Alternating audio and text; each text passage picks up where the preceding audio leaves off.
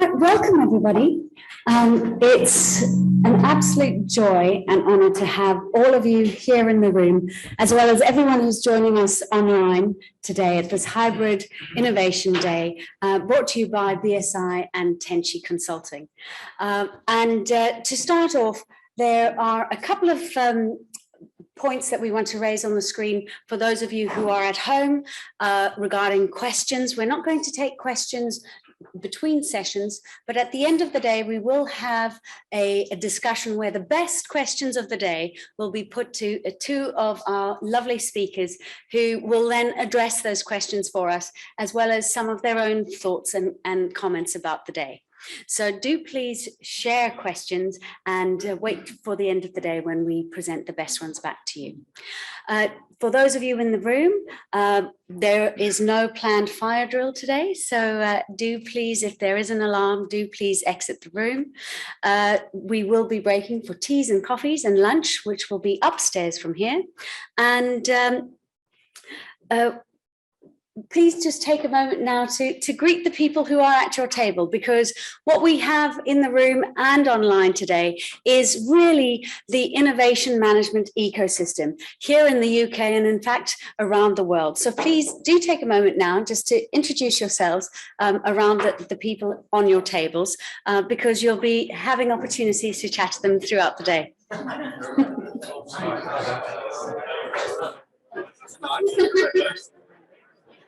There we go.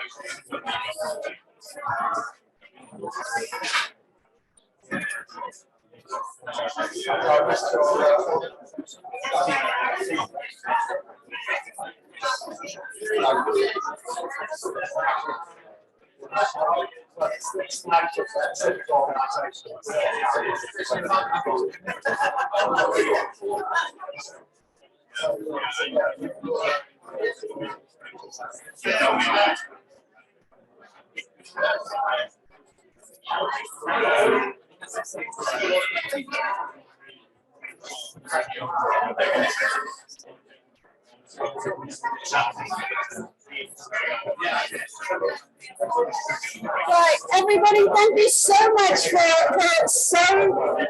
being so engaged with one another. I knew that was a dangerous ploy to suggest you introduce yourselves, but just because I know that we can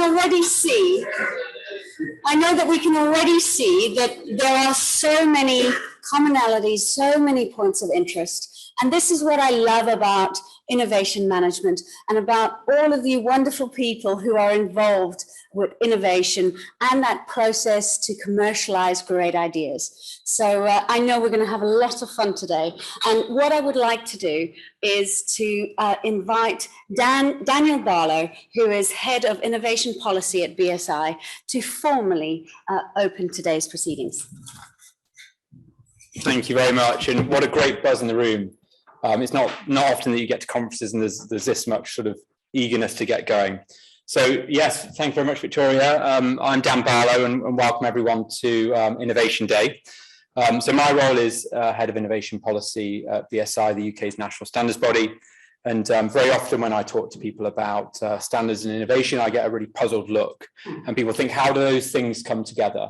And I know that everyone here recognises that standards in innovation and structured innovation helps you to innovate in a better way across organisations and between organisations, and really helps you to frame the challenges that we face in a better way.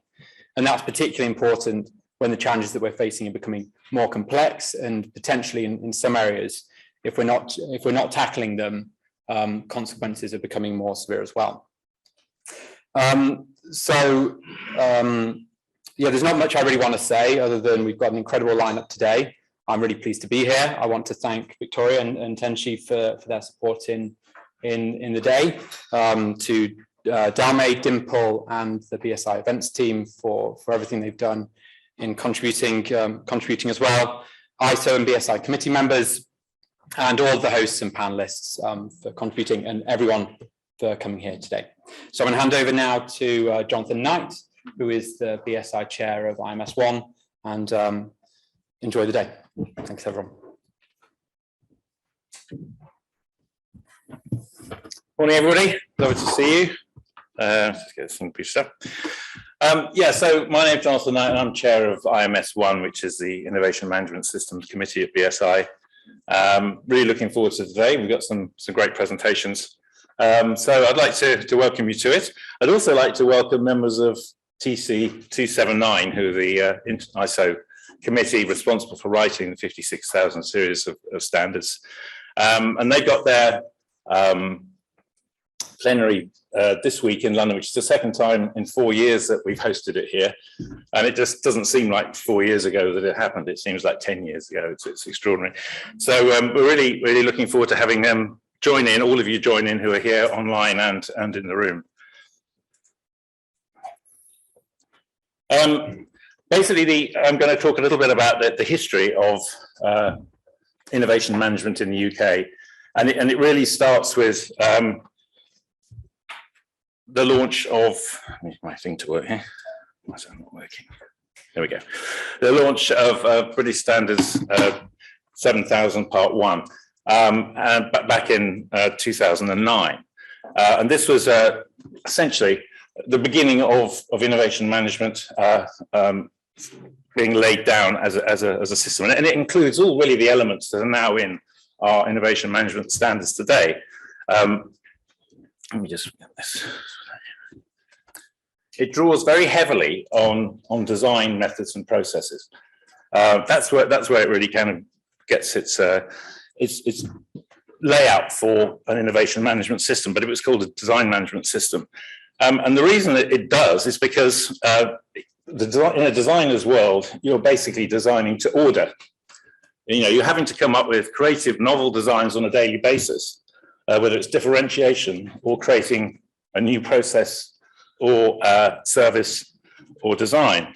So that's where it was formulated, really, within the design community of developing methods for regularly and systematically coming up with new innovation, which is, you know, very tricky.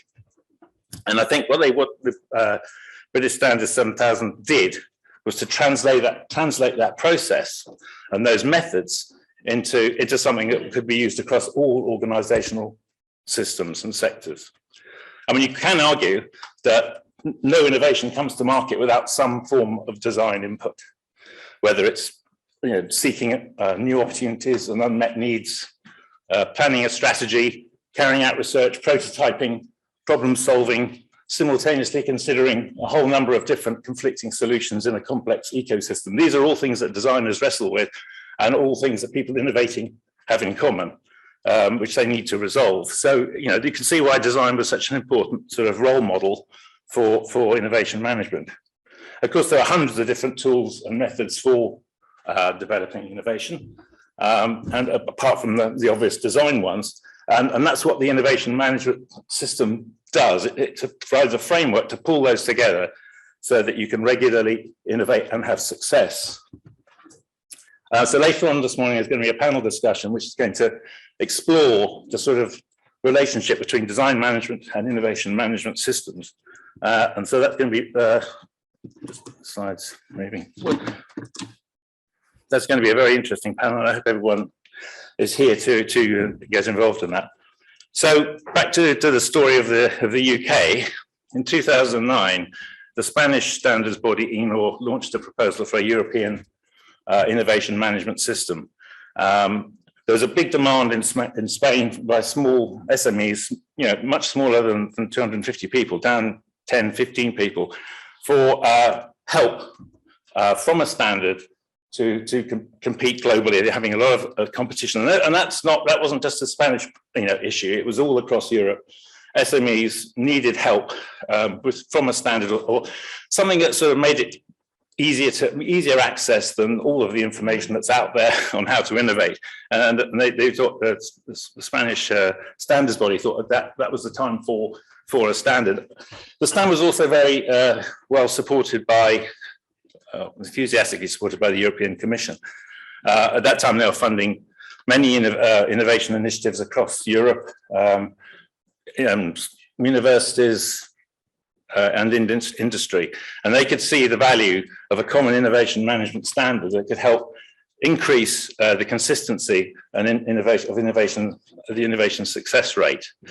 So at that time, BSI put out a call for experts to join a mirror committee so that they could field people in that it was a SEN standard 389 at the time to join it and get involved in it. And that's incidentally where I came in. I was proposed, like so many others at the time, by a nominating body to join the mirror committee. So it became that European standard became SEN 16555 and developed into a family of 6 standards. The UK committee at the time only had about 5 or 6 people, but we fielded members for we were the convenership of the part 6, which is the creativity standard. And also people in the, had experts fielded in the intellectual property and collaboration standards also. So a small number of people getting involved from the UK in that standard. That was eventually published in 2013, and almost immediately France proposed an ISO standard of the same name, an innovation management standard. My committee then at the time moved from being a mirror committee to formally IMS 1. Since then, it has grown to currently 25 people. So we've got a lot of people with a huge range of expertise. You've got manufacturing, construction, academia, energy, design, intellectual property, innovation management and innovation and management consultancy, air traffic services, and Innovate UK. And when this large committee really indicates the interest that's built in the last 5 years in innovation in the UK, and in particular in innovation standards. I can't emphasize really enough the importance of diversity in an innovation management standard committee and its counterparts around the world. As society moves from consumerism and materialism into a world of preservation of resources and of the environment itself, it's an imperative that those people working in innovation at the forefront of tackling some of those issues are represented in standards committees. Innovation practice is moving very fast, so it's important that standards keep pace with that, very much up to speed with exactly what's happening now, because people using standards need to rely on that I've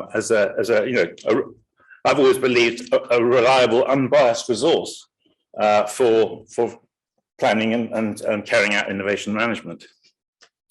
So our role as standards designers is to ensure that they're accessible, understandable, and usable, and for anybody wishing to innovate. So that doesn't have to be industry. That's anyone, as I'm saying. There's a much broader community of people now that need or would like to use a standard as a reference to improve their innovation success. But above all, standards need to be relevant, and it's our great challenge to ensure that standards can be used by in a multitude of different contexts. Which brings me to the focus of today, which is the ISO 56000 family of standards. The UK is one of 57 participating countries, 54 participating countries, and has contributed and is contributing experts to 7 out of the 8 working groups and task forces. And we're really proud to have been part of this huge achievement. And since its publication in 2019, the ISO 56000 IMS has been implemented around the world by companies and organizations innovating to improve competitiveness and bring better value to their end users in a huge range of settings. Innovation management is a highly dynamic discipline. Its standards need to keep moving and adapt to the different ways they use and implement them. Today, we'll hear from a section of speakers describing a whole series of case studies of how the IMS has been implemented in some very different companies and organizations. And I think that's really important to show that it isn't just the traditional industries that need a standard in innovation management. It's people working in new solving new environmental problems, charities, medicine, across all activities. So it's relevant in a huge number of settings. So that's basically all I have to say. Just a bit of history about how we've been involved in the UK and how we will continue to be involved in it. And I hope you enjoy today, and I look forward to seeing you in as many of the sessions as possible you can attend. Thanks.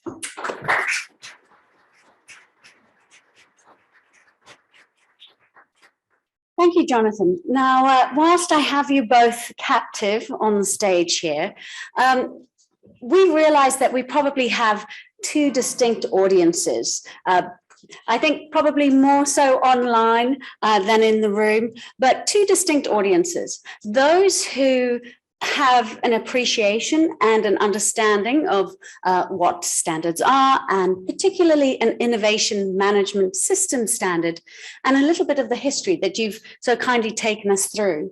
But that hasn't happened without some concerns being raised, some conflict of opinion. And during this time of the development of innovation, of the innovation management system standard 56,000, there has often been the question asked, and potentially that other part of the audience who say, why standards? Why do we need a standardized process for innovation? Surely that's going to affect the creativity. Surely that's going to affect the outcomes.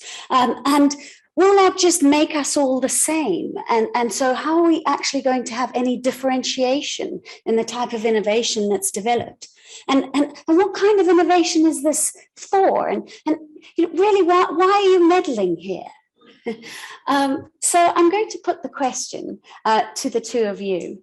And if you could just come up and just share your own views on your belief, whether you support the idea of standards in actually helping to inculcate practices for innovation management, and whether you see it as a support to creativity, to new ideas, and the range of innovation, and your personal opinion. So with that, I'm going to ask Dan, if you don't mind stepping up and just sharing your thoughts on that point.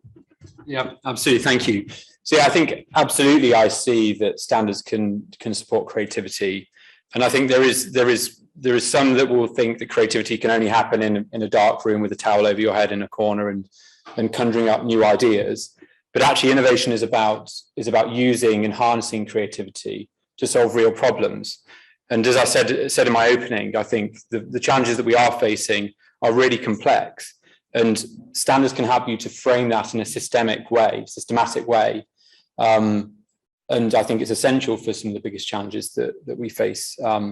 And I think also, I don't know this, but I think the human mind works better with some constraints. And I think standards in innovation don't put real constraints on, but they help to guide you through that process. So that's my personal take.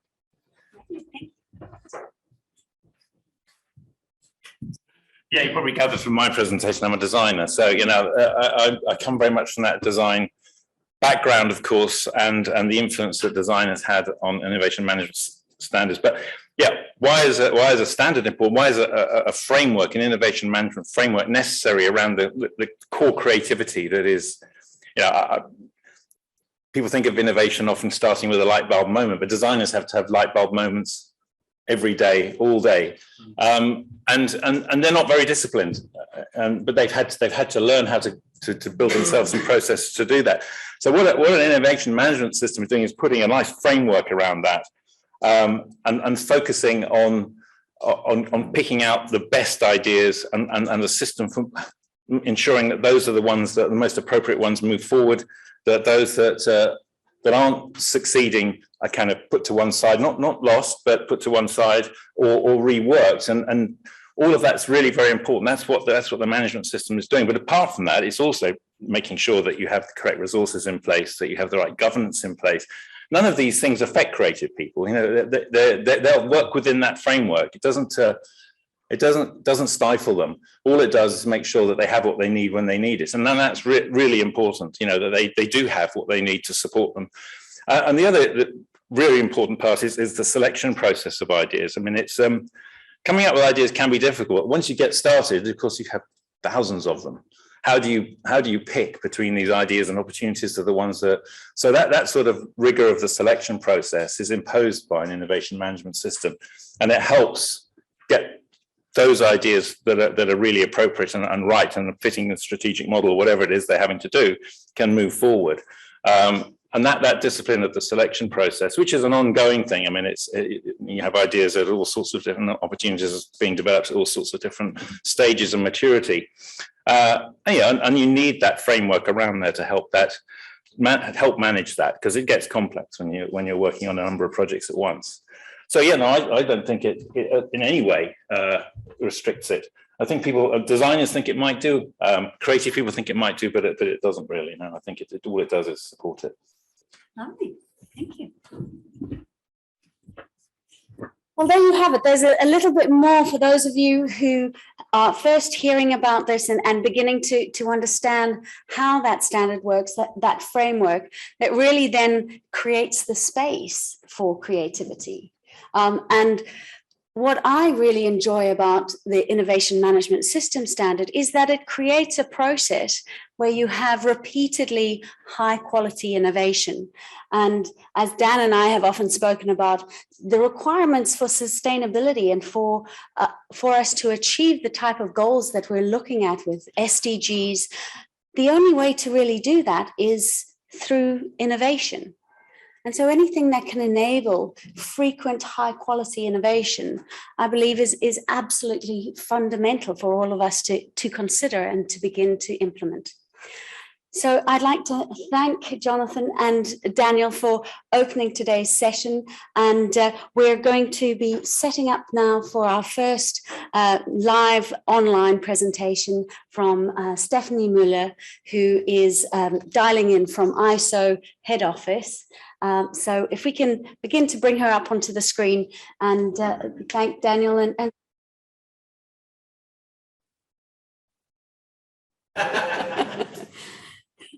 there we go. Hi, Stephanie, can you hear me? Hello. Yes, I can hear you loud and clear. Thank you.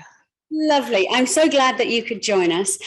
Stephanie heads up the research and innovation for ISO and is going to particularly be talking to us about where we're going into the future. So Jonathan set the context and scene for us today. And now Stephanie is going to talk to us a little bit about where we're going and what that really means for innovation management system standards. Over to you, Stephanie.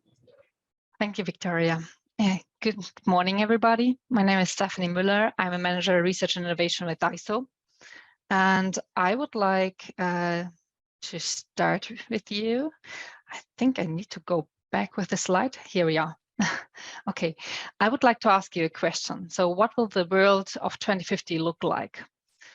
Today we have a changing climate, an expanding population, rapid urbanization, stagnating economies, and polarized politics. So the question is, how will we face these challenges? Will we benefit from medical breakthroughs and soaring standards of living? Can we establish an equitable economy, or can we regenerate our natural systems? The only thing we know now is that no one knows for sure, but we can imagine. I would like to share with you 2 future scenarios from the architects of the Paris Agreement. So this one is that in 2050, beyond the emissions and reductions registered in 2015, no further efforts were made to control emissions. We are heading for a world that will be more than 3 degrees warmer by 2100. So this could mean in the world we are living in 2050, in many places around the world, the air is hot, heavy, and depending on the day, clogged with particulate pollution. Your eyes are often water, your coat never seems to disappear. So this is one future. Another scenario we have is that we have been successful at halving emissions every decade since 2020. We are heading for a world that will be no more than 1.5 degrees Celsius warmer by 2100. So this could mean that in most places in the world, the air is moisty and fresh, even in cities. It feels a lot like walking through a forest, and very likely this is exactly what you are doing. The air is cleaner than it has been since before the Industrial Revolution. So for sure, these are two scenarios of the future, how the future could look like. So the question is, what will the 2050 really look like? The only thing we know is that our story has yet to be written, but whether intentionally or not, we will decide our future through the measures we take. In ISO, we have the ISO strategy 2030. These outlines our vision, our mission for the next 10 years, and a set of goals and priorities to help us to get there. One of these priorities we have here with the red circle is capturing future opportunities for international standardization. So, and what do we do to reach this priority? In ISO, we rely on foresight. What does foresight mean? We all look always ahead, but mostly intuitively and not systematically. So, and thinking about the future is fundamentally a human skill and not a domain of experts as such. I give you another scenario. So in the morning, we look out of the window and see a gray sky. We anticipate it might rain when we go outside. To make an even better informed decision, we listen to the weather forecast on the radio, which tells us that there are 80% chance of rain. So we take an umbrella with us to be prepared for rain. It doesn't mean that it will rain, but if it does, we are prepared to act accordingly. So this is what we do in ISO. In ISO, we have developed sites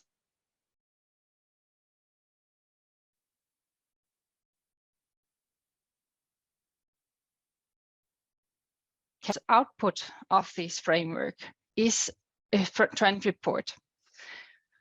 This was published already. So, and the ISO Foresight Trend Report is looking at high-level trends that are long-term driving forces in the world. That is, they have been evident for many years already and have been an impact on the global level. The ISO Foresight Trend Report, with its broad perspective, should help to inform strategy decision-making and to drive discussions about the future amongst ISO members and committees. On the next slide, you can see trend groups we are covering with these reports. So we made so-called Steve's analysis. So we looked on a 360 degree view. We looked at the topics society, technology, environment, economy, politics, and science. We looked at more than 30 foresight trend reports and watched out what is out there, which trends are coming in the future. So here we have an overview about the trend groups we were aware of because of these trend reports. And maybe to give you a little more insight is two trends we are looking, or one of the trends we are looking at is, for example, sustainable production. So consumers are more environmentally conscious than ever, with 65% more willing to pay more for products and services that are environmentally and socially responsible. So this is one of the trends we are facing currently, and we want to explore more within the ISO system. Another trend is energy sources. So meeting the growing energy demand while cutting greenhouse gas emissions means a vast expansion on low and zero carbon energy. So this means we have wind, solar, hydroelectric, nuclear, geothermal, and bioenergy, and others. So there's some cause for optimism. Renewables are the fastest growing means of energy production, with massive investments by many countries. And renewables, particularly solar, are even becoming competitive with fossil fuels faster than expected. So this is the scene for energy sources. And what we want to look at now within the ISO system is For these future trends, are we prepared? Do we have the right standards in place? Are there obstacles from our stakeholders they think we can address with standardization? This is the next step we will take in our foresight steps. And to conclude now for this is that the ISO Posted Trend Report should give us a broad perspective. It should help us to inform strategy and decision making and to drive discussions about the future amongst ISO members and technical committees, and of course about stakeholders. So what we try to implement in ISO is that we look ahead, think strategically, and make decisions accordingly to shape a better and sustainable future. Thank you. Back to Victoria. Stephanie, that was lovely. You can hear me now, I hope. Thank you so much for that presentation. What we heard about there very much was the changing needs that we need to start to consider and accommodate. And later on today, you'll be hearing from Paul Mason from Innovate UK, and a little bit about the work that they've done on a standard called PAS 440. We do love our acronyms here in the standards world, but what that is about is a guidance on responsible innovation. And I think that that's an area, Stephanie, that you're particularly interested in and looking at further. So we hope that as we go forward, we'll be working closely with the ISO and potentially looking at how we can take what has been developed within the BSI and working with Innovate UK as responsible innovation, and look to see how that can inform innovation management systems and standards as we go forward. So thank you very much. Next up, we have Hiroyuki Ozaki from Tokyo. He's had a long day already before he joins us. So if we can get Hiroyuki on the screen. Yes. I think we can hear you. Can you hear me? Thank you, Victoria. This is Hiroyuki Ozaki. I'm a manager at the Japan Innovation Network, which is the national institution for the TC279. I'm one of the experts representing Japan. So today I'd like to talk about the success stories of the bestseller of ISO 56002 in Japan. And as previous speakers talked about, the importance of IMS or IMS thinking in Japan, it is well recognized by mainly the big corporates, and we would like to talk about why and how to do it, how we reach to the point. Yes, for agenda for today, I'd like to talk about, as an introduction, I'd like to talk about the Japanese history of management or management system. And the second, I would like to talk about the global race for innovation and the birth of the IMS thinking. And third, I'd like to talk about the case study of the Japanese successful case for the multi-stakeholder collaboration. And fourth, I'd like to conclude it. So first of all, the introduction. And so I have been saying, that the ISO 56002 is one of the best sellers in Japan. And this chart is the rankings showing from the year 2021 to 2022 in August. So most of the month, the ISO 56002, which is the guidance standard, if you don't know about this ISO 56002, which is always the top 5 ranking in Japan. And unfortunately, the data was not available in 2020, but in 2020, the ISO 56002 became #1 for 2 months in a row. I think it was in January and February, and this shows the IMS thinking or importance of IMS is very well recognized in the Japanese society right now. And in order to understand the success of ISO 56002 in Japan, I would like to take a step back a little bit to see how particularly the relevant topics of management system and standardization in Japan. And indeed, there is a very deep tie between Japanese economic successes in the past, 70s and 80s, and the best management practices. Yes, so this is about the slide, and Japan is the historical powerhouse of the management excellence. And as you can see here, Japan is a pioneer in management theory and practice, and one of the first countries to establish the Quality Management Award in 1951, which is very well known, the Deming Prize.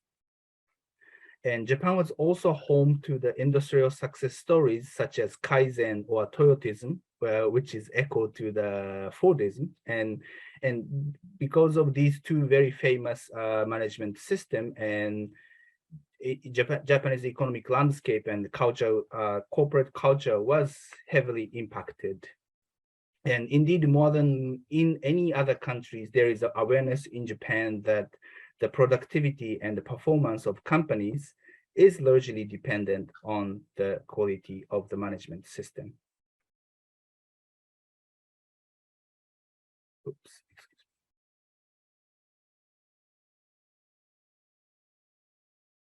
Oops, sorry. And obviously, those Japanese economic success in 70s and 80s didn't go unnoticed in Europe or US, and the Japanese economic partners themselves are aware of the country's pioneering approach to the standardization and management. And ISO 9001, which is the all-time bestsellers in ISO, was first released in 1987. Which was inspired by the Taiichi Ono, who was the father of the Toyotism and also the Japanese management theory. And the famous Malcolm Baldrige was established in 87 in US by the support of the US President Ronald Reagan. In the EU side, it's also created the EFQM, which is the European Federation of Quality Management, and was established in 89, which is the same spirit of the Malcolm Baldrige in the US. Oh, excuse me. So I just talked about the management side of the story, and then now I would like to talk about the innovation side, and which is the also important part of the IMS thinking, of course, and excuse me. So in the 2000s, within the context of the new economic and geopolitical rivalries, or the environmental concerns, economic slowdowns, and as you know, Victoria talked about the UN SDGs, all those things became important, and then the innovation became the keyword in 2000s. Unfortunately, the companies or government, think tanks, academia, and all stakeholders were heavily focusing on innovation, but they didn't know how to create innovation. So that was the global headache. We all had the same symptom, and that was the starting point for the creation of ISO 56002. And as I said, like all the organizations want to innovate, but it was very difficult to do it. And then, as you can see from the left, the average lifespan of the companies listed here in the Standard & Poor's 500, in 50s, it was 61 years, but in 2016, it drastically reduced to 18 years. And also the numbers here shows that many of the companies being at the risk of the disruption of the current business models, and also they consider the future success will be heavily depending on the innovation. So that means, as I said, the organization really wants to innovate, but that they have a very poor organizational ability to do so. And the left chart, it says that only 6% of the executives are satisfied with their organizational innovation performance. And also the lack of method to generate continuous innovation, that was also a key issue for the creation of ISO 56002. And most of the innovation activities are too often managed as a routine linear activities or existing innovation processes, which doesn't allow to have the try and error approach, which is the recipe for failure. So why we don't have the lack of, we have the lack of common language and also the defined method to manage innovation. In the startup communities, there is the common language already established, the way of Silicon Valley is doing it or Israel is doing it. So the startups in Africa can communicate with the venture capitalists in US or UK. And that means, the common language is there. But for the existing companies or existing organization, there is no common language. Even within the same company, they use innovation differently. There is no very single definitions of innovation. So ISO 56002 was trying to achieve to have the common language. And I would like to go back to one of the history of the Japan, and Japan was one of the first comer to talk about the standardization innovation management. And in 2011, the Ministry of Trade, Economy and Industry established the research committee on the innovation management, which was chaired by the former CEO of Sony, Mr. Ando. And they published the double-decker management system report, which is the Japanese take on the innovation management system. And I would like to a little bit zoom on the double-decker management system theory. And as you can see, the double-decker bus in London or in UK, so there is a two stories bus. And the first story is about the routine activities executed efficiently under management supervision. And then the driver is the top management or the CEO. But there is a second deck, and you can explore, beautiful sceneries or, what's going on outside of the town. And that's the exploration part. And then the exploration activities through the trial and error based methodologies. And we believe this double-decker management system is a very important aspect of the management system. And also this double-decker perspective is important to have the rudder inside the bus, so you can go from the first floor to the second floor or the second floor to the first floor. So there is a flexible, interactions between the buses. So now I would like to talk about the Japanese case study for the multi-stakeholder collaboration. So here I'm showing the triple helix governance model. So there is a government in the middle, and we have university or academia, and also the industry, and there is a consensus space in between. And this is the, excuse me, sorry, this is the Japanese ecosystem we have now. And then for the government side, there is a Ministry of Economy, Trade and Industry. And we have the several universities here, and we have several corporates. And JIN, Japan Innovation Network, is the glue to connect all those important stakeholders. And we have been trying to do it, and we have been successfully doing it. And here I would like to talk about the role of JIN in the ISO 56000 series in Japan. And JIN, or Japan Innovation Network, is the entity which is driven by the mission. This is the first bullet point. And our mission is to make Japan an innovation nation.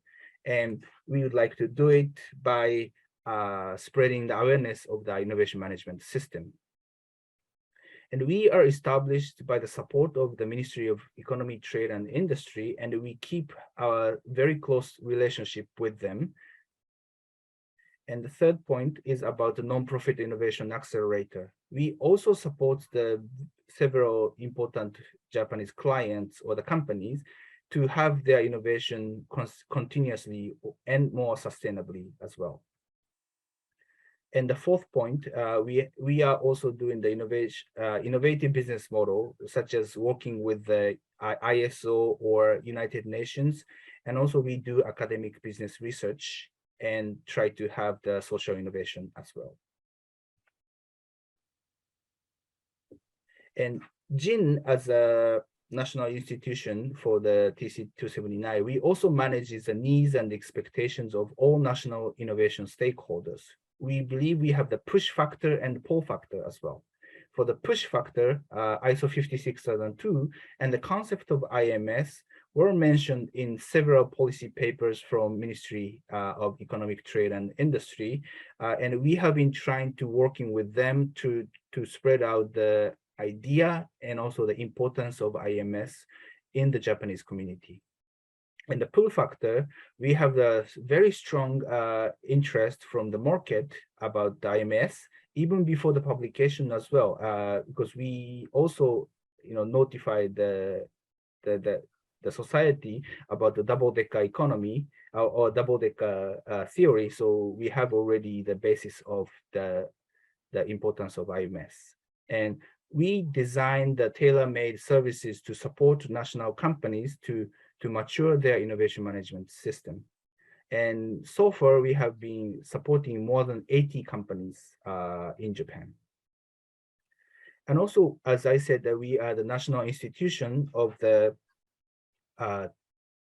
TC279, and we have been engaging with the 17 industry associations in its MIRA committee. So we try to get the feedbacks or comments from those industry partners, and we try to make innovation management system as good as we have been trying to do.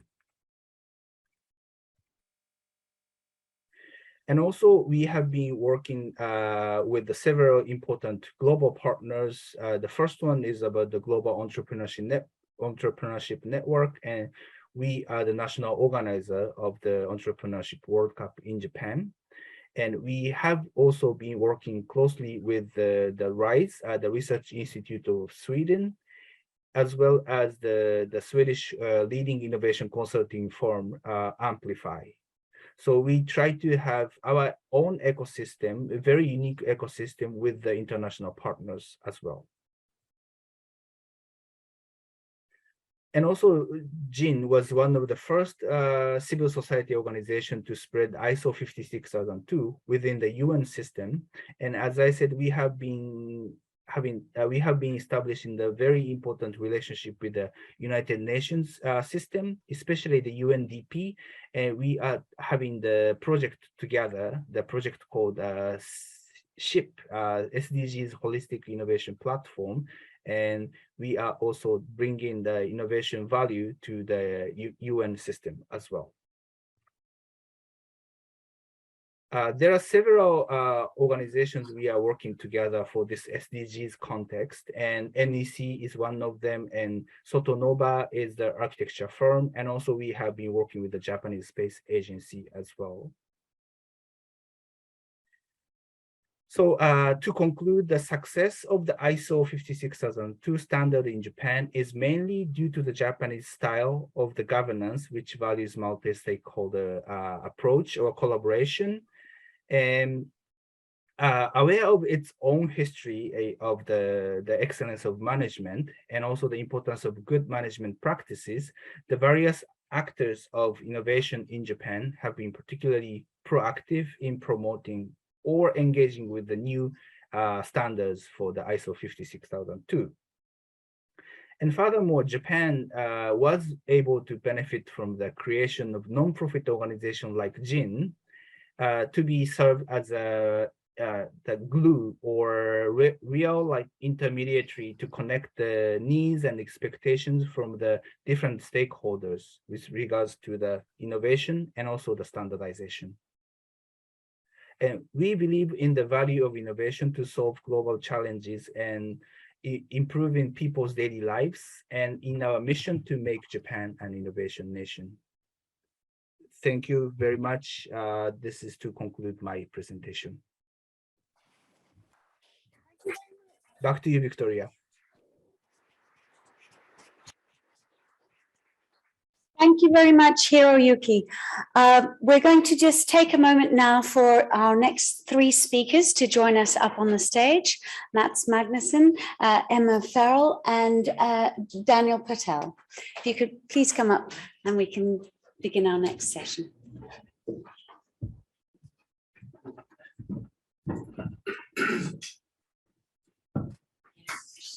Just in. Right. As you heard Hiroyuki mention earlier, they are in the process of supporting the 80 businesses that they are working with regards to improving their alignment to the IMS. We're now going to hear from another case study from another country, and that country is Sweden, who you've also heard has a number of connections to the Japanese Innovation Network. So I would like to welcome to the microphone, to the lectern, Mats Magnuson, who is the chairman of the Continuous Innovation Network and professor at KTH, the Royal Institute of Technology in Stockholm. Welcome. Thank you very much. Use this one.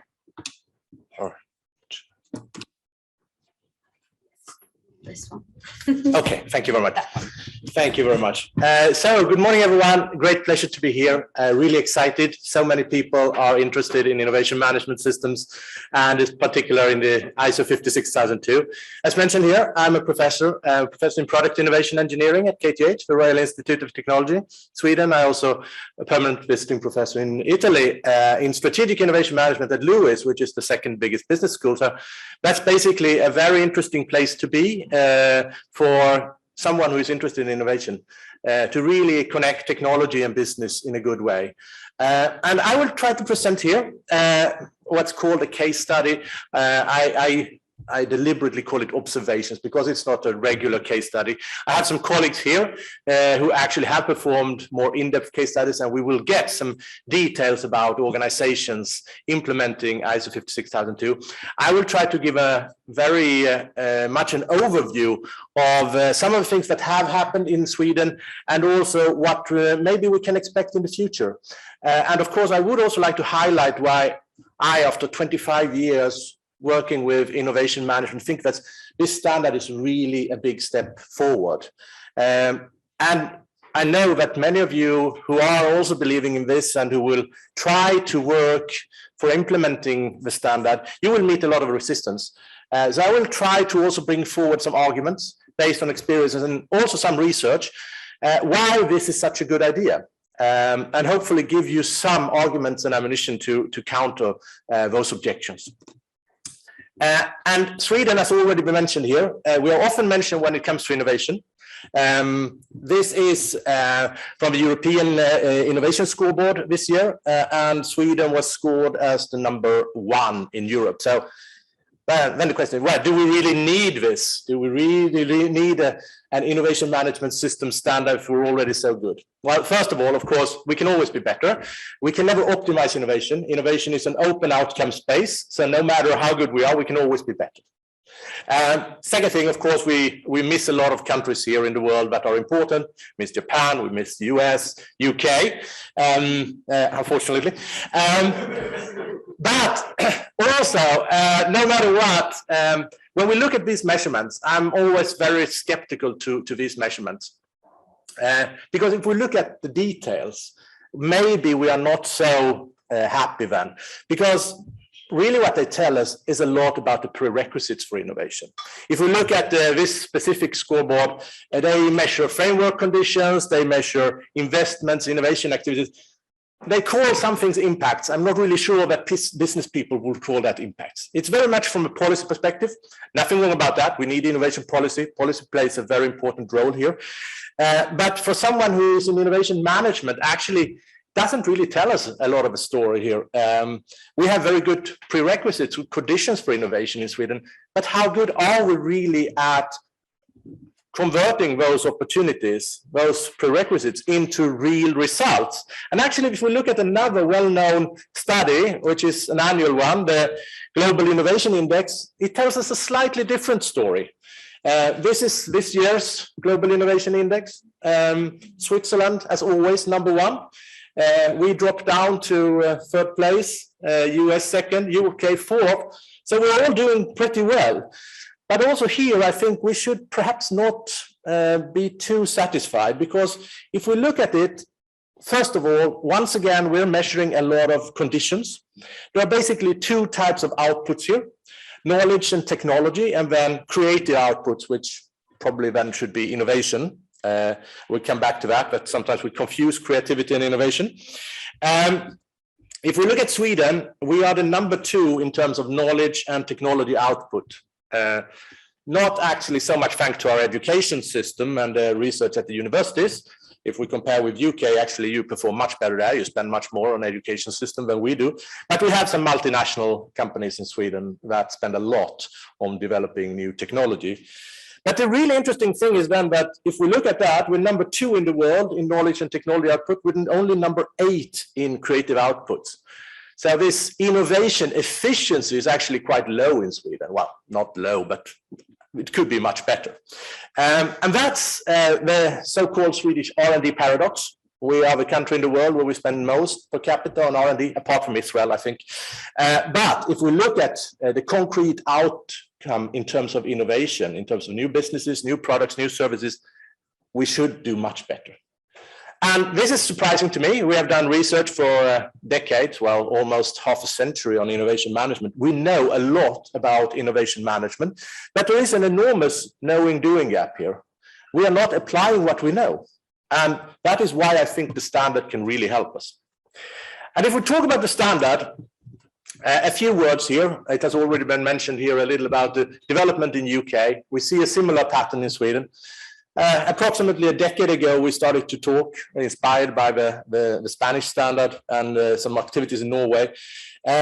We started then talking to our main funding body for my small unit at KTH, the Swedish Agency for Innovation Systems, Vinnova. And basically, they were not interested. No, you can't standardize innovation was the answer we got. We kept on asking about this because activities were going on, and thanks to some of my colleagues who were really much involved in this, we were believing that this was the way forward. We got some funding for a pilot research project in 2019, together with some colleagues who will present here later. But we still see that the response has not really been really what we expected from the funding side. On the other hand, we have seen that there is a huge interest in industry and also in public organizations. And one very important part of that I think has been quite unique in Sweden is the creation of an association for innovation management professionals, so-called Innovationsledarna in Sweden, which is an association trying to promote the professionalization of innovation management. And I think this goes hand in hand with the development of a standard to actually see this as professional activity. And I think that also can play a very important role in actually integrating innovation management as a key function in corporations in Sweden. So you will also hear here today some of the early adopters. Some organizations were very quick to jump on this standard in Sweden. But I would say we still have to convince the large audience. The broader adoption is still slow. And the first reaction is always the one we heard here before from Dan, well, innovation cannot be standardized. This confusion between innovation as an activity or innovation as an output. And of course, we can standardize a lot about the activities. We should never, of course, standardize the output, but we can just go to, well, researchers. The only thing I'm asked to do is to come up with new things, but I'm using one of the most standardized ways of working there is, the scientific method. So I don't really see that argument is valid. Now, what potential is there in ISO 56002? I think there are a number of really important things that are highlighted here that we should really take into consideration when we are trying to work with a standard and promote it. I think that if we look at it, it offers a number of new perspectives or strengthens a number of perspectives on innovation management that are really important. First of all, that innovation is strategic. It has to be strategic. It could be that we relied on bottom-up initiatives. Today, we cannot do that to the same extent because there is not so much slack in organizations any longer. So basically, having a clear innovation strategy, which is part of the innovation management system, really helps us. Second thing is that very many organizations see innovation as something that is basically an event. With an innovation management system, it becomes part of our daily work. It becomes continuous. And that means it's sustained over time. And one of the problems with innovation is that innovation takes time.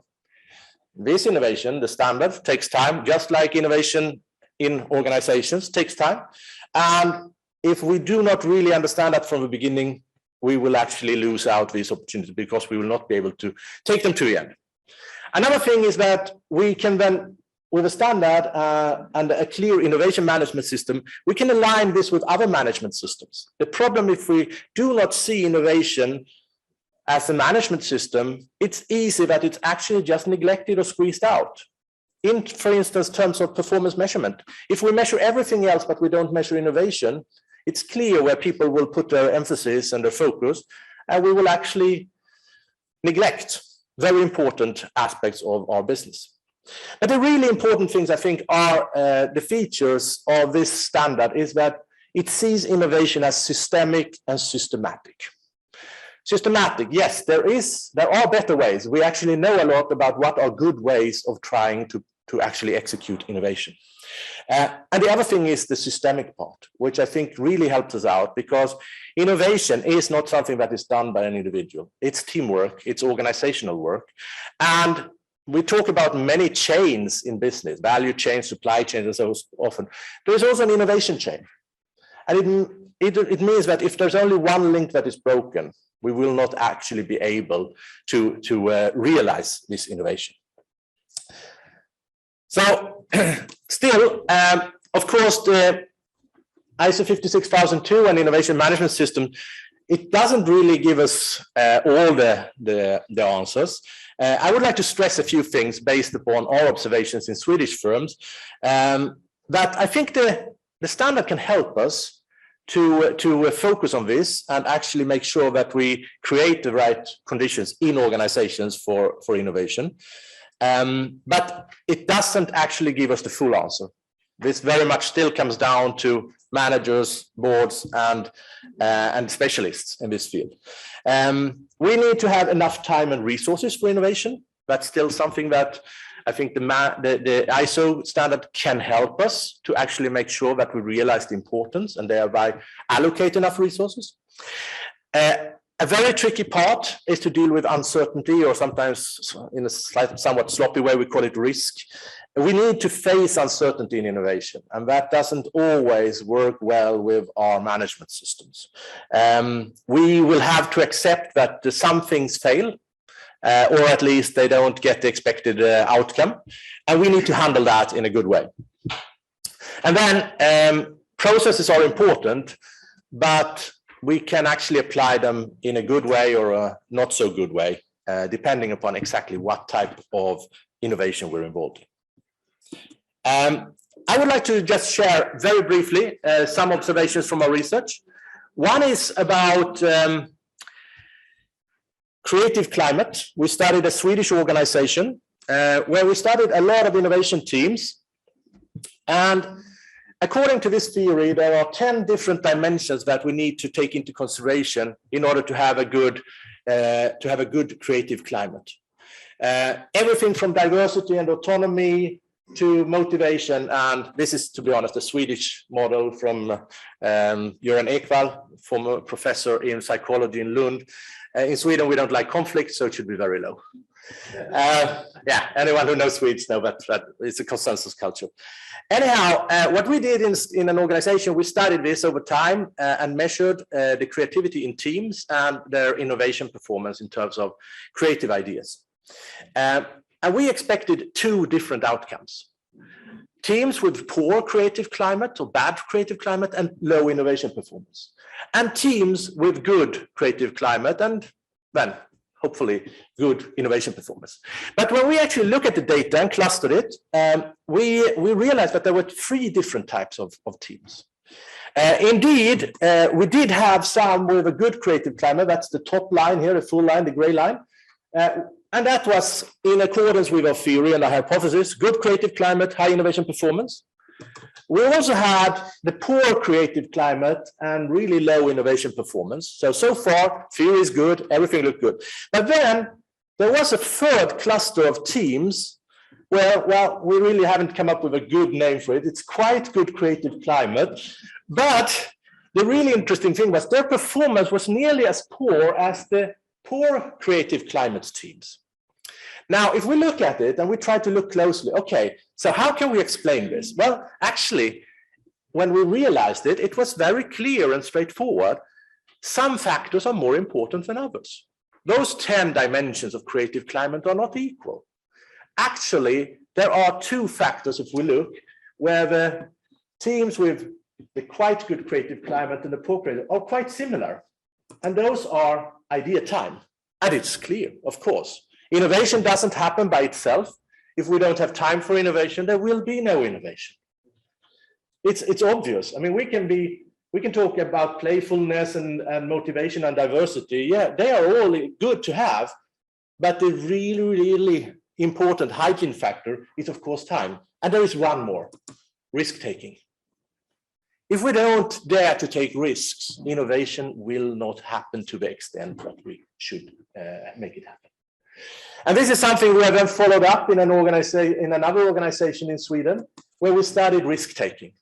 Because very many studies have shown that risk-taking, yeah, that's good for innovation performance. And we also know that there are many other factors we have seen. And what we then realized, this was in a global Swedish organization across the world. We studied in different parts of the organization, what kind of resources they had for innovation, what support there was for innovation, the way they collaborated, if they had clear goals for innovation, and what processes they used. And then we saw these patterns, and if anyone is interested, I will, of course, be happy to share these articles. But what we realized is that a lot of these important basic things, we need resources, we need support, collaboration is a way of reducing, actually accepting, making it more resource available. Those are really important, not only for innovation performance, but they act to a large extent through risk-taking. By having more resources, it's okay to fail. With more support, yes, then maybe we can handle failure. And collaboration, well, there are more resources in that sense, so it also allows us to fail. I would like to stress two other things here. One is the importance of clear innovation goals, and that's something I think very much is in line with the ISO standard. But basically, having clear innovation goals creates a legitimacy for innovation. We have to do this. This is something that is required. So really, this increases our risk-taking, and it also, we have seen also in other studies, increases our innovation performance. In this particular company, we also saw that well-established innovation processes had a negative effect on innovation performance. I have to tell you that here they used a very traditional stage gate model, and this was quite recently, so maybe that was a little outdated. But it also tells us that we need to be careful exactly what kind of processes we use. There is not one right way or one right process. It depends upon what we are trying to achieve. Now, summarizing this, how will ISO 56002 facilitate innovation? Well, I see, first of all, that it makes innovation part of strategy. And I'm still surprised, working also in the strategy field, that so much of strategic management doesn't actually consider innovation. I mean, if we're talking about the future, which strategy is about, and we don't have innovation there, then we're assuming that nothing will change. Of course, that's absurd. Everyone knows that. I also worked quite a lot with boards recently, and I'm really happy to see that here in the UK, actually, there is much more focus on innovation in corporate boards than in Sweden. Our corporate code doesn't say a single word about innovation. But if we can actually bring this to not only the management team level, but also to the board level, some of these issues related to, for instance, resource scarcity for innovation may perhaps be solved. And we may have some bolder strategies with a more explicit innovation content. With this standard, we can make sure that innovation is daily work for everyone. Maybe that's not true in all businesses that everyone can innovate. I still believe that everyone can innovate. Maybe not all types of innovation, but definitely today when innovation comes in different forms and different shapes, we should actually not neglect this possibility. That's just wasting resources, not believing that people can innovate. We can also implement clear innovation goals, and caveat there, of course, we can never talk about the outcome goals because there is uncertainty, but activity goals. And that's important when we set goals and when we set up measurement systems for innovation. Given the uncertainty, it's very difficult to measure an outcome, but we need to measure normally on different levels, on inputs, on throughputs, on outputs, on outcomes, because then we can see where we fail. Do we have the right inputs? Do we have the right throughputs? Do we have the right outputs? And do we get the desired outcome? And if we can see where the discrepancy is between the desired result and then the things we see, then we can act upon it. If we only see this as a black box, we have no clue where the problem is.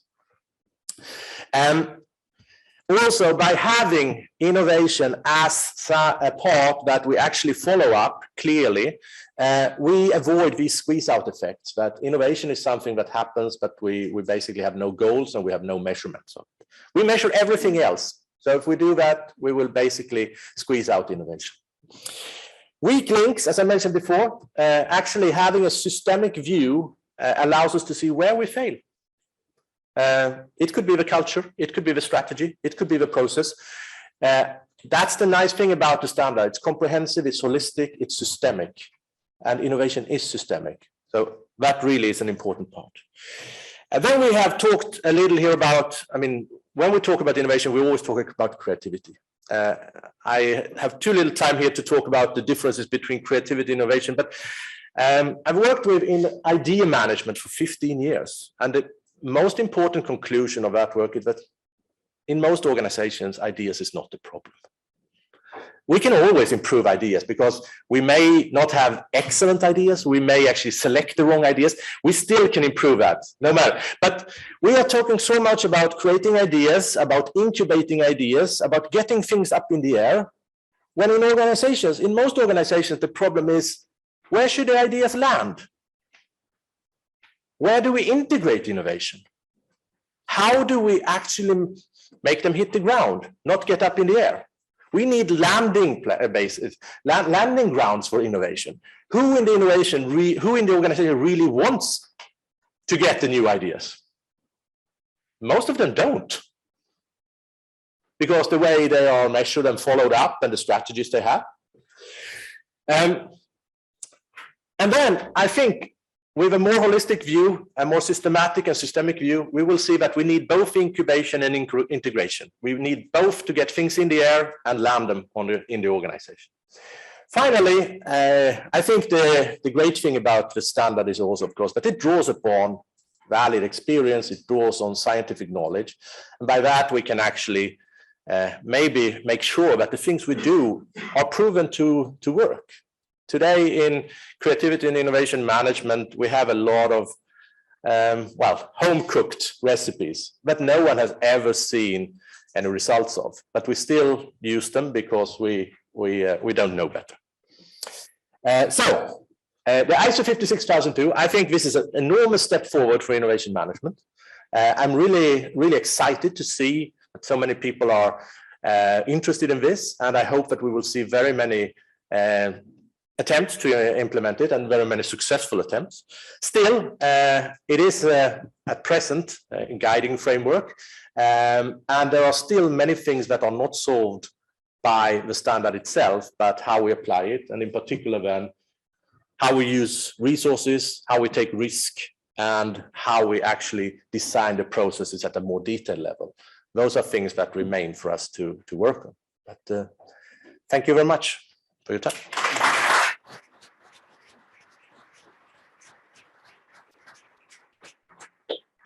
Thank you, Mats, very much for that presentation. We've had two incredible country nation specific presentations so far that have really set the scene for us at a high level. And two of the points that you mentioned, the confusion around terms, this creating this shared language. This is one of the beauties of a standard, in that it does create that, and those of us who work on writing those standards, I know that this can sometimes be one of the most painful parts, but we work on those descriptions and those definitions, the meanings of those terms, so that they are well crafted, and then they then begin to be the way that we all understand these key terms and terminology.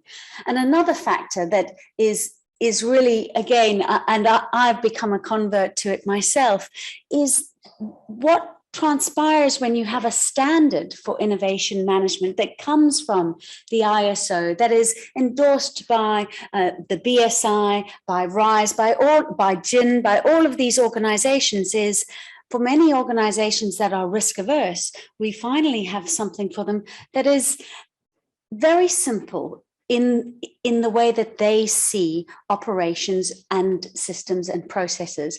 And the response from those individuals who are responsible for standards in organizations has actually been incredibly open. And so those individuals who are used to compliance and regulation find that this 56002 in particular is immediately understandable and adoptable for them. And now we're going to hear from Emma Farrell, who represents Enterprise Ireland. And while we've all been talking and developing this, Enterprise Ireland have taken the bull by the horns, and they have taken 56002 and adapted it for their processes in how they work with SMEs. So Emma is going to be able to give us a little bit of feedback, because they've been doing it now for quite some time, for over a year. And we're going to begin to be able to see some of those results. So over to Emma Farrell, everyone. Thanks very much. Yeah, so Enterprise Ireland, we're trying to, as was said there, embed innovation management systems into our processes and our tools, and to help organizations to improve their innovation.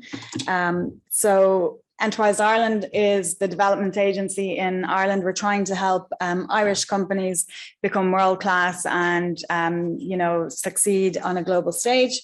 We do this through funding support, so helping them with early startups, business development and R&D business plans, through export development. So we help them with in-market information and introducing them to a network globally.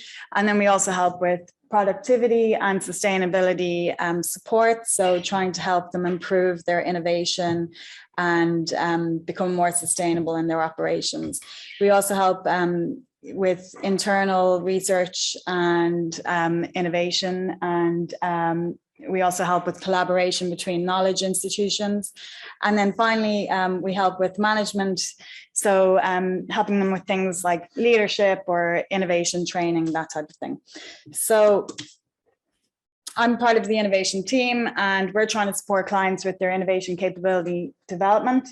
We also try and educate them on, innovation management systems, and basically promote the best practice, like we've heard here today.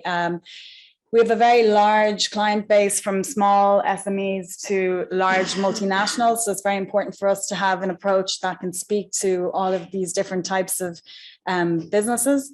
And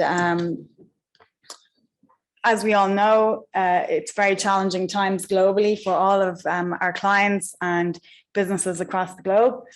A lot of companies are facing disruption due to war, you know, and various different factors that we're all aware of. And it is actually helping people to be more innovative. The only thing is that we're finding that it's quite reactive and not as systemized as we would like. Of course, we know that innovation management systems are really important during times of upheaval. In the last financial crisis, there's studies that showed that companies that had a more diverse innovation practice and had a better innovation management system not only outperformed the market by 10% during the crisis, but following the crisis, this increased to 30%. So really, really important. So as was discussed, we've been doing this for about a year, well, just over a year, and we've got some really nice data that's coming through our innovation scorecard, which I'll discuss with you later. But what we are finding are, we do have some very innovative clients, but for the most part, there's a lot of innovation happening, but it could be a little bit sporadic. It's really focused on that new product development piece. So not as much as we'd like on business models or service innovation. And companies are struggling a little bit to kind of define where their level is now in innovation and what their measures of success are. So those KPIs. So we're going to try and help them to kind of focus on this area. So with this in mind, our strategy is to try and bring our clients from, say, a capability score of 2.3 in 2022, and over a period of time with many different interactions with us to develop that into a capability of 4.4. We want to have various different innovation types and practices, increase the intensity of R&D, the vitality, with the aim of improving the whole business and improving productivity.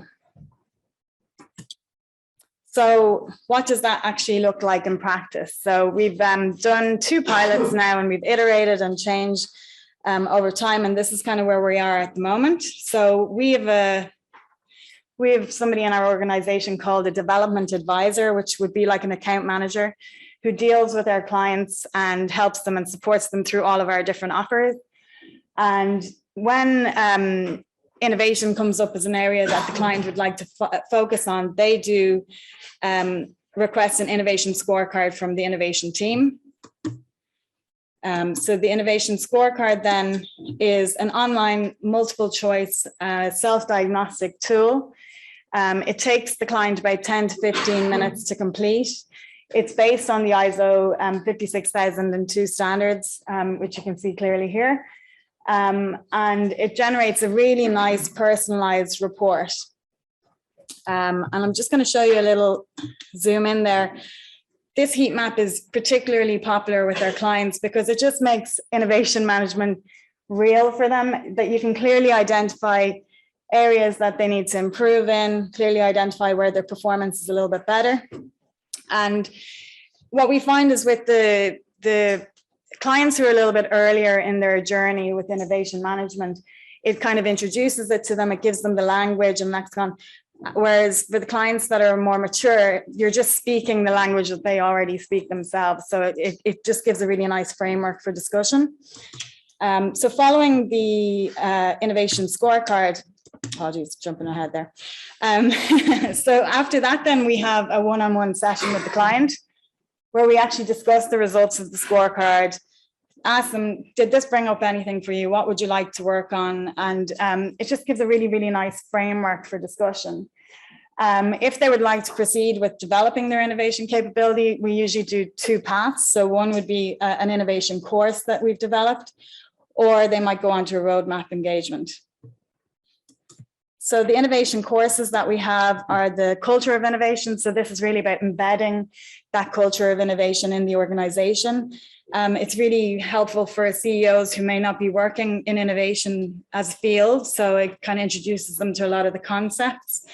Then there's the innovation planning and management. So this is about how do you manage that portfolio of innovation and, you know, align it with your strategy, because that, as you said, like it's really important that innovation is aligned to your overall strategy. And then we have another course in development, which I can't speak to today, but that should be up and running by the end of the year. So then if the companies want to go on to do a roadmap engagement, we do offer them the option of a company scorecard. So this is where you can actually do the same scorecard, but to a wider group around the company. So it can be all levels of seniority, different types of roles. And it's really good because it captures a more reflective view of the organization. And it's collated into one scorecard. And we also can compare then the results of the CEO with the rest of the organization and just see how aligned they are, or maybe not aligned. And then we go on to the roadmap engagement. So this is like a 3 to 10 day consultancy with highly trained innovation consultants that are external to Enterprise Ireland. They've also been, as well as being, very seasoned professionals themselves, they've also been trained in the system that we've developed. There's 4 key areas that they look at. So innovation projects. So what's the pipeline for the next 12 to 18 months?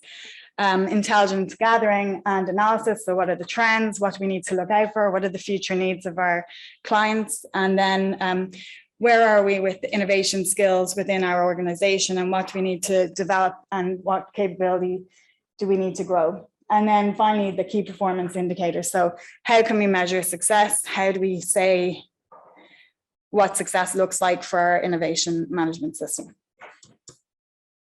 So what have we done to date? So we've done 564 scorecards. It's giving us a lot of nice, rich data about our clients. We're getting to see sentiment, where their weaknesses and strengths are.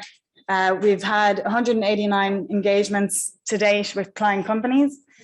We see that of the companies that do a scorecard, 60% will go through to an engagement. So that's either a course or a roadmap with us.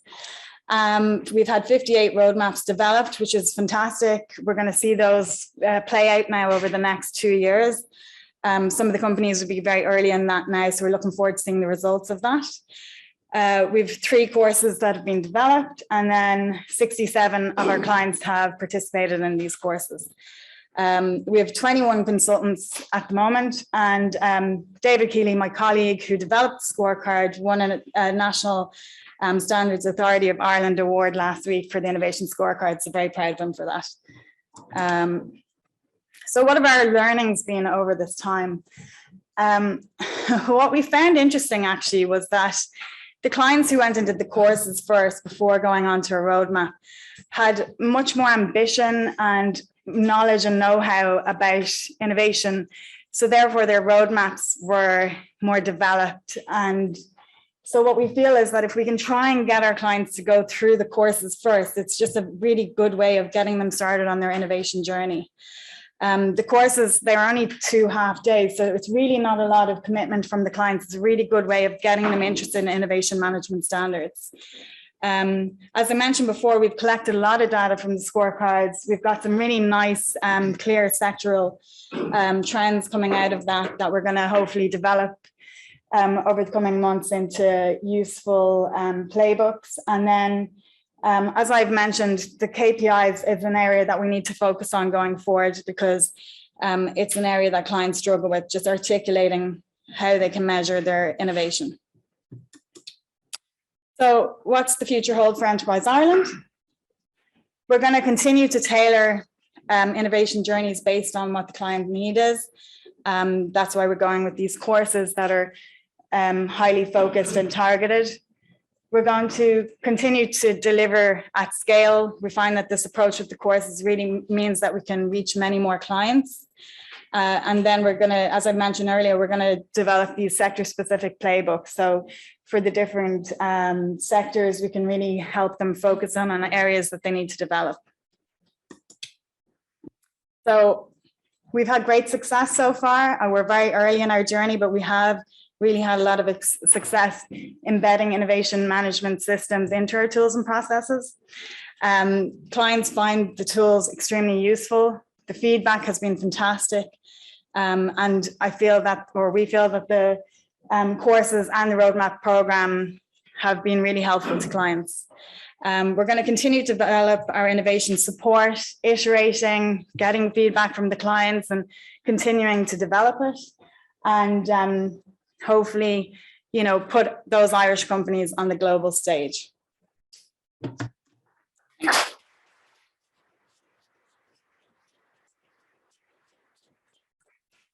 Lovely. Thank you, Emma.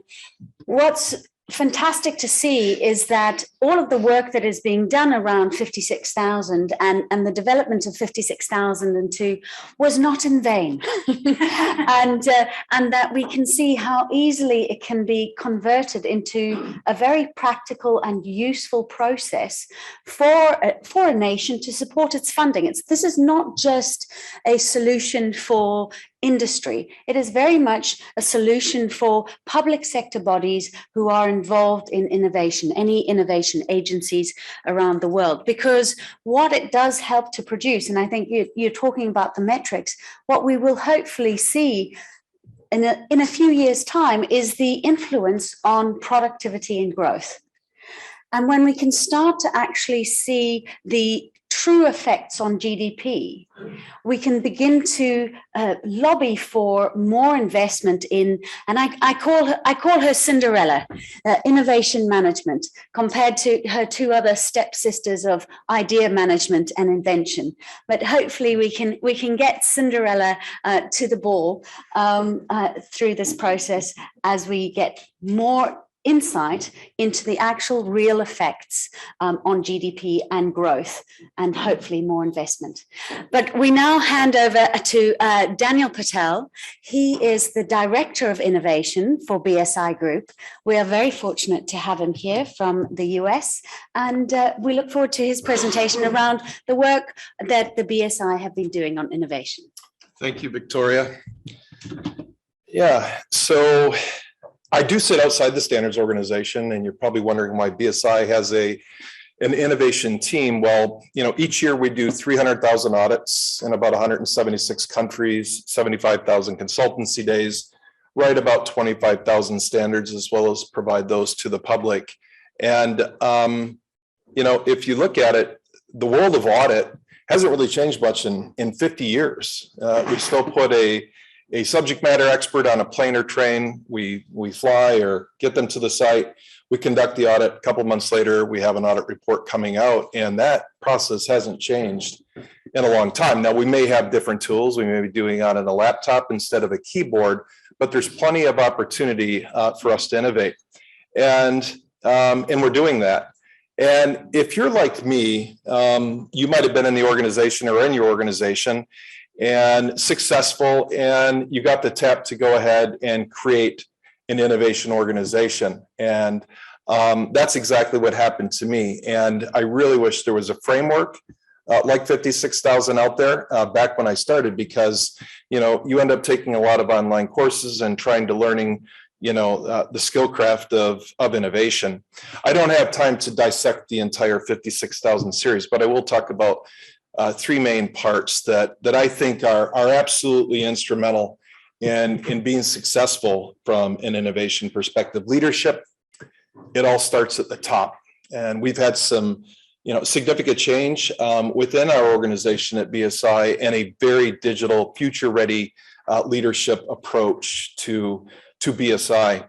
And it starts at culture too. Part of the digital transformation, equally as important as the leadership, is having the right culture in place to tolerate it, to accept that change. And it's hard in a 100-year-old plus company to actually embrace that. So the right culture will lead to that digital transformation, but it does start at the top in structure. So I'll hit on each of these concepts, and I'll tell you about what's working, as well as I have a stage gate model that I'm going to show that has challenges too. So we'll go through each of those and just some quick learnings that we've had. But it starts with our client challenges. Again, what we try to do as an innovation organization is be front and center with clients and try to understand what some of their key challenges are. Trust is at the core and first principle of everything that we provide for companies. People need certification, so it's a license to do business. It's trust in buying that product. It enables other companies to go ahead and have a purchase order from them. And without that certificate, they're not going to do that. So trust is core. But what we hear is the way that you audit us today is the same way that you audited us 40 years ago. And we should be evolving this and changing this. And as BSI, we have to be thought leaders in those spaces. As well as what we hear is, you tell us what was wrong at this site 2 months ago. but what's going to break, where is it going to break, and what's the best remediation for it? So predictive is a big aspect that we need to be looking into, and around trust. And I think COVID really highlighted some of the trust issues with some of our medical certifications, where our brand is on that actual product, and we're seeing counterfeit activity skyrocket, supply chain disruptions. And so I think when we extend innovation really in a business to business type setting, we actually start to take the consumer into effect. And so by extending what we do in terms of value, we bring the consumer into it in terms of product and authenticity, as well as telling the supply chain story. And sustainability, we've heard it a lot. That is very important to us. It's very important to our clients. We have a number of solutions that we're working there around scope 3, scope 1, 2, but we need to innovate that area, as well as traceability amongst the supply chain. These are the top 5, but they change, and we need to keep those in mind. Now, pre-COVID, less than 1% of our actual engagements were what we call remote or immersive. Now, fortunately for us, I would call us more good than lucky. One of the first use cases that we had when we started our innovation organization was to start an immersive program where instead of, again, putting a person on a plane or train, we're actually doing that remotely. And by the time the pandemic was in full swing, in fact, our first immersive audits were actually in China. We had a suite of technologies trademarked where we're doing level 2 smartphone, level 3 smart glass, or drone or satellite orthomosaic type of assessments, not to replace what we do as people, but to augment our team. And to date, we've provided over 330,000 immersive audits. And so, and it's changing what we do, and it's really changed the board and our senior leadership's perception of how innovation can transform a company and really innovate. And it's been truly, truly good. Again, our stage gate model, how we do it, we take ideas in like most, we actually score those ideas on scale, strategic alignment, and then impact. Is it valuable to the client? Is it valuable to us? Has to be tied to our purpose. We have a lot of ideas like everybody, but you've got to sort and prioritize those. We will lightly research. We will get a use case underway. We will hopefully develop an MVP, which could turn into a full solution. And then we hand it over to the business to commercialize. And I can tell you between this, call it P3 and P4, this is the major challenge area, I think, for most organizations. Taking a good idea, an idea that you've got a technology for, that you've got clients that want, and to embed it into the organization, to your point, that has got a set of KPIs that are different than that. They are sailing, they are moving in a certain direction, and implementing a new technology is a disruption. And so I think that's one of the biggest challenges for us and other organizations, and it's something that we're really working on to smooth out. So in terms of, we could call it plan, do, check, act, but what we're doing from a future ready concept is discovery, design, build, pilot, and deploy. And we've got different solutions that are at different maturities amongst there. Obviously, immersive and hybrid is on the far right. And then we've got some of the more radical disruptive things that we're still playing with. But you do have to prioritize, you do have to trim it down.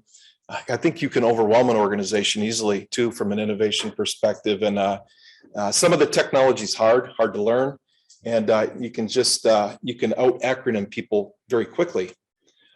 So what we do is we strengthen the core. I'll talk more about that from a structure perspective. I think innovation really happens in parallel. How we're actually working with the core in business as usual, day-to-day operations, while we're really being radical and trying to think of very disruptive things without disrupting that core business. And so with that, we have a buy, build, partner strategy, as most companies do, where we are not going to build a blockchain set of code. We've got a great partner for that we buy. We might be able to put mutual IP in there and we build something that together we're stronger. And so that would be a build. And we've got a number of examples there. We actually have 5 commercial blockchain solutions, again, all focused on trust. And then partner.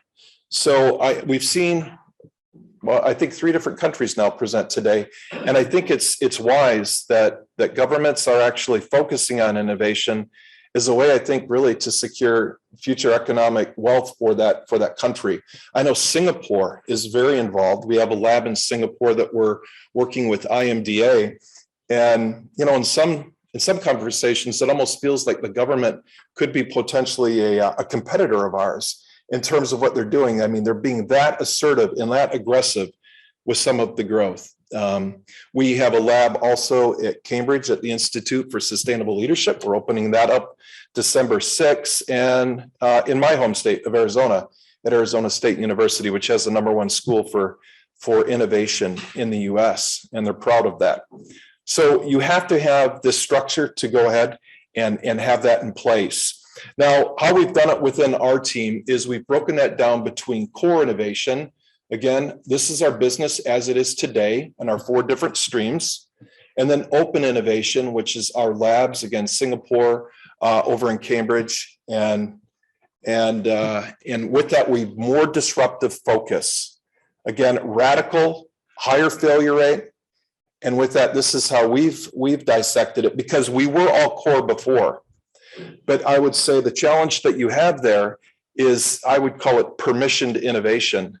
We're only allowed to do what the business is allowing us to do. And it's kind of more on their IT roadmap than it is truly transformational service delivery innovation, just radical new forms of the way that we do it. So in order to clean that up, what we've done is we've split the association in half. We allow half of our team to play, but we all play together. I mean, it could be that our AI team plays over in the open innovation and we disrupt together over there, or again, from an immersive perspective. So we want it to be a single innovation team when we're talking to our internal clients as well as our external clients. But behind the scenes, we do break it up between radical and core. Communications is key. You can't do it in a vacuum. So again, this is an idea platform, but we also have a SharePoint site where everybody in the company can see everything that we're working on. So it's not Greek when we start talking about blockchain and some of the commercial solutions that we have. So about 40%, 45% of our employees actually go there. They throw ideas there, but they can also read about what we're doing. And they become our innovation champions because they're talking to our more than 82,000 clients that we have. And that's great. And it's good to do this. So some of our key learnings, I think successful companies innovate around their purpose. It's tied to that strategy within 56,000. So just don't go out and look for whatever. You really need to look at strategy and try to focus on that. It starts with leadership and culture. I've seen examples where you don't have the proper leadership and support, and innovation is very tough in those organizations. And again, create it in parallel. Try not to disrupt the business and keep them on track. And I would call it incremental, more quicker release products, but then think disruptively and possibly adjacent businesses. First principle thinking, an Elon Musk type of concept, right? Which boiling it down to its most basic principle, it works for us. And in the center of everything that we do is trust, and we play on that. And then reward success. And I know this is probably anti-ISO 9000, but reward failure.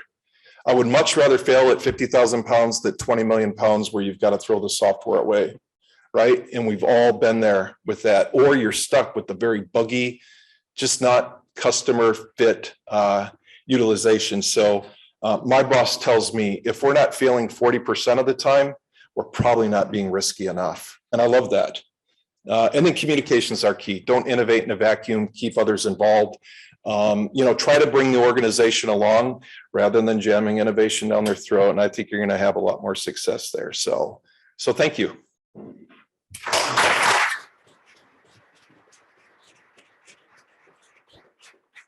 Thank you very much, Dan. I think that was a really good reminder of the complexity of what we're talking about. We do try to simplify it and to be able to make it digestible when we're trying to present a standard for this.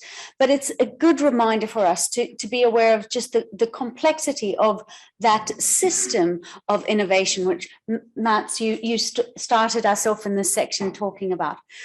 So thank you very much to all three of you for this latest session. We're going to break for 15 minutes for tea and coffee upstairs. Please, can I ask you to be promptly back at 11 so that those online can join us then, and we will kick off with the next series of sessions we have. Thank you, guys. And welcome to those, welcome back to those of you who are joining us online. We're just filing in the last few from refueling with a bit of caffeine. Up next, we're going to have a few panels this afternoon, and the first of which is going to explore a topic that's already been mentioned a number of times, but we're going to talk about it in a lot more detail, and that is comparing and contrasting and discussing the role of idea management, invention, R&D, and innovation management. And to do that for us today, we have Catherine Lynch, who will be hosting us, joined on stage by Belen Suarez, and then remotely joining this panel is Alice de Casanova and Marcus Bensnes. So I'm going to now hand over to Catherine to kick us off on our first panel of the day. Thanks, Victoria, and hello, everybody. And you're welcome to this panel discussion, which I think I got this job because when I was speaking to Victoria, I had a bit of a rant about oh my God, they get them all mixed up. And one thing is not the other. And how on earth are we going to ever inculcate a sense of innovation management if everybody thinks it's making up with ideas?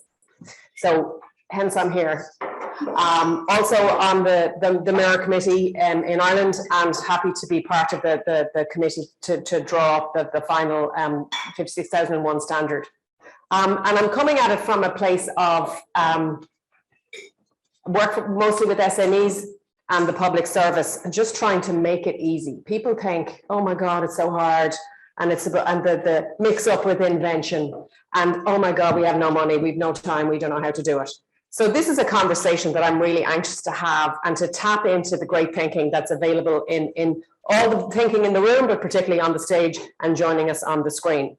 I'm joined in person by Belen, and Belen, maybe you want to give a quick intro to where you're, who you are and where you're coming from. Okay, so thank you very much. First, it is a pleasure to be here today. So thank you for BSI organize this necessary event, not only to promote our standard, but also the thinking we need to face our current challenges as a society and as a human. So.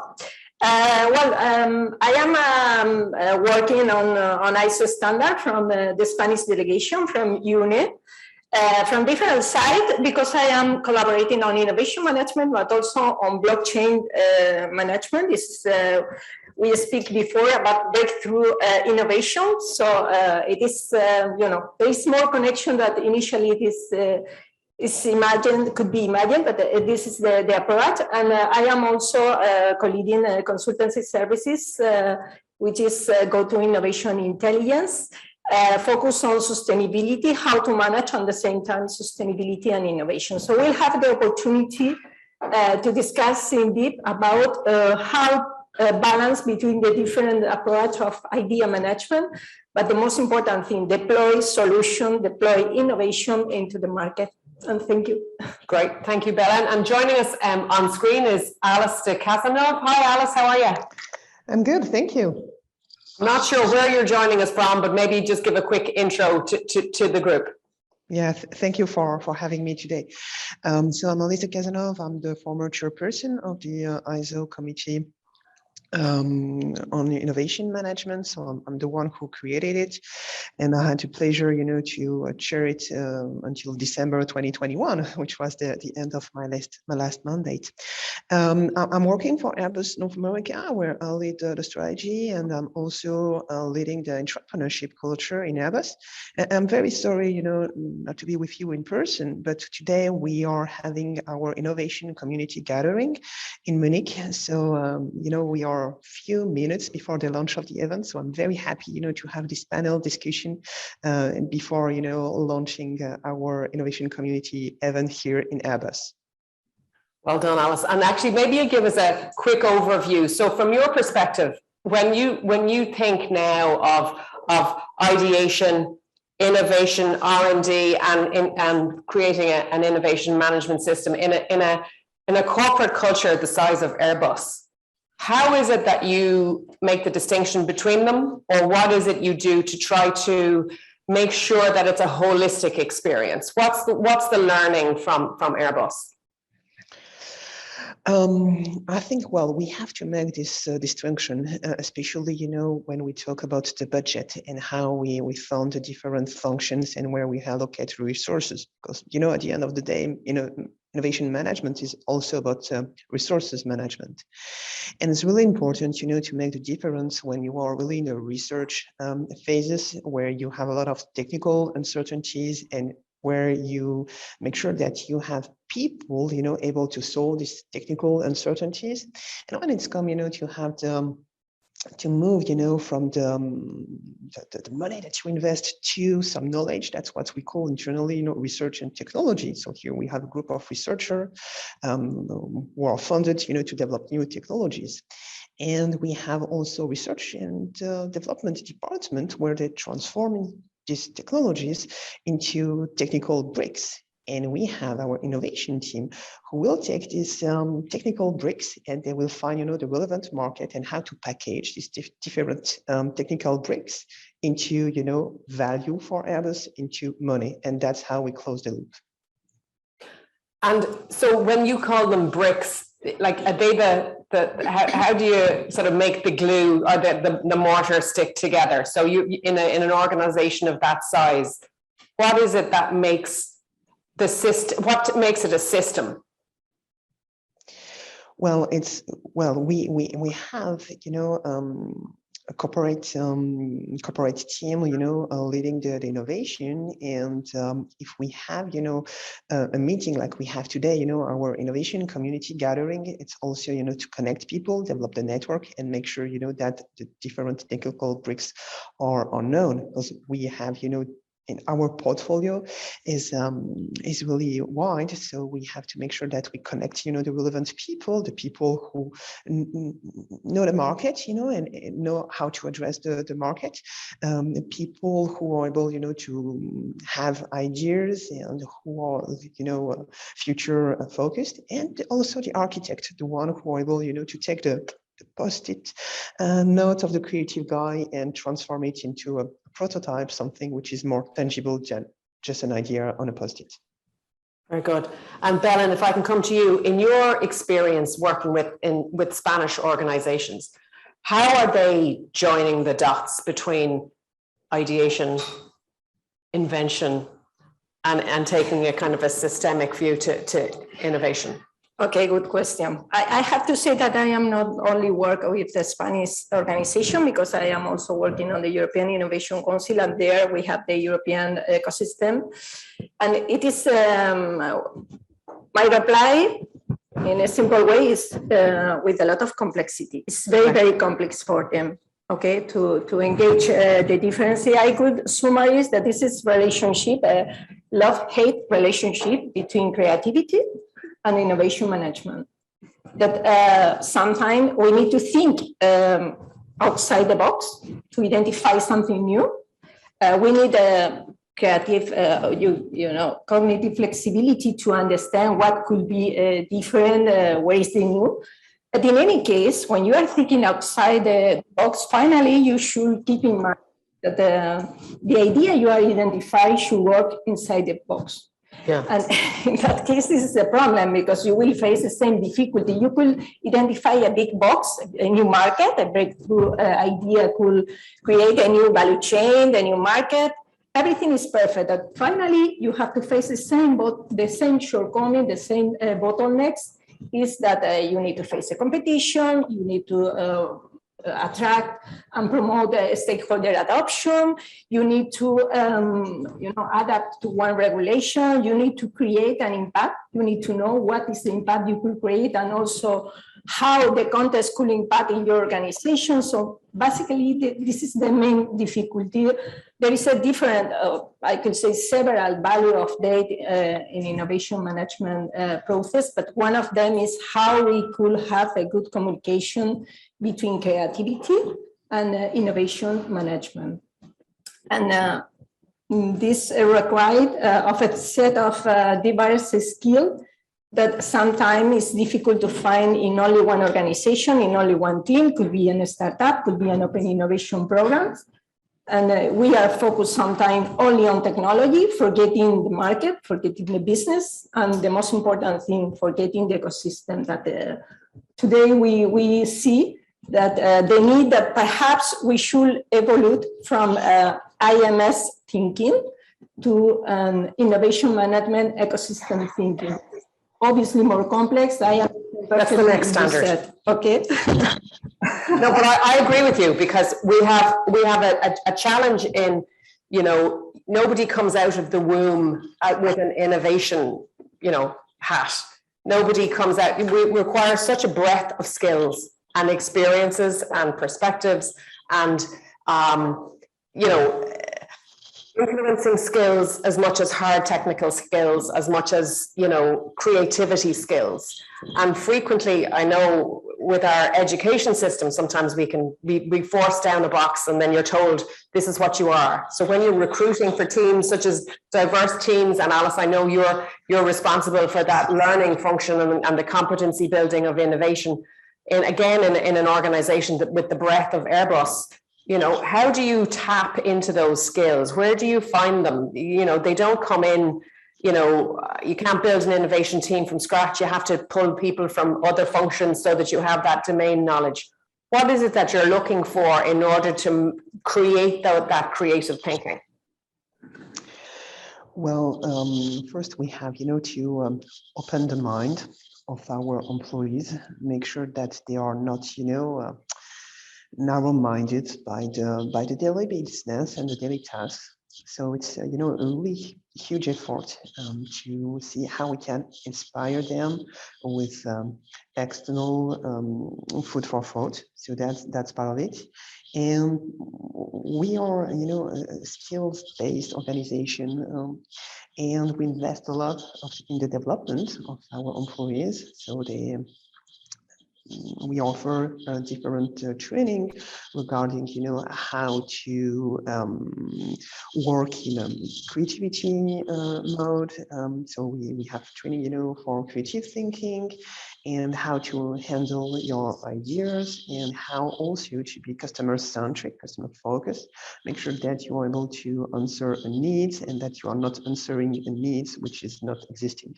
So it's a balance between, you know, adopting another viewpoint and also having still in mind, you know, the value that you're able to create and what's the needs, the expectations of the customers. So that's the type of training that we are offering for our employees. And we have also, for me, which is really important, you know, is this community aspect where we self-nurture, you know, the different functions, make sure that we are breaking the silos. And that's how, you know, we can have employees with not only, you know, it was famous at a certain time, you know, to have T-shaped employee, you know, having a wide knowledge in a certain area and being an expert in another one. And here we have, you know, a P-shape. We have another layer about how, you know, to manage innovation and how to be open-minded and be able to welcome the unknown. Okay, I mean, that's at odds, a complete difference to, I mostly work with small businesses and public sector. So small businesses have no people and no budget, and then public sector have, well, that's my job and I'm in this box, and it's a real struggle to try to get that sort of cross fertilization of ideas, be it in time and in capacity. So I was going to ask you, Belen, when you see those challenges arise now, so your ecosystem thinking, what can we do, you know, to foster that thinking? We mightn't have the official authority to do it, but how can we build that capability into our organizations, our groups, even our own individual efforts? We mightn't have the money for it, but how can we get that sort of thinking going? Okay, well, I agree with you that the money is a very important input for any activity in the life, and of course for learning and training is critical, but it's not the only source.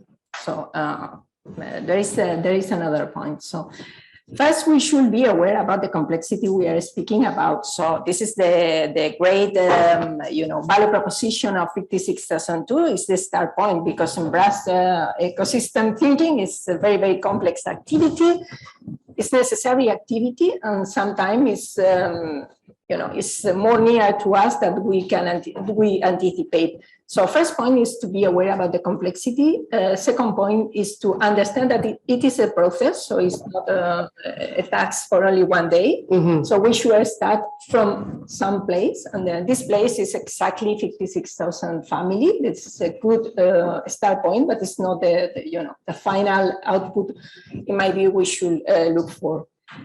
The second point is, understand what is, establish the materiality level. What is material for your organization? Okay, what kind of talent, of resources, and skill you need, because it could be radically different depending on the organization in the scope we are speaking about. So what is the most, the priorities you have? And there is a lot of resources, for example, on innovation management. There is an international organization as IOP. This is the largest international organization of innovation professional, providing learning, training, but also in very important certification, because trust is the key in any team, in any project. So we need to have a minimum level of assurance that we are working on the right way.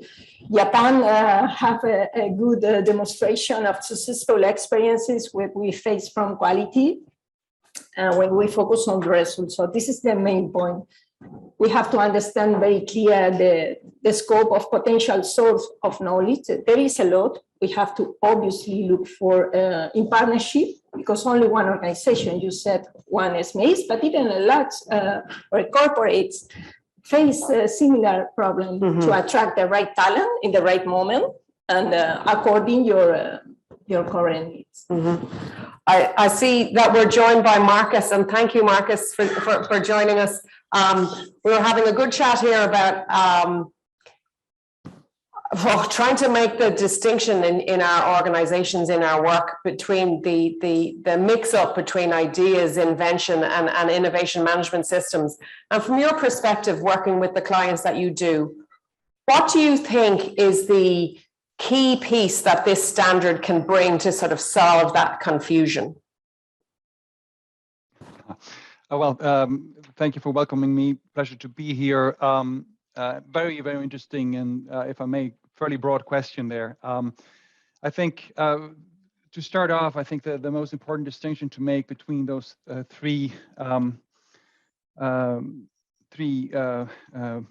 words that you used: idea, invention, and innovation management system. The ideas that we manage are merely just descriptions of what could be.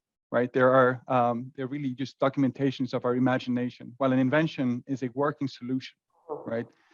And when we're working with innovation management systems, what we're trying to do with our ideas and what we're trying to do with our inventions is first and foremost to make sure that we develop ideas and inventions to answer problems that are critical to our organization, to our enterprise, and is in alignment with our strategic direction.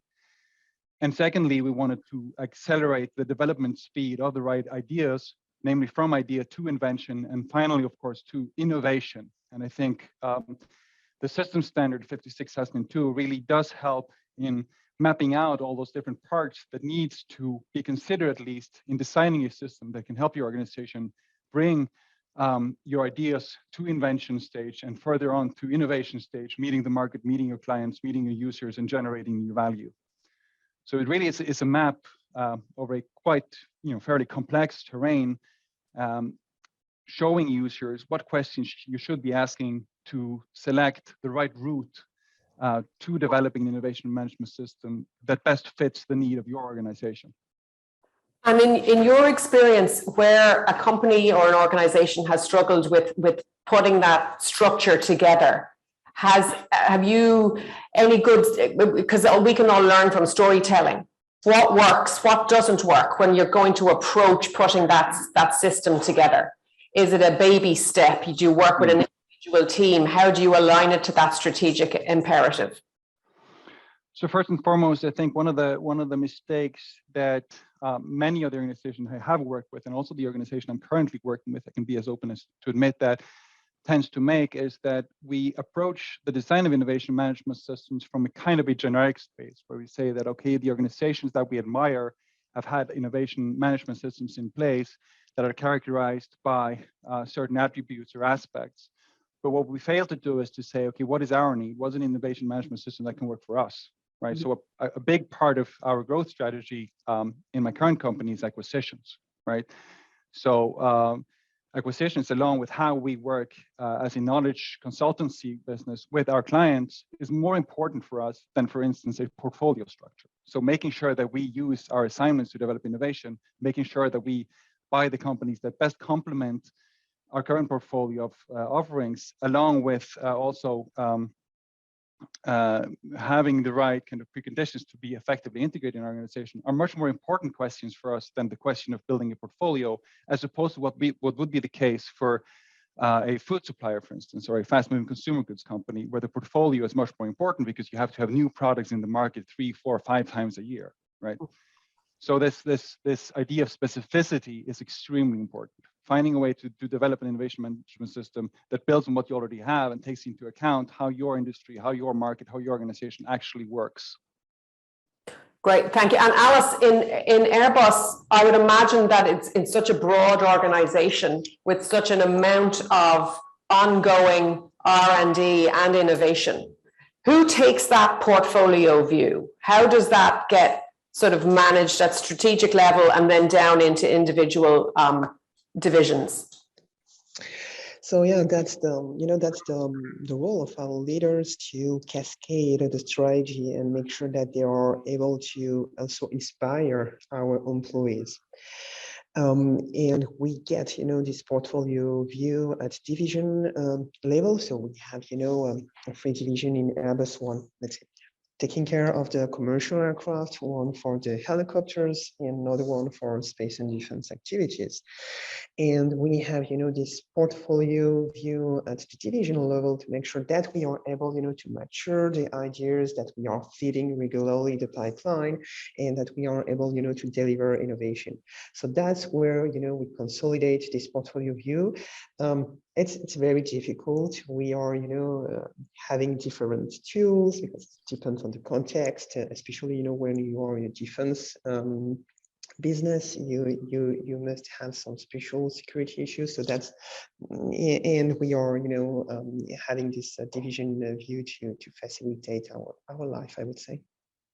Okay, and Belen, can you give us an example of where it works well, or who's doing it well? Who can we emulate? Who can we copy? I know, to Marcus's point, we have to be specific, but where can we learn? Because innovation is to borrow. I'm interested, and I love this group, we can all learn from each other, but who's a little bit ahead of us in the book that we can steal ideas from? Well, good question, but I have to say that there is not a unique formula that works for any kind of organization. Mm-hmm. We would like, but it's the truth is there isn't any formula, any general formula for any organization. So as Alice mentioned, depend on your context. But to identify your formula, you can reply, the universal question: why you are trying to innovate, trying to turn ideas into value. Mm-hmm. It is because sustainability. It is because resilience. Are you reacting for your changing context? Are you looking for perceive in the long term? Are you looking for profit? For both? Why not both? It is a good sort of opportunity to embrace both. So where you are, where is your context? Are you understanding your context, external but also internal, your organization, mm-hmm. Internally? Mm-hmm. And the most important part, are you understanding your stakeholder needs and expectation? Are you understanding what they are expecting from you and how they could impact in your activities, in your organization, in your innovation process? Second, the first question could be who will do it with this skill we need, with this team we have, not only the internal team in our organization, very important in our complex environment, the partnership. What are the the key partner that I need to embrace in my activity? Could be not exactly only customer, only investor. Could be key partner for develop your solution, for commercialize your solution. Okay, and obviously, when it is open, the window of opportunity, or it is closed now or in the future, is there when Alice mentioned very well, portfolio vision is absolutely critical in case you are looking for, sustainability in the long run. Oh, where do you think, again, the reason I think I got this job, because I had a bee in my bonnet about that. At national policy level, a lot of traditional government thinking around innovation equated it to R&D. They even have a picture of a microscope on most of the R&D and I. It's a small little I at the end. Like tax policies are focused around, certainly in Ireland, on R&D activity as opposed to innovation activity. So where do you think we can influence the profession and the function of innovation as a core driver of productivity and growth for all of our national and international bodies? Marcus, I know that certainly the Swedish enterprises are very, innovation, strong in innovation, but we're even at national level, and how can we use this policy to influence, or this standard to influence national policy around the treatment of innovation? Well, I assume, Catherine, that a Swede would be better equipped to answer that. I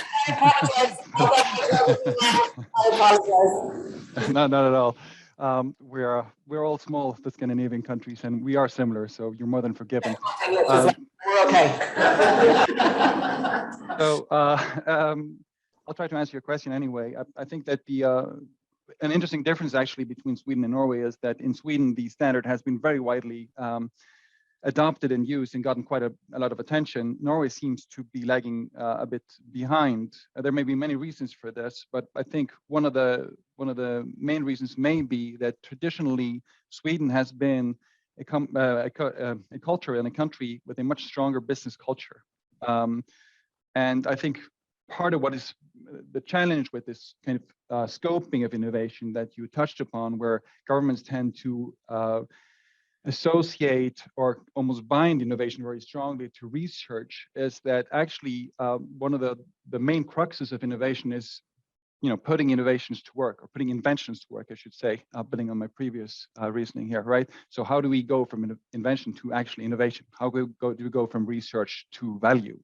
Yeah. And I think from a policy perspective, the capabilities that are outlined in the standard are relevant for small and medium businesses, for big corporations, but also for countries, right? So as a country, what does Norway do to propel forward the promising ideas coming from research, coming from startups and scale-ups, coming from international investors, to make sure that we reach volume, we reach scale at a timely in a timely manner, so to speak. And I think in that regard, Norway still has a way to go. We do spend quite a bit of money on business development and research, but I think we are, again, kind of lacking the systems perspective here on how the nature of our economy, our taxation system, and the different programs that we employ to develop innovation, both in our existing businesses, but maybe more importantly for Norway, in new and sustainable businesses.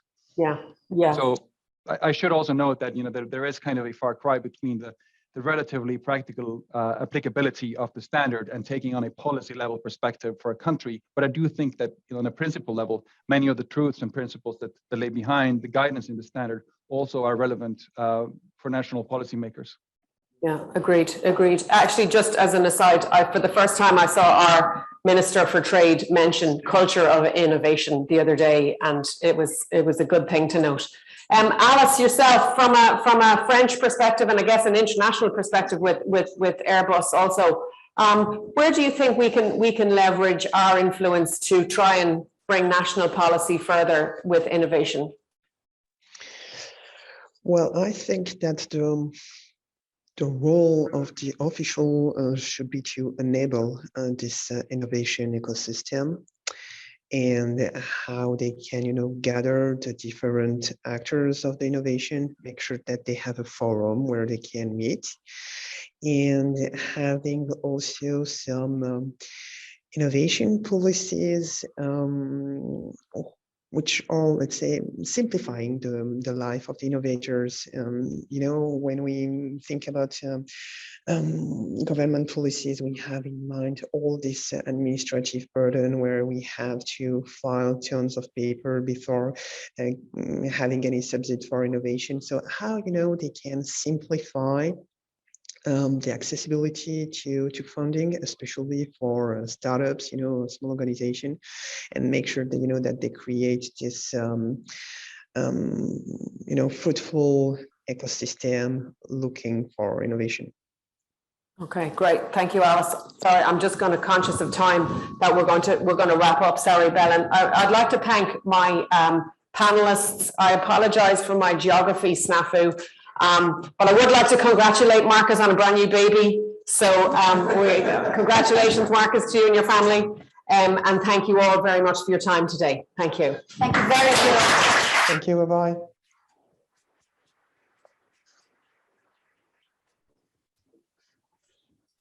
Next, I'd like to welcome to the stage John Rains from Mott MacDonald. He has, single-handedly taken 56,002 and made it fit for purpose for his organization and rolled it out internationally. And so who better to tell us what it is like to really get down to the nuts and bolts of applying a standard like this in a global situation. So welcome to John Rains, everyone. Thanks, Victoria, and welcome everyone in the room and online as well. Nuts and bolts on how do you apply the standard on innovation.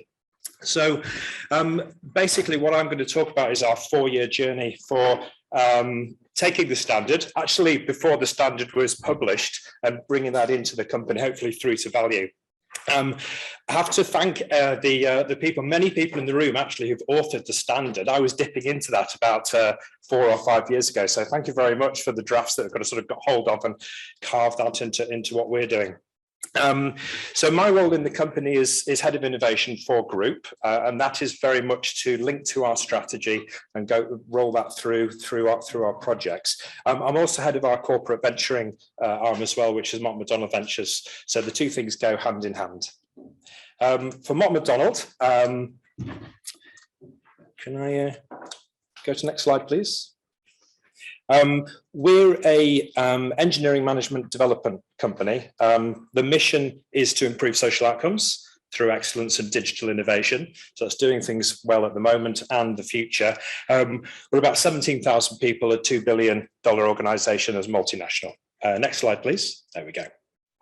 So our sectors, water, environment, energy, climate change, actually education, and pretty much anything to do with improving the world. So the standard itself, as you've seen through many of the presentations already, I kind of think about it like this. I call it the telephone diagram or the walnut diagram.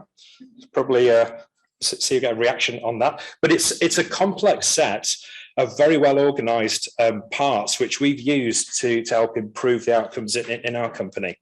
The elements I've used, not all of the parts are published yet. The ones that are grayed out, of course, the accreditation on 01 will come out in a couple of years, and the ones at the bottom, I'm keen to get my mitts on that as well as the teams as well. But the other parts are really well set up. So how did we use it? So that's our journey. 4-year journey. It actually started similar to the previous group, inspired there for a bit of frustration. I actually spoke to our MD and said, we've got thousands of ideas, love to get more of them through to value. How do we do that? And she said to me, I don't really know, but why don't you get on with it? So I did a little bit of case study. So when a classic MD thumbed straight back to me. So I did. So I got a group of people together. We did a business case, actually, I'll show you the objectives in a minute, and we kind of stepped through setting up other things. I've just put some other items that are relevant for this because we set up the ventures team on external minority equity investments. We actually have our own innovation management consulting team as well that was set up. Then we did the framework. We actually got accredited, which is great, through BSI last year, which gave us some brilliant observations as well to improve further. And last week we got our second one. And we're on our second version of our innovation strategy. So that was my business case aspect of really it's the only lasting source of competitive advantage. The objectives that I put in our business case were these, which is actually using the insights, having a system or a systemic way of approaching this, which is flexible, obviously dealing with the uncertainties, through to investing our very valuable resources, which is our people, it's actually information as well, and partnerships, and then right through to releasing the value. So my answer to the last group was, it's not an innovation until it's the idea is producing value. That's kind of what we're thinking about in that area. So we took the framework, broke it down into those 6 elements there that I've done, and the bits I'll go through now are what we've done with those 6 components. So context of the organization, absolutely critical. And again, on the last group, there isn't a formula because it has to be in the context of the organization. And for a large multinational corporate such as Mott MacDonald, we obviously have multiple business units and regions. And funnily enough, innovation in India is very different to the States, very different to Australia. So it has to be in the context not only of the organization, but also the business units and our practices as well, which is why we have one innovation strategy and then I have 17 plans underneath that, and they're all different, developed with the groups. We're looking at what I like the classic models really. We spend a lot of time coming up with new words, and I appreciate the sort of let's get the existing words right and understood well, I think is important. So classic, sort of classic Horizon model. We're going for the purple part on this, which is Horizon 2, which is tomorrow's solutions. So we're still going to do continuous improvement, maybe Horizon 1, but actually we don't want to do the completely bonkers stuff yet, but we just want to make sure that we're looking maybe a few years, 5 years ahead that meets our clients' needs. So that's what I'm trying to do there. The other element on this diagram, which I have tweaked a bit actually, having thought about it, is the business model side along the x-axis. So a lot of the work on innovation is technical, of course, but actually the market and the commercial elements to weave those together are equally, if not more important.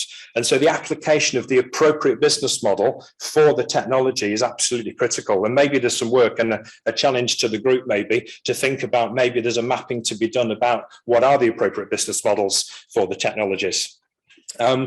This is coming back to the context, I guess, which is I've employed a fully distributed innovation model, really an operating model to gain ownership from the business units. And sort of the red dots around here is I have an innovation lead in each of our regions, and they've developed the plan in the context of our overall innovation strategy. And so that's pushing it out to the regions for the point of actually landing it and consolidating innovation. So I'm trying to close the loop, generating what are the pull from our client, where do we need to innovate, so that actually a few years later, maybe 5 or even longer years later, the people are ready to accept that. And of course, you need to have the capacity to accept that. Future focus aspects, I guess this has been covered before, but the training up our leadership and middle management, I guess, is the key to this. Our younger member of staff and our graduates and early career professionals definitely want to innovate. Senior management are up for it. Middle management is where to operate. And so helping them to make decisions in uncertainty is pretty key. So the governance process, this is our framework, which we've converted from the standard 56002. What I tried to get across was put the definition of innovation, which is at the top, but also try and make it really simple and have one place with some words underneath of what the stage has been to us. So definitely start with the insights. What are the challenges, the problems or the opportunities to take on the left-hand side, right through to outcomes.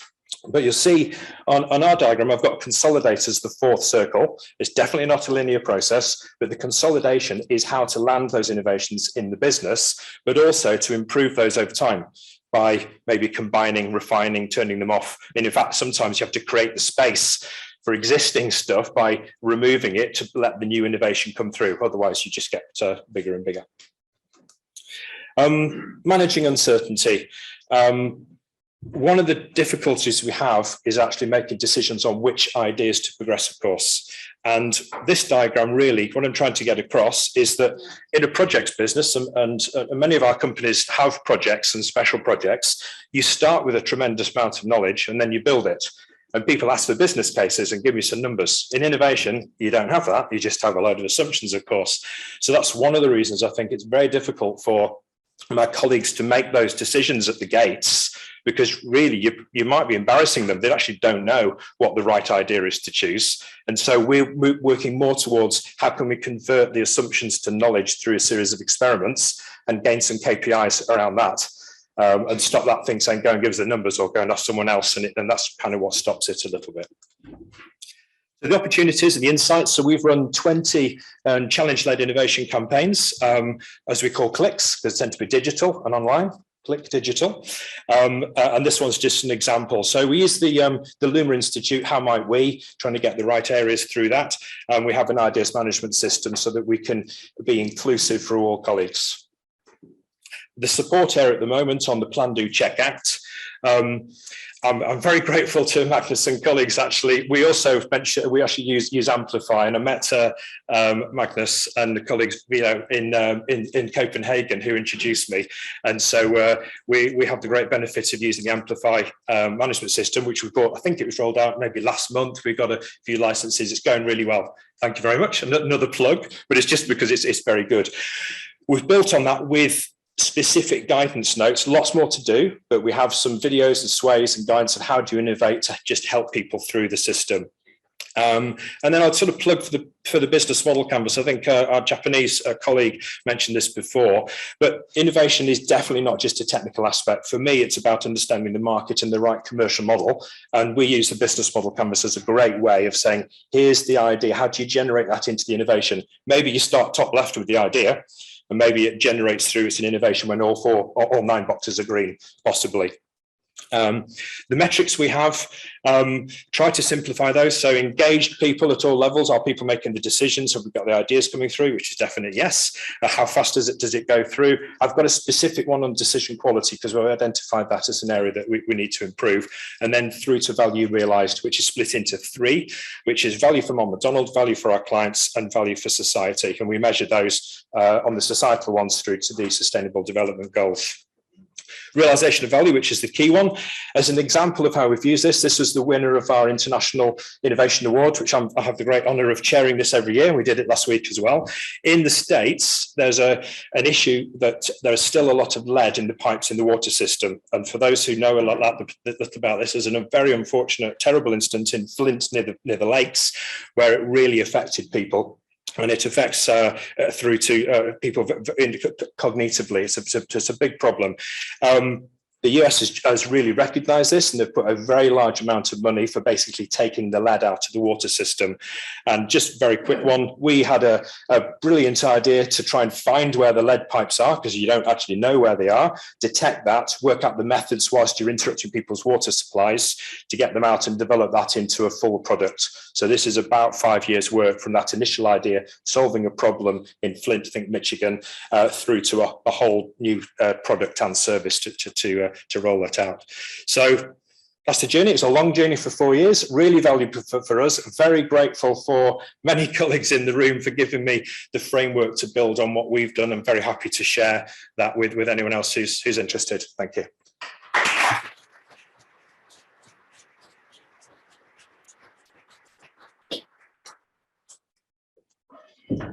Thank you very much, John.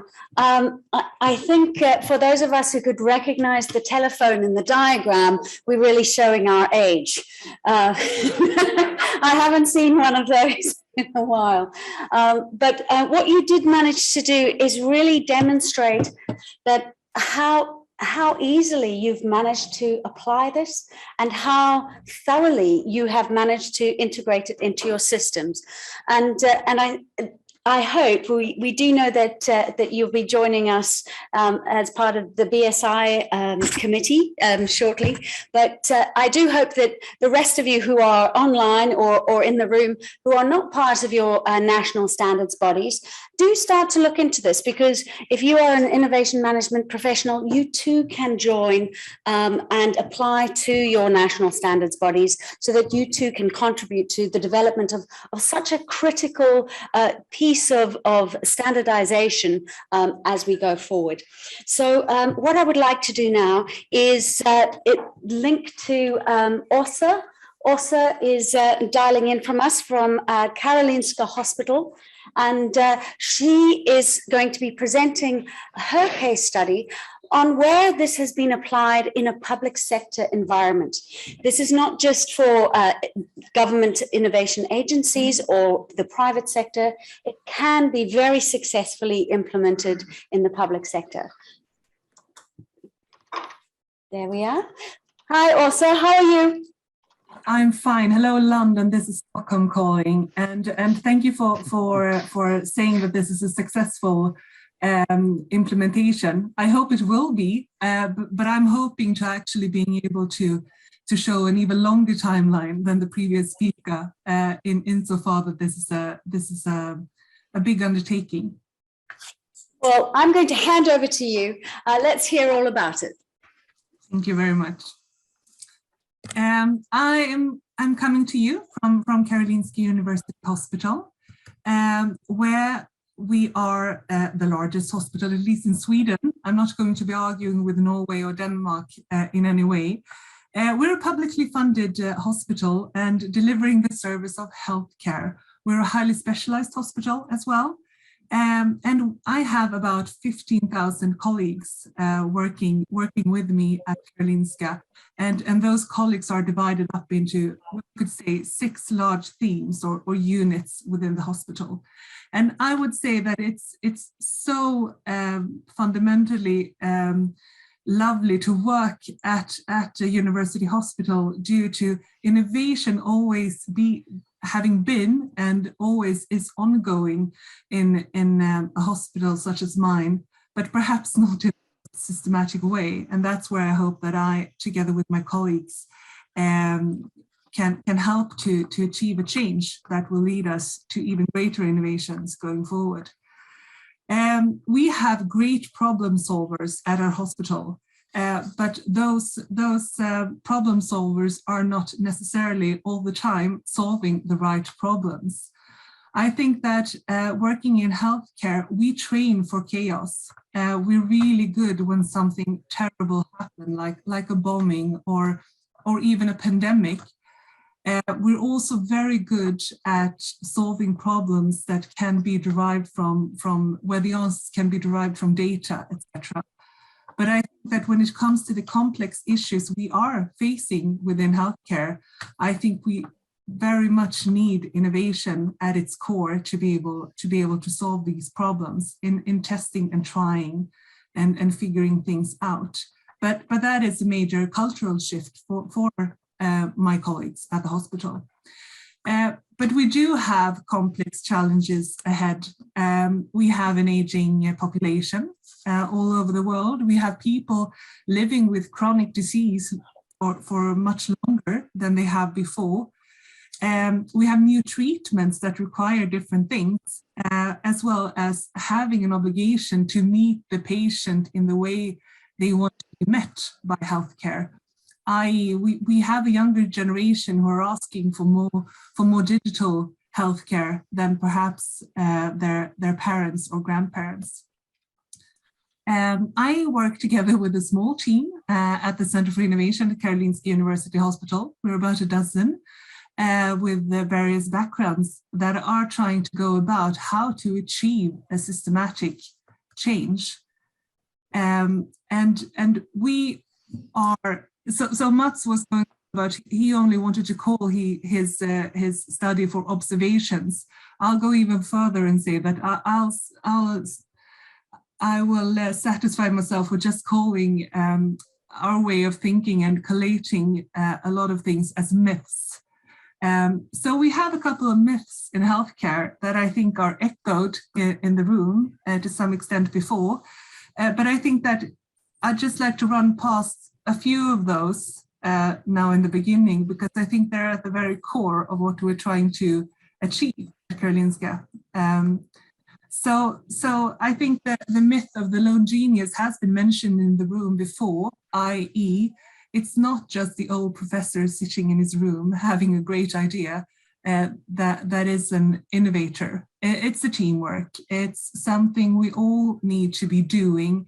And I think that a lot of the people working on the floor, so to speak, at the hospital don't see themselves as inventors when they might be just that. So we're working a lot with those preconceptions. Another preconception is, I think, both within and outside of the hospital is the hospital not being innovative itself, but more of an adopter of innovation. And I think that the way in which we've perhaps been that early adopter, as was mentioned before, in adopting ISO, this ISO standard, perhaps proves counterindicative to that.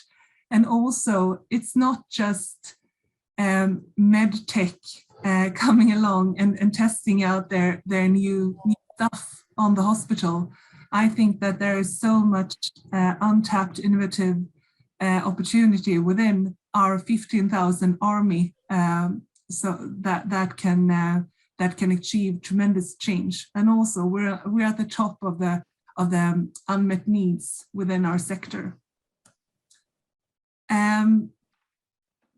Different types of innovation is something that we try to encompass. We talk a lot about what different types of innovations are out there.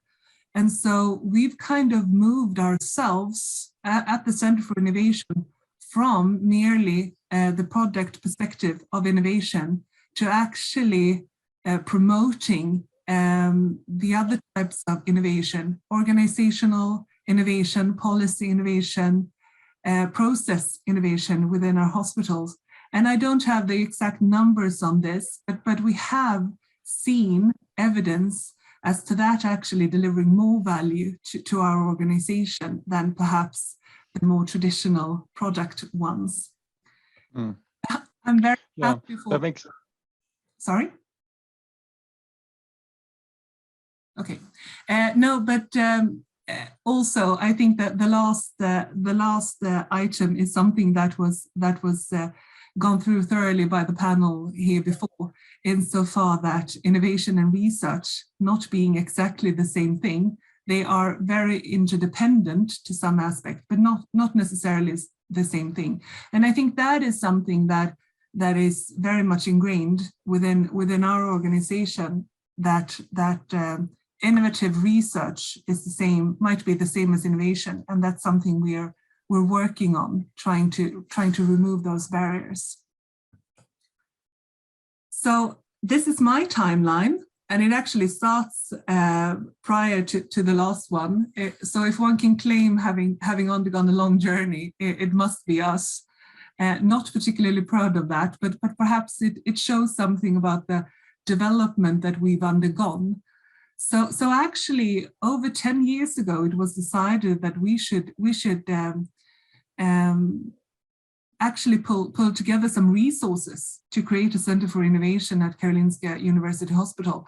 But then it was very much along the line on some sort of triple helix way of looking at innovation, bringing together academia, industry, and healthcare into this holy unity where things would happen. But we realized after some time that whilst that is tremendously important for innovation, we needed to actually develop ourselves as an organization. And perhaps we saw as well that rather than being a hub for innovative efforts or projects, we needed to spread the concept of innovation and our way of thinking throughout the organization in a much more thorough way than we had before. Also talking to some of the brilliant people in the room, we grew our understanding of what innovation could be as well as a driving force. So we decided to implement the standard way back in 2019. And we already had quite a few of the elements, and we thought it would be quite an easy journey. Little did we know. So actually that way of thinking made us conduct a lot of experiments and try things out in a new way, always understanding that perhaps we needed to focus on that common language and the coaching and the education to get this ball rolling. It actually took us 3 years to put together our first major pilot, and in building some sort of innovation capacity and culture at the hospital. So we took one of the themes within the hospital, so 1/6 of the 15,000 people, and we actually had them go on a journey with us.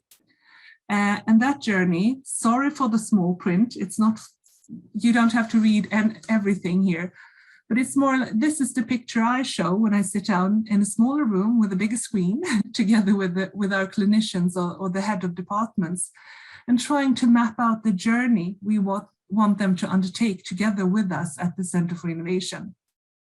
So we start off with this quite broad approach in a theme where we start off by educating not only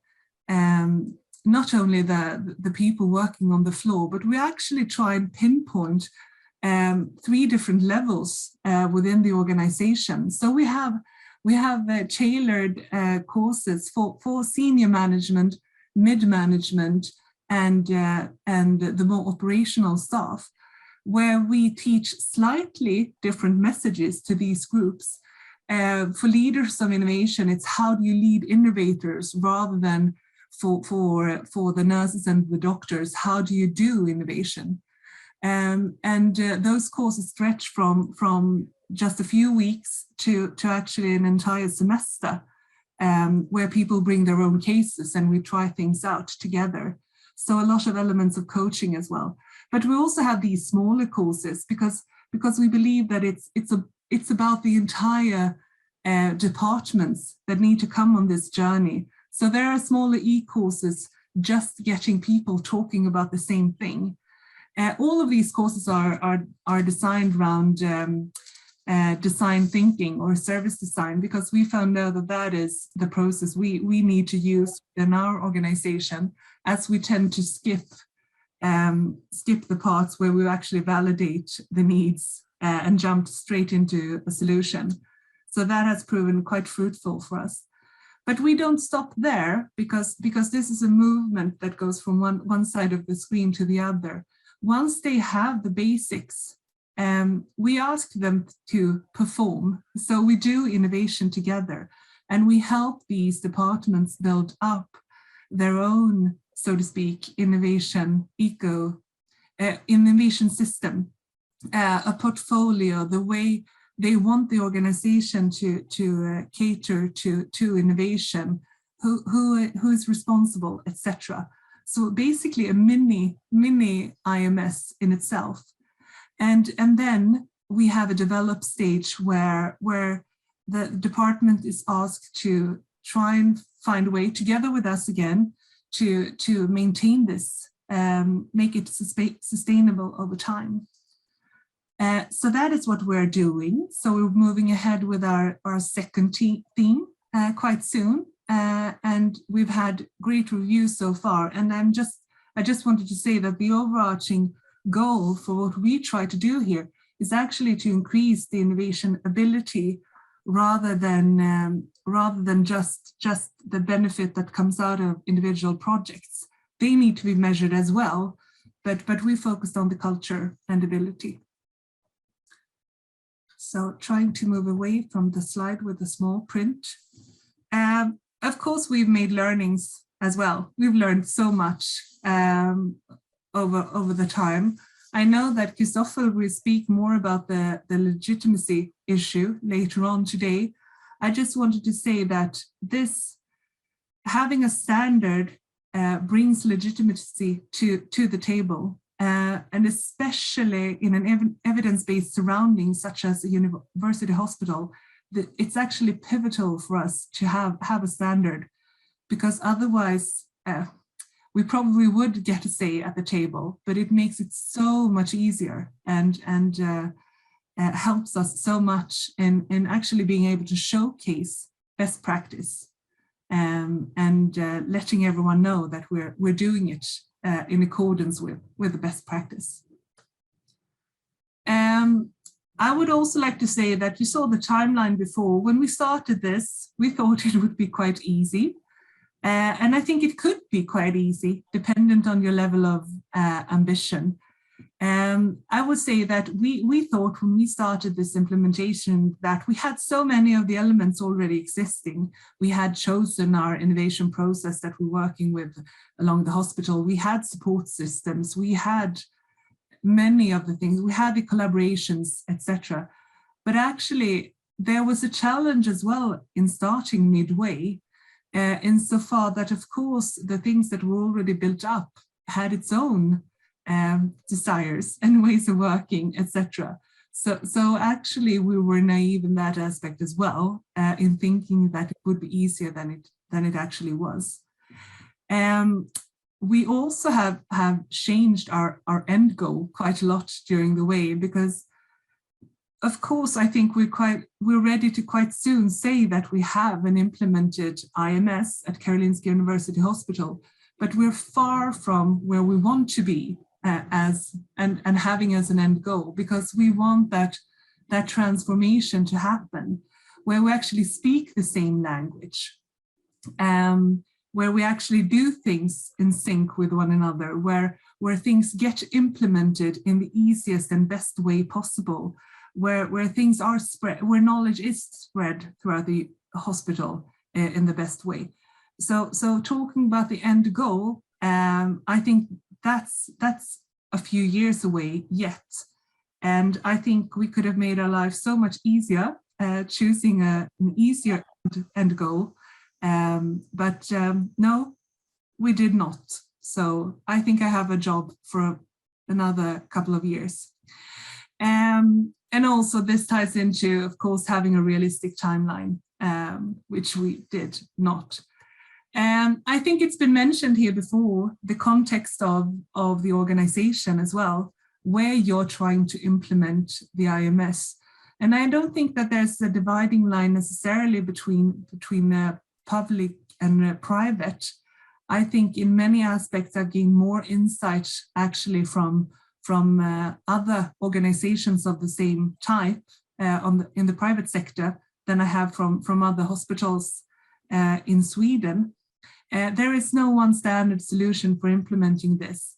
But what we've learned at our department is actually that we spend a lot more time talking about what's not in the standard. And we also call that the mortar between our bricks. And I think we've spent more time on actually making sure that mortar sticks than actually making sure we have all the components, which we did from the beginning. So to us, it's all about the education and coaching and developing the common language, because if we don't talk about the same thing, then we actually talk past each other all the time. And it's really important for us to translate the standard, not necessarily from English to Swedish, but more along the line of business to practice for our co-workers than anything else.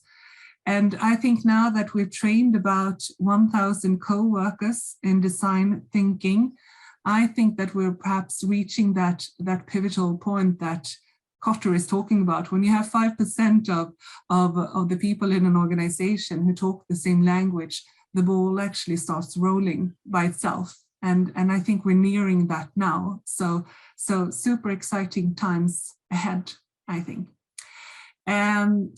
Okay, the second to last item is the metrics. I think we're all thinking about innovation metrics.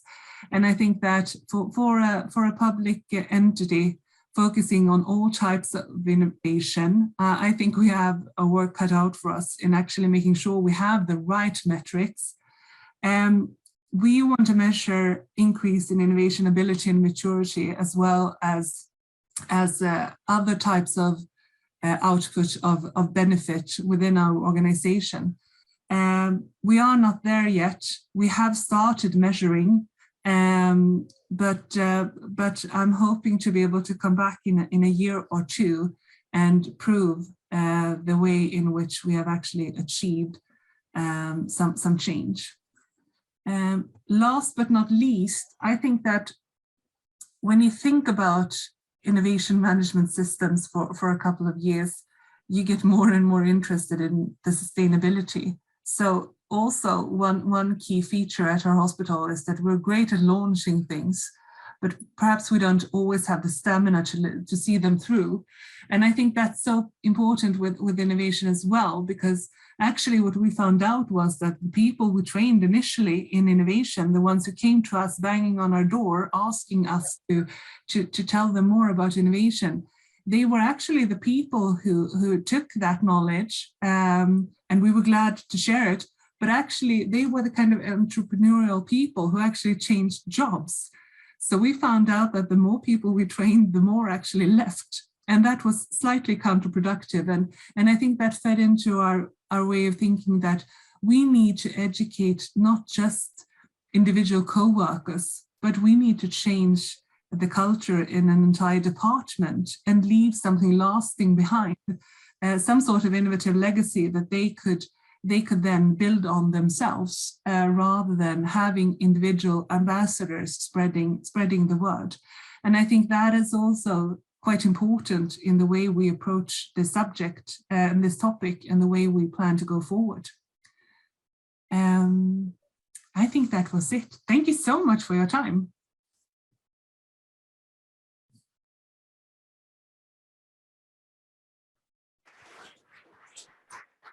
Thank you so much, Åsa. And you've really highlighted a valid point.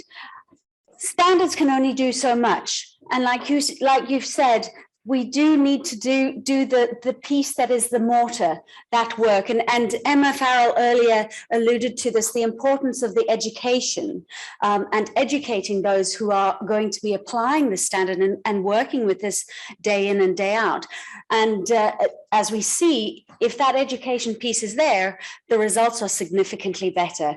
Whilst when it's not there, we just don't have that sustainability. So thank you very much, Åsa. Our next presentation is going to be by Paul Mason of Innovate UK. So if we can get to Paul up next onto our presentation. And Paul is very kindly dialing in to join us today.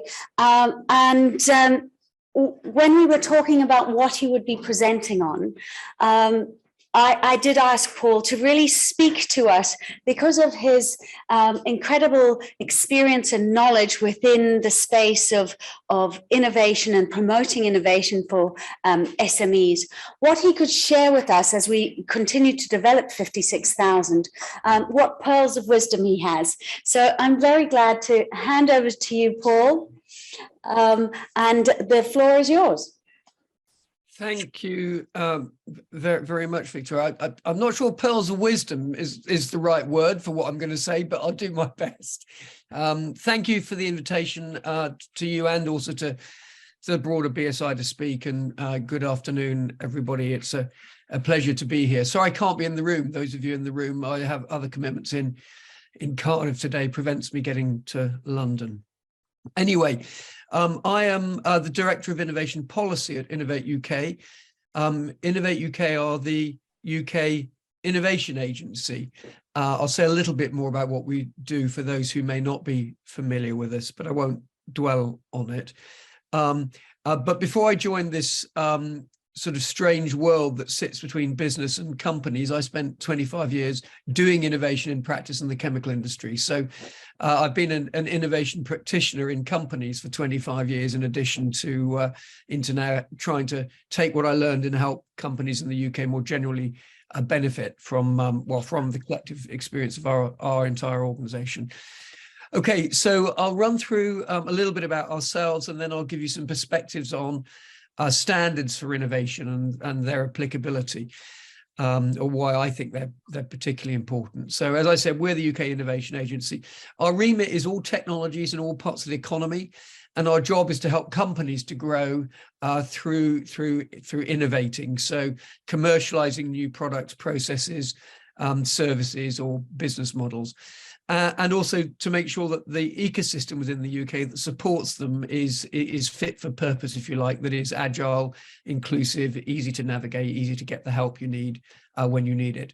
And that kind of pinkish document with building the future economy written on it is our plan for action. So that's what we're going to be doing over the next 4 years. I'll say a little bit about it in a moment, but if it's available on our website. So if you're interested to learn more about what I say, then please do download it. So I won't say too much more about what we mean by innovation, because I think Osaki-san will have covered that earlier in the proceedings, but I would make the point that what we're speaking to is business innovation, so commercially successful innovation in companies. So quite different from the sort of innovation that Åsa spoke so well about just now in a hospital environment. So when I speak about innovation now, think of companies making and selling things. When we try to help companies do that, we broadly do 3 types of things. We do inspire. That's not really about coming down from some ivory tower to tell people what matters, but it is about trying to make the opportunity visible and compelling to all people in the sector who might be able to help. Involve is about bringing the right organizations and people together. And I mean, also that came through very strongly in Åsa's conversation. Innovation is a team sport. So how do you get the right people in the room? And investing, so convening the right resources. So they might include our own resources, but they could include investment by companies, they could include equity investment, and the resources might also be assets and facilities and expertise. So it's about all of those kinds of things that we try to do. And we work specifically on 11 priority areas. So future economy is about the markets and technologies of the future. Growth at scale is about helping companies to grow. Global is about engaging internationally and helping to build the collaborations and supply chains of the future. So I won't go through all of those, but there's quite a lot more information about each of those in our document. But because Åsa mentioned design thinking, that design is one of the foundational things we are trying to help companies to get very good at, and also explained how important that was in a hospital setting too. So I won't say too much more about our priorities, but there is more information available. So we're trying to help companies to grow through innovation. Well, why do we care about standards then? Well, I've got some sort of thoughts on this, and I think the starting point is by saying, well, what is it that companies have to do if they're going to innovate successfully? Well, they have to have a good idea, a new idea, a different idea that is commercially viable, and they have to protect the IP, whatever form that takes. They have to know who their customers are or might be, and how much they might pay, or what their charging model or reimbursement model might be. They need to know the costs to develop and make and sell that new product service, find the right business model. They need to know who they're competing against, what is their unique selling point, what pricing are they competing against, who's out there, what they're offering. There are all sorts of different ways in which companies find competitive advantage. They have to get it all paid for. They've actually got to do the technical work or whatever kind of work they might need to do to develop that product and service. Find out how to get it to the market. Are they going to supply it directly themselves? Are they going to go through a retail route? Build the supply chain, so both into their customer base and also any raw materials or components or services they need globally. Comply with the relevant laws, hire the right people, figure out what the selling pitch is, so why anybody would care, why they'd rather give you the money than keep it in their own pockets. So there's lots and lots and lots of things that companies need to do. And I think the challenging thing for innovation is that you need to do all of these things, and you need to do them excellently. And you usually have to have them all kind of coming together at the same time. So, for example, in time for product launch. So it's a huge task, and it's massively difficult to do. And if it wasn't difficult to do, you wouldn't need an organization like Innovate UK, because it would just happen automatically. But even if you're not developing a new product or service, then to operate in a steady state, so to grow through your existing activities, there's a huge long list of things that companies also need to do. And I shan't go through every single one of those sorts of things, but being on top of your operational equipment effectiveness, so making sure that your assets are being fully deployed, that they're not breaking down, that they're not costing you money but producing no saleable goods, managing the product range complexity. Every time you switch from one product to another, it costs you money to do it. If you spend too much money switching products, more than the profit you make from the existing products, then you go out of business. So there's a whole load of things about managing cash flow, managing work, materials, stock, and all those sorts of things, responding to incidents and near misses, making sure you're safe, all of that kind of stuff, right? So I won't go through it all, but it's a huge amount of stuff you need to do just to run a tight operation. And as with the previous slide, that all has to come together at the same time. And I think that's probably true of any organization. I'm sure if you're running a hospital, those are the sorts of things that would resonate to anybody working in a hospital environment. So there is a kind of inherent tension really between excellent operational efficiency, the pressure being don't change anything because it messes up our efficiencies. And, as somebody who's done trials on factories, the guys who run the factories, the last thing they want to do is see someone from R&D. Well, that can be the case. And then if you want to do excellent innovation, you're going to have to change things. And so there's a pressure that we want to change things, but, some people might want to change everything. So there's a kind of, how do you find the right balance? And I think the solution is saying, well, you should change things, but you should do it in a controlled way. So not the Wild West, but careful, methodical, controlled, systematic, proper change. And I think, so I've got a bit of a cooking analogy here, not that I'm a good cook, but anyway, if you've got lots and lots of things to do, lots of things to bring together, lots of complicated ways in which you might bring them together to make a good product or a process or something, then it's a really great idea to have some lists, like in SAP, you call it bill of materials. It's a great idea to write down the processes. That will be called an SOP.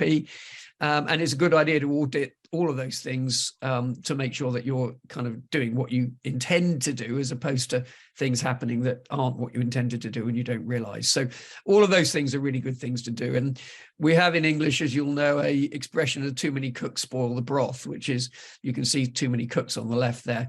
And I would make the case that that as innovation is a team effort, then too many cooks don't spoil the broth if they've got an agreed process.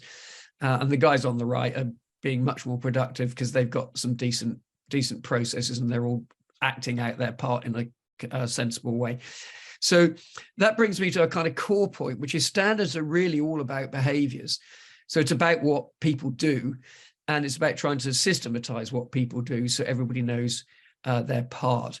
Like the kind of football coach, I suppose. So very important to make the connection between people in an organization and standards. They're not something that should be imposed from outside. There's something that people need to buy into and engage with, and it needs to inform their day-to-day tasks and activities. So we're talking about processes, and processes, we've spent a lot of time in the world in the last 200 years trying to get on top of processes, going back to Whitney and interchangeable parts, so 1800. And if there's one, I'm not going to go through this slide, but that kind of goes through Deming and SPC in the 50s, and the rise of just in time and brilliant Japanese Toyota control systems, management systems, into Six Sigma and Motorola and all those guys, and now machine learning to improve it. But if there's one thing we learned through all of that, it's that before you can improve your process, you've got to get it under control. I mean, statistical control. So whatever process you're doing, get it under control first, then you can work at making improvements. And I think that implies for non-statistical processes as well, which is why I bring it up here. So that's the first thing. Control is king. So standards can help you get things under control, which is why I think they matter so much. if you're doing complex tasks involving multiple people, then standards can really do that. And there are lots of very good standards that help companies to do that. And I feel like I'm probably preaching to the choir here. So, I mean, management processes, HSE processes, environment processes, and other processes that aren't standards, like Prince2, for example, is a very good process for managing complex projects. But most of those systems already support change processes. So the brilliant thing when ISO 9000, 2000 came along, and as somebody who was an ISO 9000 auditor and remembers the days of BS 5750, in ISO 9000, the original, you couldn't make any changes, and ISO 2000 allowed you to do that. So these processes do allow for continuous improvement. They do allow for change. So why do you need a separate standard for innovation, since your existing management standards should be able to do that? Well, I think my first answer would be, well, you might not need an innovation standard, right? So I think you can do a lot of very good innovating without going through the use of a standard, so long as you've got your systems under control. It doesn't have to be an external process that you use to define those systems, because change is just a process. And I'd started thinking about when you might want to systematize and use a standard like 56001, or when you might just want to use some other processes more informal or more bespoke to your own organization. And I wondered if ANSOF matrix might help. So I'm sure people know this, but just in case those who don't, you've got a 2x2. On the bottom is your technology that you're using or the product you're selling, and the market, so the guys you're selling it to, is on the right. And then you've got the new and existing. So if you're selling an existing product to existing customers, that's as business as usual, and that's when operational effectiveness comes in, and business, good routine business operations come in.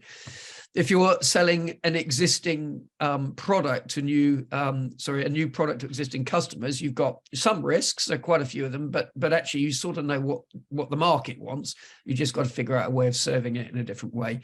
And then you've similar level of risk exposure if you're using existing products, but you're trying to sell to a different group of people. So you know your product, you don't necessarily know what the user requirements are in any detail. And sort of frivolously, in my early days as doing R&D and introducing new products in industry, everybody said, oh, the top right-hand corner is the one where, everything can go pear-shaped because you don't really know much about anything. And I think that is also, that kind of top right-hand side can be where the big rewards are. So I'm not saying you should never go there. I'm saying that they are more difficult, but actually they can be higher reward. And it occurred to me that as we move towards the top right-hand side of that, then systematizing your innovation process could start to increasingly add value. So there's some guidance, I think, from the ANSOF matrix as to when it's helpful to deploy, a sort of more formal standard for innovation processes. So in terms of whether you should use one, I mean, I jotted down some thoughts here as when I think it might be useful. So if you do launch, or you plan to launch, lots of new products and services, so this is something you're going to be doing a lot of, then make the effort to get a good system in place, and a formal standard like 56001 could be helpful. If you don't have an agreed vocabulary or an approach to innovation within your organization, then a standard can help you do that. And also spoke very nicely about training people and them having a kind of critical mass of people who think the same way about this, and that they can really, I think she used the expression, the ball starts rolling on its own. It was some expression like that. I think great idea, great analogy. If things have gone wrong in the past, why not try to prevent it? If your customers or supplier use one, then you can get a shared approach along supply chains. That's certainly what happens with ISO 9000, the move from quality control to quality assurance. So that could be very helpful. And it's a broader extension of the point also made about common vocabulary within your company. If you plan to operate in new areas, like the ANSOF matrix in the top right-hand side, or if you don't have existing management standards in place, i.e., you don't have systems already, why not start with one for innovation, and then that would drive you forward, or if they're too restrictive compared to what you want to do. But what I would say is that given that you've got all those other things to do, as I talked about in, I don't know, slide 6 or 7, whichever one it was, you've got a long list of jobs to do. So make sure that you don't burden yourself with something that takes more effort than the value it might add. So think hard about how you're going to do this, but do it well when you've, as a result of the thinking. So I'm just drawing a few things to a close here. So I've got a picture here of a couple of standards relevant to innovation. So the 56002 one there, the guidance standards, I don't have to tell anybody on this call what that is all about. The one on the left is about responsible innovation. And we developed that working in conjunction with BSI, or BSI developed it working in conjunction with us, would be more accurate. And it came out about 2 years ago, and it follows the publicly available standards, accelerated standards development process that BSI operate so brilliantly in the UK. And what that does is it takes account of the fact that there's a broader society that cares about new things coming into the world. That asks questions like, is it ethical to do synthetic biology? Or what limits should there be upon the use of artificial intelligence in decision making? And what we don't want is to see industries or companies being shut down as a result of public backlash. For example, I don't know, GMO in Europe is perhaps a good example of an industry that simply doesn't exist. Uniquely doesn't exist in Europe. It exists everywhere else in the world. Let's not get into the reasons for that, but anyway, responsible innovation is a kind of way of saying, well, how do we make sure that doesn't happen to the industries of the future? And that's why we created this guide. And I think it's an interesting thing just to kind of say, well, how do those two things sit alongside each other? To what extent should 56,000, as it evolves, take account of the responsible issues of innovation, so the broader external stakeholder perspective, as well as the processes that have to exist within the innovating organization? So I float that as a question. I'm not sure that I know the answer to it myself, but I think the disastrous situation would be that those two processes pull an organization in two different conflicting directions. So you want to behave responsibly, but that causes a non-conformance on 56,000, for example. You would hope that would never apply. So just to summarize then, all successful businesses need to be well run, right? So they need systems, and they can grow through innovation, but they don't survive if they don't have decent operational processes anyway. And the way a company's run is basically the sum of its processes. So if you add up all the processes, it's like the culture of a company is the sum of all its individual behaviors. So the business processes determine what the people in a company do. And so, as I say, I think it's the collective behaviors of the people, and its standards are really about behaviors. And those systems can be informal, and they can use bespoke processes, or they can be more formal using existing standards like ISO 9001, or they could, for innovation specifically, use an innovation standard. And I don't think you necessarily need to use a formal standard. But I do think that the more complex things get, then the more value an innovation standard could add. And I think particularly responsible innovation is important at the cutting edge of technology, or where you sort of butt into things that the outside world would have opinions about, worth being mindful of that. And then just the kind of corporate plug at the bottom for us. So particularly for any UK companies, we're here to help companies to innovate, to help them grow, to convene the ecosystem in their service, if you like, so to make the public assets more available to them, or as available as they can be to them. And as you'll have seen, and as I flagged early on, global is a priority for us. So we're very interested in helping UK companies engage with companies or knowledge-based providers from across the world, where it makes sense for both countries to collaborate across those international boundaries. So for people who aren't in a UK company or in the UK innovation system, but are interested in engaging with the UK innovation system, I'd also invite you to reach out to us, because it might be that we're in a position to help make some connections here domestically for you. So I can't promise that. It slightly depends on what the ask is and whether we're equipped to meet it. But I would say reach out. We want to be involved domestically as well as internationally. So I think that's it from me. Hopefully I haven't overrun on time, and hopefully it was interesting. And I'll hand back now to Victoria and the broader team. Thank you very much for your attention.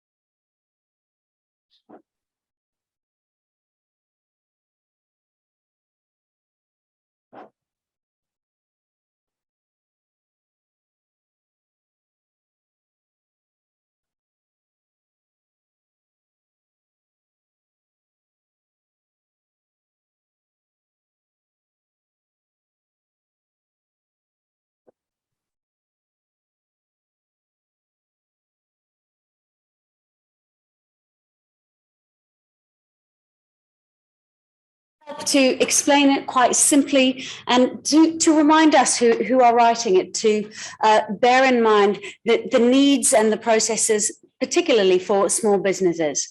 But I'm very happy to now announce our next panel, and it's hosted by Dr. Ben Watson. We have Libby Merrick, Abby Hurd, Joe Barnard, and oh dear, I've lost my place here. We've got Kay Bond. Sorry about that. Come on up, ladies.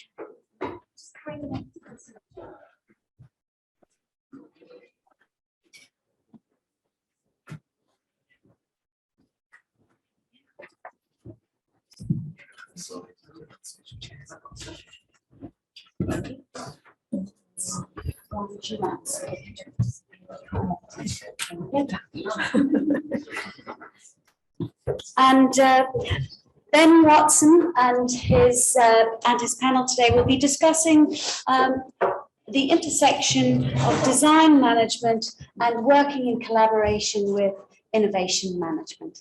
Over to you, Ben. Thank you, Victoria. And also thank you to the previous presentations and the previous speakers, which I think were absolutely excellent, and also really rather nicely teed us up for the theme of this panel session, which is around innovation alignment. And whether that innovation alignment is to do with the standards, so we've just seen an example from Paul Mason there around the publicly available specification 440. How does that link? How does that play nicely with 56,000? How do other standards and other standards groups work together to increase your innovation success? And that alignment happens within the standards, but also it has to happen within your own countries, within your own organizations, with your innovation ecosystem. So if you could maybe go to the next slide for me. Okay, so what we're highlighting, and in this slide will stay up for the duration of the talk, so it's not a slideshow that we're going to walk through. But if you want to innovate, you have to have innovators, right? So I think we would all agree on that. And if you want innovators, you have to develop your future innovators. And those innovators have to be able to operate in an environment that enables innovation. So you have to have that, we talked about Innovate UK funding new opportunities as well. And once those innovators, whether that's an organization or an individual or a team are operating, then they have to ideally operate to different professional standards, and those have to be recognized. And what I've described there for you is really an innovation ecosystem that you have to have all these pieces of the puzzle to be successful.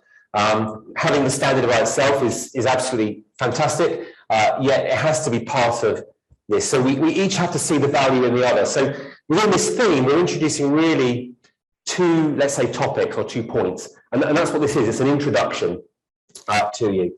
But the first is that we're introducing, first of all, the BSI 7000 standard that some of you may have heard of this morning, which really talks about design. And we've heard the other speakers talk about the importance of design.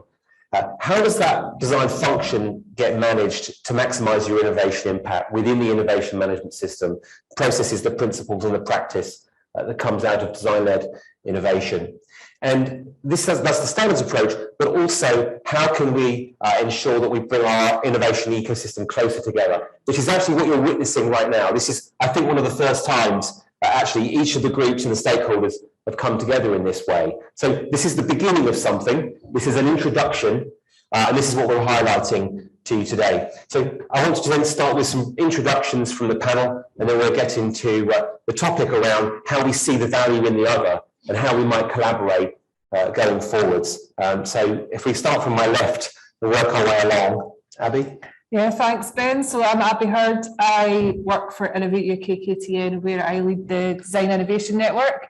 So the purpose of this network is not just for people who are Innovate UK funded, but for the wider community of people who are involved in innovation or attempts in innovation, to help them engage with design as part of that process. So they're not overly technically focused, but they think about the systems that their innovation has got to fit within. They think about the users, and they think about the consequences of their innovation using design methods and approaches. So we help encourage that thinking, we help elevate the role of design, and we help connect people with designers and design thought leadership.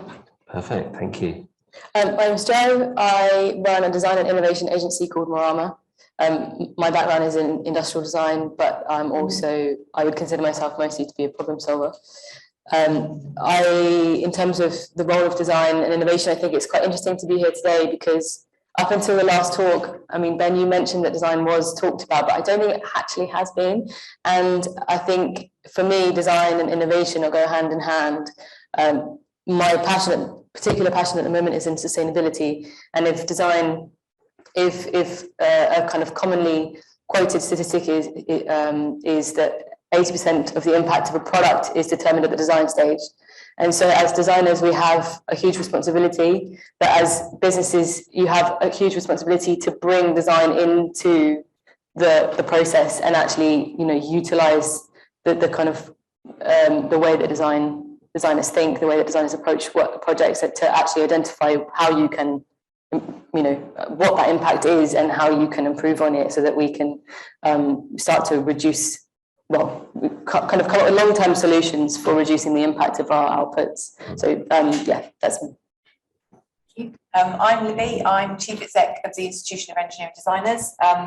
The IED is a professional body that exists to represent and promote and assist people working in engineering and product design. We work with everybody from universities and colleges in terms of ensuring that their educational courses teach the right things in the right way and are suitable for the graduates to go on to work in industry, right the way through taking graduates and helping them with their career development and their professional development, and working with engineers and designers right through their careers. We also work with government and with some of the bigger institutions. For example, the Royal Academy of Engineering. I'm currently leading a project on ethics in engineering and design, which I was really interested to hear about the PAS standard. I think that's a great project. And so we're sort of the professionalism of engineering and product design. Hi, I'm Kay Bond, and I apologise for my stomach rumbles because I've been up for quite a long time, so I'm now hungry. I'm a member of IED, and I'm a chartered engineer, mechanical engineer by background, and I worked in industry, mechanical engineering. But I now work at a new HE provider, higher education provider, called Teddy London, or the Engineering and Design Institute. We're now allowed to use the term institute. We got far enough along the process to do that. And we've come out of an alliance between, it's called Plus Alliance, which is between King's College London, Arizona State University and University of New South Wales, that was looking at how to solve global challenges.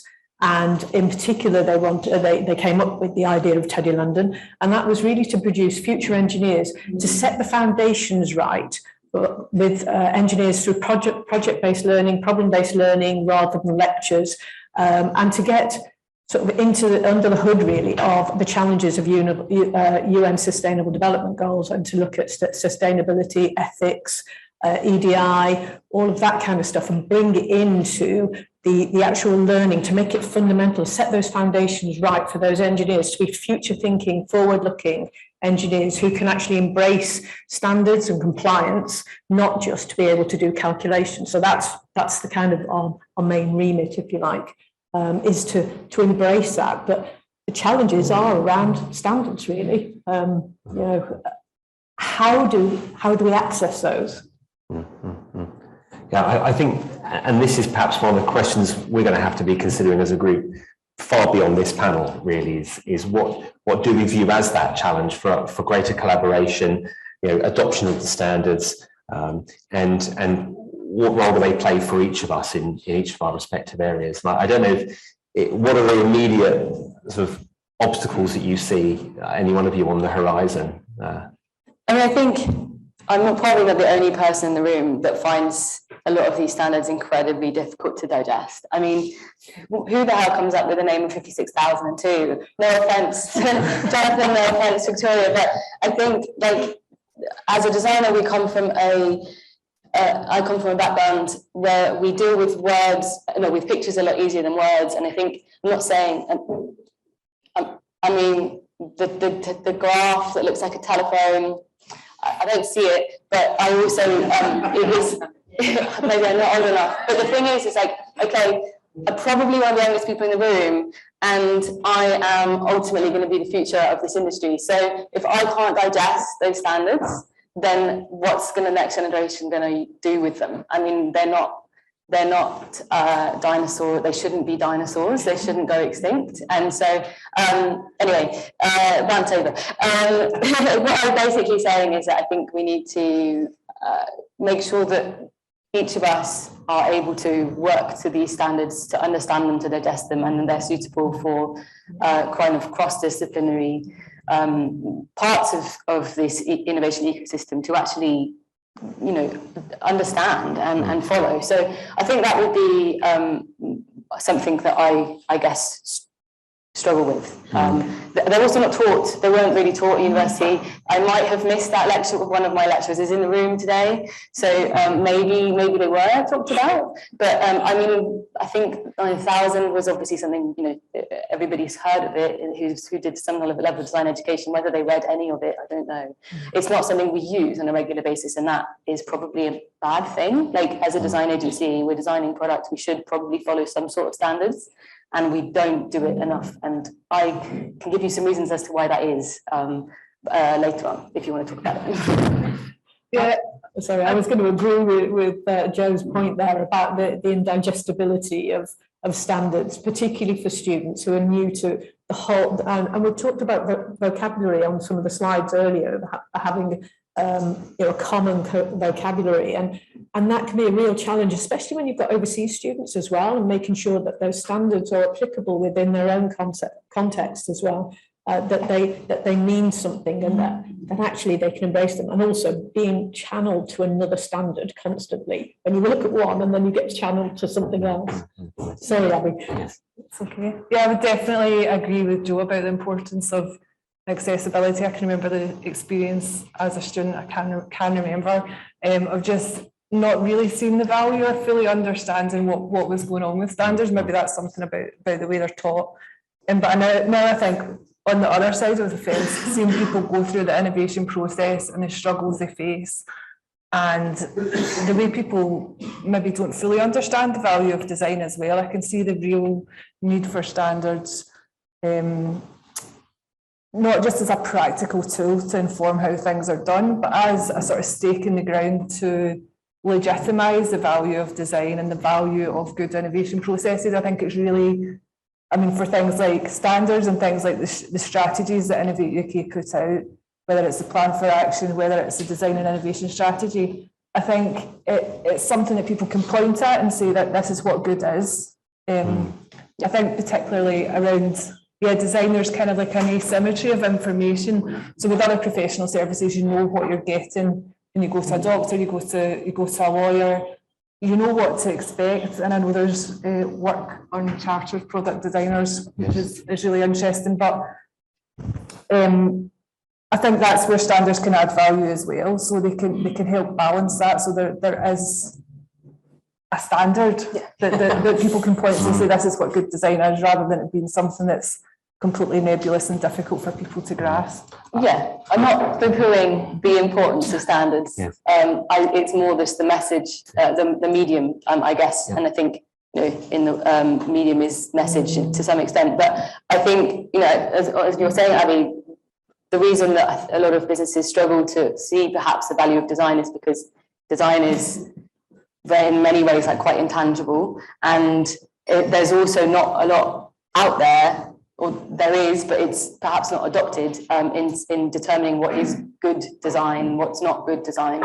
There's certainly agency work that I've seen that is appallingly bad, and like makes me very angry that they can sell those services to people and provide a very, very kind of subpar result, and the person who kind of is paying for that service, that client, has no way of knowing that it wasn't very good until they get to the point where they're trying to then go through this manufacturing process and everyone's turning away and saying, well, that's impossible. And so I think in that respect, you start some sort of level playing, something that can level the playing field, that can, where standards can be that thing that can allow us to. Yeah. Which is kind of where we come in, really, as an institution, because we segue. Well, yeah, in terms of BSI standards, we obviously encourage those to be taught at the universities and the colleges that we work with, and we encourage our members to use standards. And we have lots of members that help develop those standards. I mean, I think I can name sort of 4 or 5 just off the top of my head, who are actually practicing designers and engineers who have developed those standards. But to sit alongside those standards, there are charterships, and everybody I'm sure has heard of chartered engineer status, which is 38 engineering institutions which can register engineers as chartered engineers.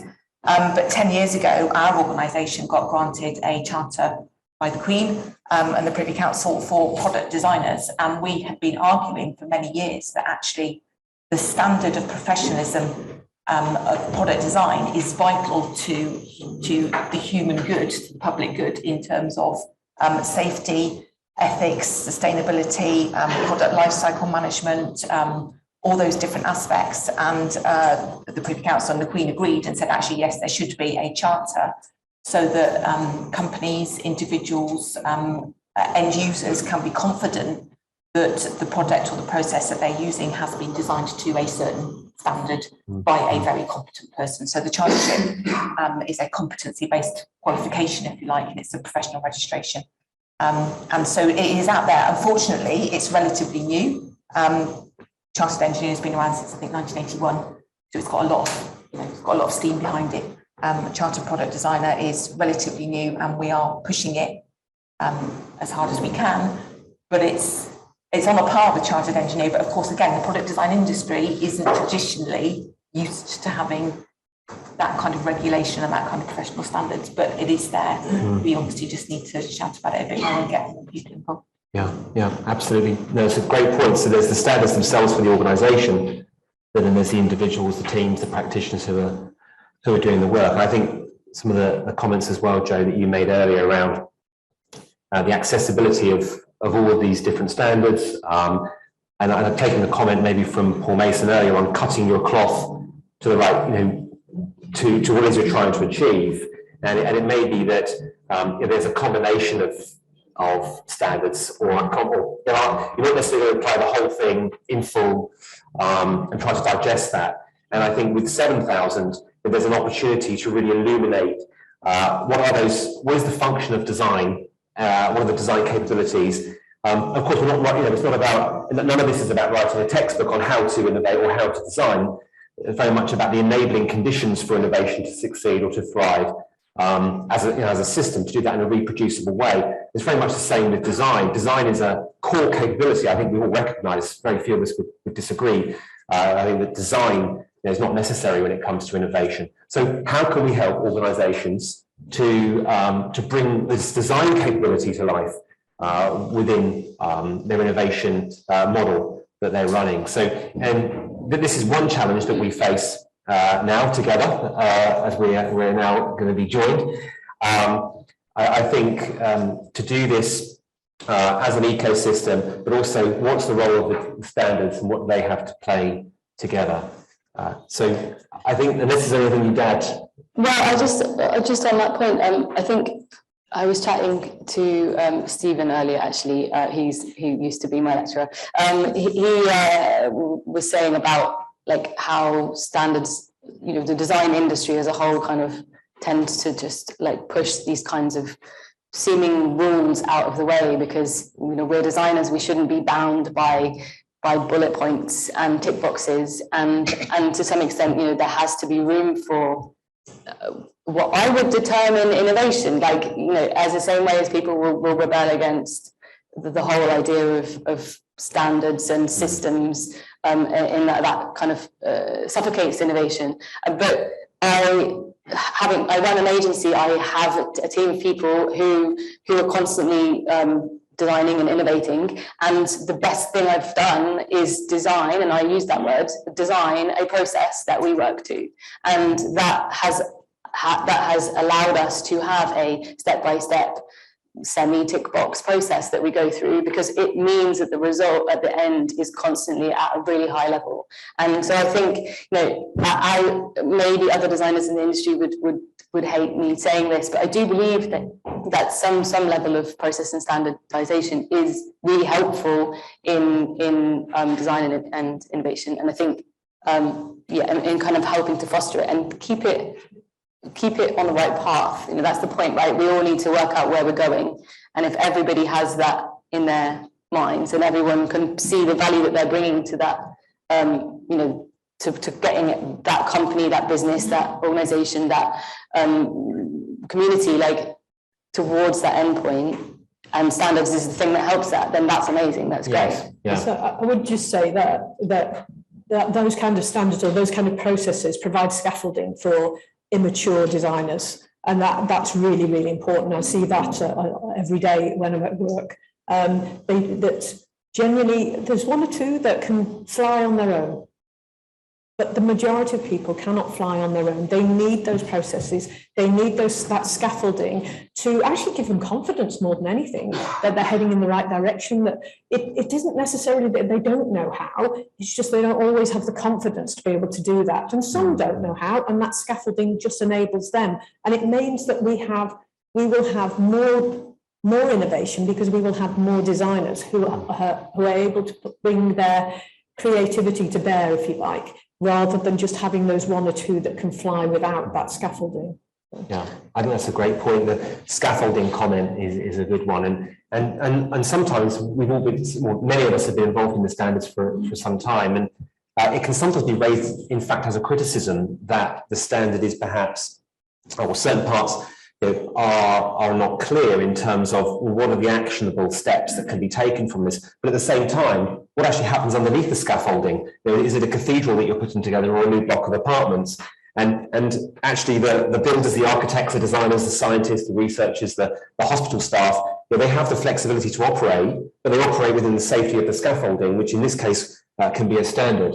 And I think what we're offering, and we're perhaps putting the challenge out to you, into your own respective organisations, to your own countries, is as good as we all collectively agree 56,000 in the series is, what is your R&D ecosystem?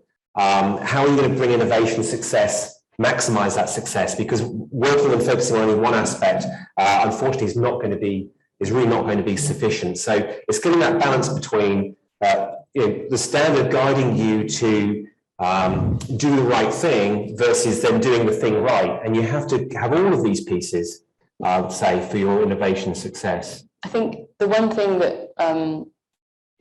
that is going to galvanize every single one of us, every single person in this room, is the biggest issue that we face right now, and that's climate change. And I think if there's one really, really important kind of thing that we need right now, is a standard on how to deal with that, how to actually innovate with a really clear focus on bringing down our carbon emissions, on focusing towards more sustainable future. And sustainability obviously always means sustainable in terms of the planet, but also more sustainable in terms of our businesses. So if you're talking about intersections and you're bringing people together, there is nothing more galvanizing than this kind of critical issue. So yeah, I think if there's a place for standards, then let that be it. Super. Okay, well, at that point, we'll draw that to a close. I know we're between you and lunch, so thank you for your attention and your interest. If anybody would like to follow up with any one of us, then that's why we're here today. That would be a pleasure. Yes.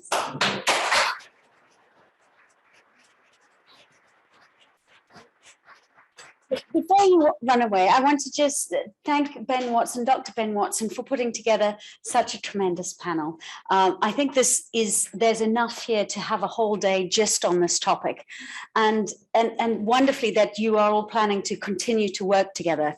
And the most important thing here to take away is that we create innovation management standards and processes just as we would innovation itself. And that means co-creation, that means collaboration, that means diversity of opinions and views. And so it's wonderful to hear what Joe is saying.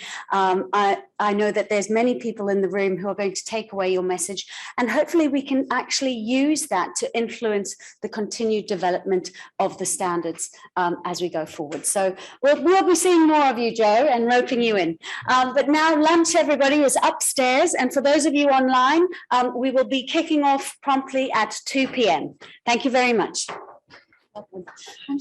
It is my pleasure to now introduce to you Christopher Lurch, who will be presenting today on his research findings, specifically looking at the effectiveness of innovation management systems. Do they in fact work? It's a good question to ask.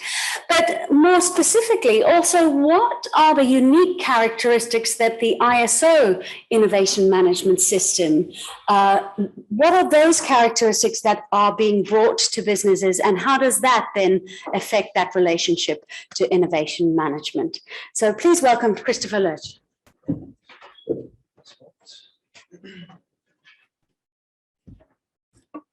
Hi everyone, thank you very much for inviting me to the stage. I am grateful to be able to speak to you. Usually this is, my audience is usually more research based, so it's quite interesting for me also to get the possibility to speak to a lot of practitioners and people from standard organizations and other areas than research.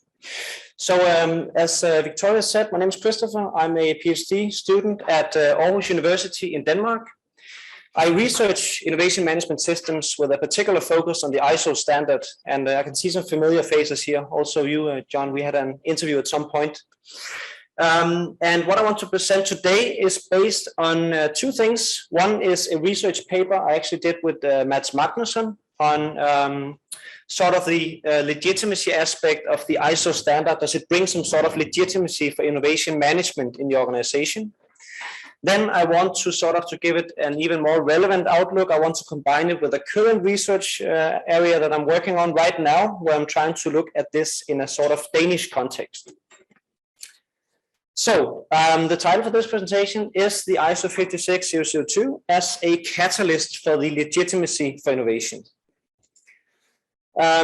This is sort of a way to present a research paper, so without being too heavy on that format, I still think it's quite important here because in research we cannot really say anything without being certain about it. That's why I want to touch a little bit upon how do we actually go about developing this research, what research questions did we use to examine it, and what theory did we use to support our findings. Yeah, and as you can see, I actually had some professional experience working outside an organization before. One of them were the Volkswagen Group in Denmark. And it's quite funny because when I worked there, we always said that we are very innovative. We work with innovative solutions, but there was no really framework for working with it. And that's why I wanted to see if there was some more systematic approach you could take to work with innovation. And that led me to working with the ISO 5600 standard. I think this slide might be a bit over the top at this setting here. I think the fourth one is what I would focus a bit more on because you all already know the walnut model, as John Rains told you about, which is the ISO 5600 model that I'm going to show. But the fourth point here is very interesting because that's what I want to talk about today. Do we see that innovation is not just, you could say, play, but does it get more sort of serious play when you have a standard connected to it? That's what I want to try to connect it to. So the study I want to talk about looked at these two questions. So I went to Stockholm for 2 months this year, and I sort of set up camp at two organizations. One was actually the Karolinska University Hospital that you already are familiar with, the one that Åsa told you about. So I tried to set up camp there for 2 months because they are implementing the ISO standard. And I wanted to see, okay, do we see any measurable effects at this point? Can we see an effect when we implement this system? That was the first organization. Then I tried to take a total other organization into my perspective, which is called Sweco, which is a big Swedish engineering consultancy firm.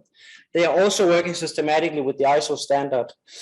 And I came up there with the outlook that I wanted to see, okay, we have these two big professional organizations. Do we actually see an effect in terms of improved profits coming from innovation, improved products or services being developed through the system? But quite soon I could see that we cannot really say with a certainty that what they develop is a direct result of the standard itself. So I took this perspective instead, looking at one, when we implement this system, do we see an increase in the legitimacy of innovation? Do we see that it is taking more serious in the organization? An example that I heard up there was that before having the ISO standard, everyone just thought we can do innovation. Everyone had the idea that we know everything about innovation at this point because we are an innovative company.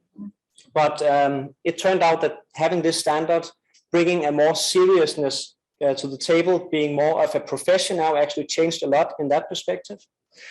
And then the second research question, when we have this increase in the legitimacy for innovation in these two organizations, do we see some actual changes in the practices out there? Do we see that people behave in another way when we have a certain standard to rely on?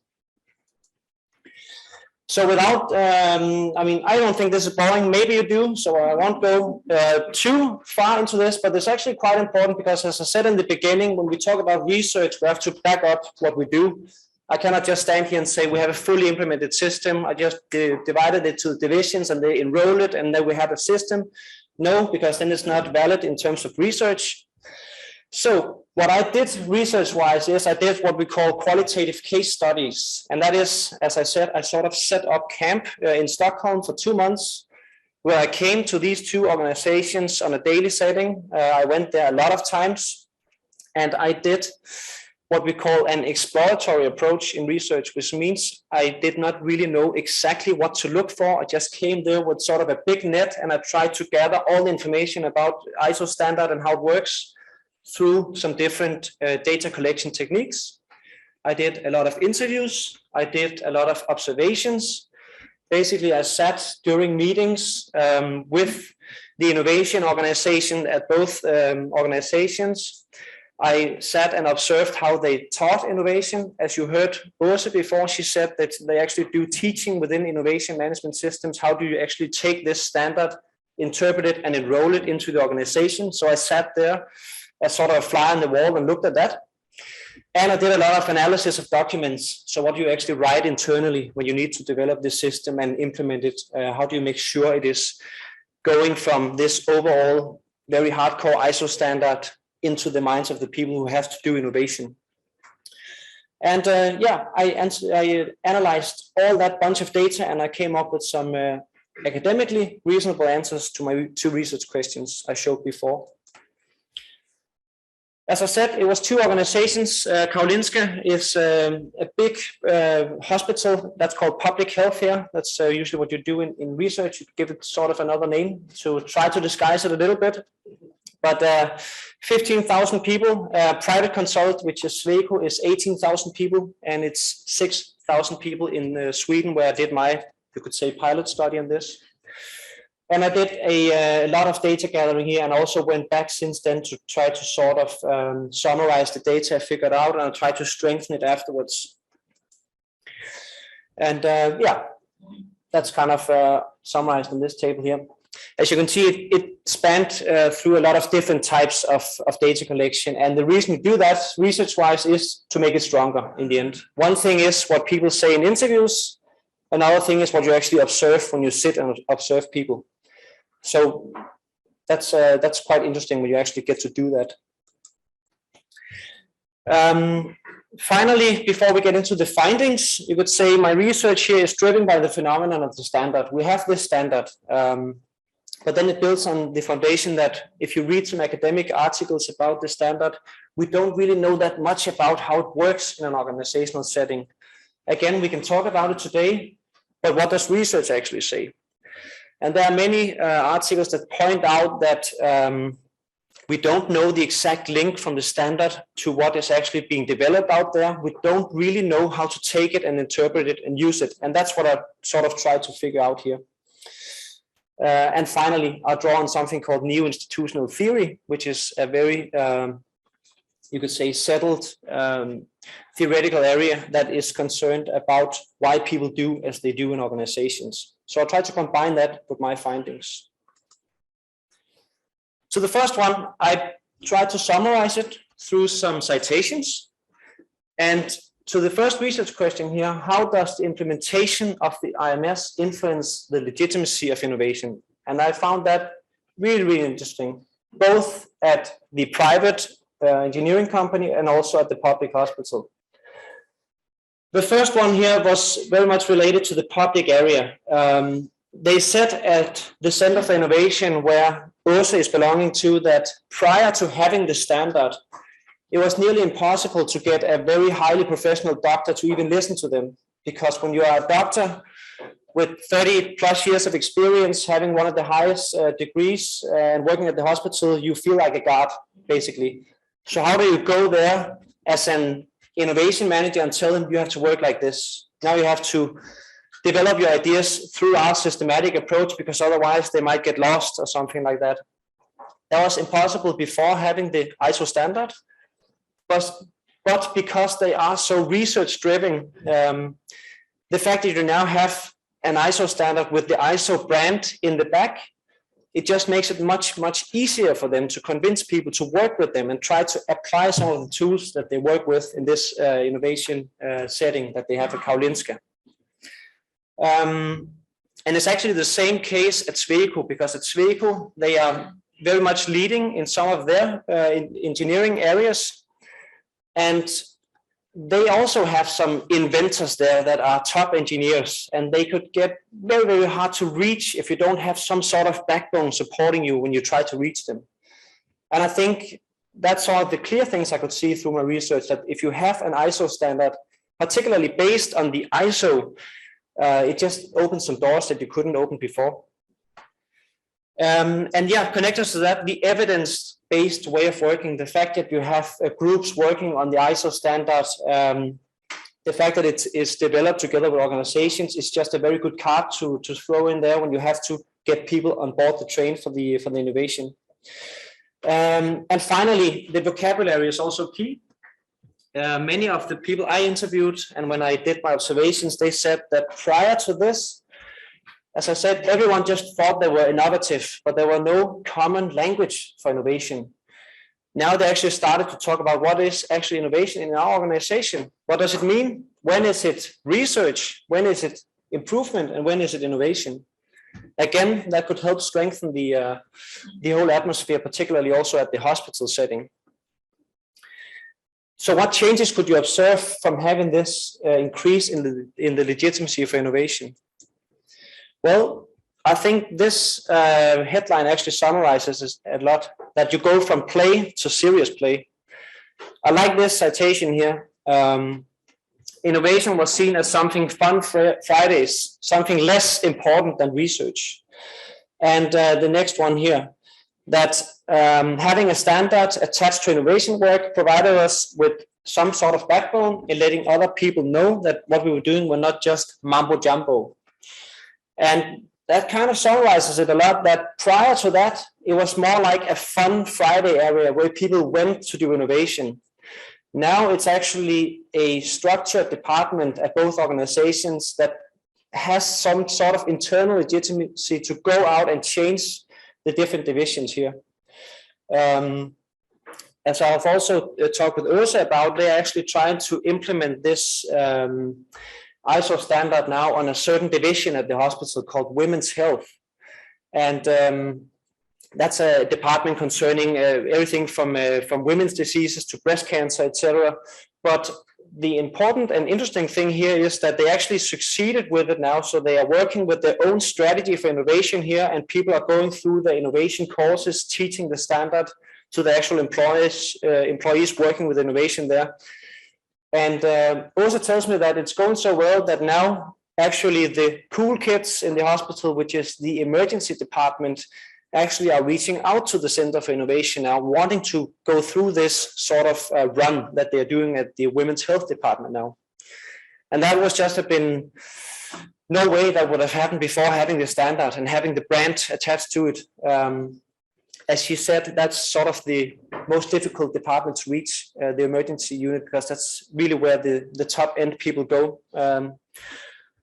So I think we have two settings here. That's just very interesting to see how it has worked. And to add to this, right now I'm actually working with a Danish hospital that wants to learn from Karolinska, because they already can see what they are doing and Karolinska is working. So they want to take those findings and use it in a Danish setting, and then we're going to go to Karolinska next year to try to sort of end the circle here. So they're actually trying to work with those findings to see if they can get the same result as Karolinska. So they really have something going on up there. Yeah, and I would say that's basically it for me at this point. If anyone has some really interesting cases, please let me know, because as of now, I have the Swedish hospital, I have an engineering firm, and I have a Danish hospital. But the more cases we can find in relation to this, for me, the more interesting to sort of back up the PhD also at this area. Thanks a lot for listening to me.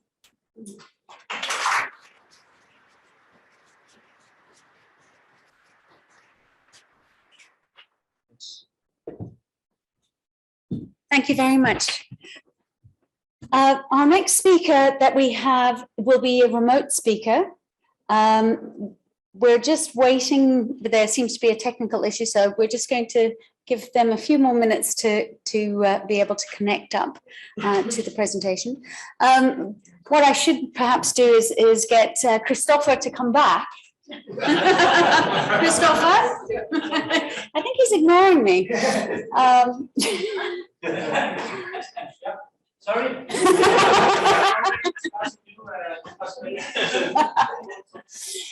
You were asking for some more case studies and that sort of thing at this time, but what are the type of metrics that you would be considering when looking at the effectiveness of these innovation management systems at such an early stage? Because this is part of our challenge.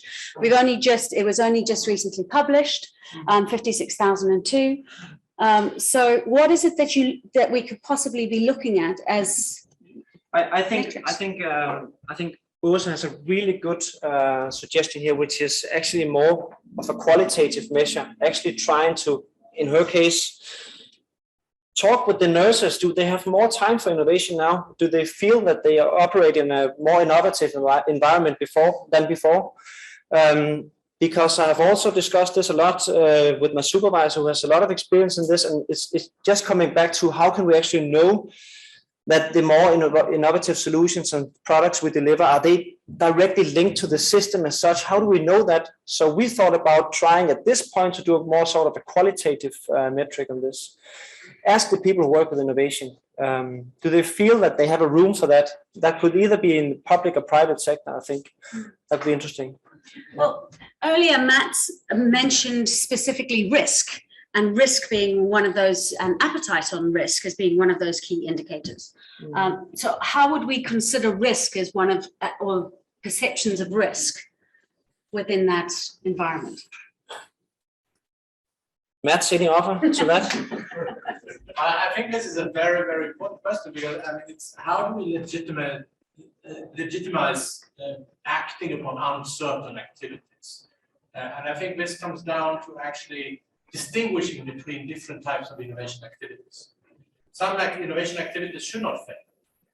If we're looking at small improvements or updates of things, which of course we can discuss, is a matter of definition here.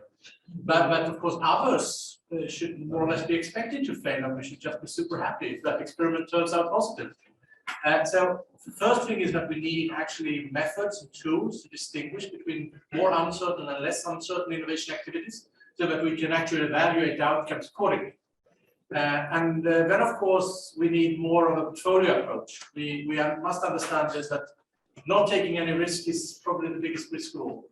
But of course this varies, because the economic environment in different businesses looks different. If we're a steel mill, we don't have the same opportunities and costs for actually acting upon those opportunities as an internet company.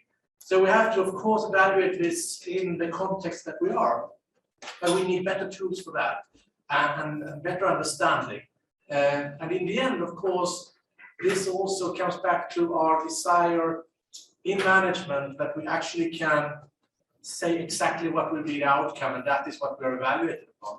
We need to evaluate upon the execution of activities sometimes, and that, sorry, we didn't get the outcome that we wished for, but it's not to blame the people. It was actually, the opportunity wasn't what we thought from the beginning.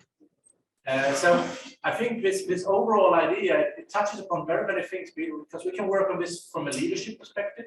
Hirosaki-san didn't mention that, but at Oki, for instance, their CEO, when they launched the specific, their take, the UME program that they have, which is a take of, explicitly it's ISO 56002, but they have their own brush up the layout of it, I would say. The first thing the CEO did was he actually communicated failures he had done related to innovation, to actually make sure that this is okay. You can become the CEO although you have failed in innovation. So leadership can be one thing. And then from what I've heard here from a lot of colleagues is measurement. But this is so tricky because unfortunately management, performance measurement and management systems have not really incorporated innovation and uncertain activities. And I think we need to do much more there. I'm definitely not against measuring innovation, because if we don't measure innovation, we will not care about it. And rather, we have to take on the challenge to come up with suitable measurement systems. And then it's culture. Unfortunately, in many large organizations, and in Sweden, we don't really like uncertainty. If you fail, you're kind of doomed. In other cultures, well, you learn something. So probably that was good. I mean, just thinking about the venture capital industry in the US and how they evaluate experiences that they've had compared to a Swedish context, there are two completely different things. In the US, it will most likely be seen as a plus that you have tried before and failed. In Sweden, you won't get money the second time. So really, there are many, many different dimensions to handle this. But in the end, it's really how can we create legitimacy for taking on uncertain things, and that varies in different contexts. We cannot just say we should work like a venture capitalist, because it doesn't work in corporation. We have to think about several different dimensions. But that's a good thing. I think they're all included in the ISO 56000. Wonderful, well done, and perfectly on time for us. Thank you very much, so much, Mads and Christopher. But clearly, it is a complex issue and complex modelling required. So I think we've got quite some time before we're going to be able to get that right. But hopefully, when we get to have you all again, come maybe in about 5 years' time, we'll have a better answer. But I'm very glad to now hand over to Richard Duncombe, who's joining us from Oregon State University, who is going to tell us a little bit about his experience of implementing an innovation management system. However, this was prior to 56002. So there are other systems out there. There are other approaches, and he's going to be talking about the Impact Studio and what they've achieved over this time. Over to you, Richard, if you can hear me.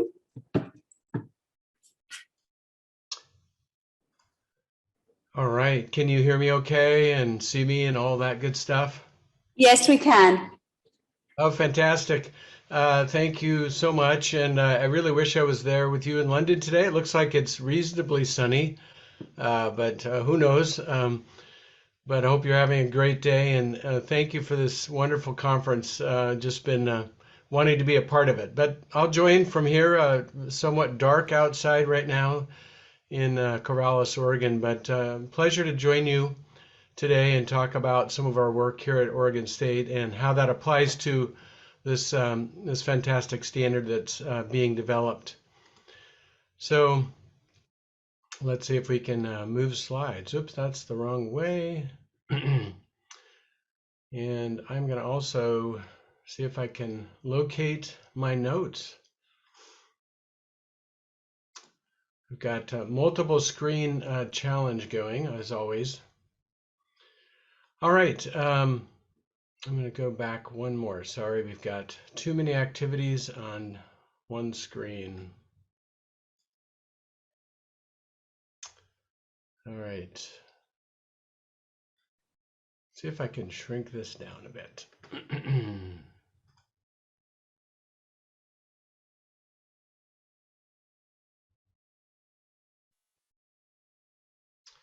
All right, I think I'm going to use the arrows.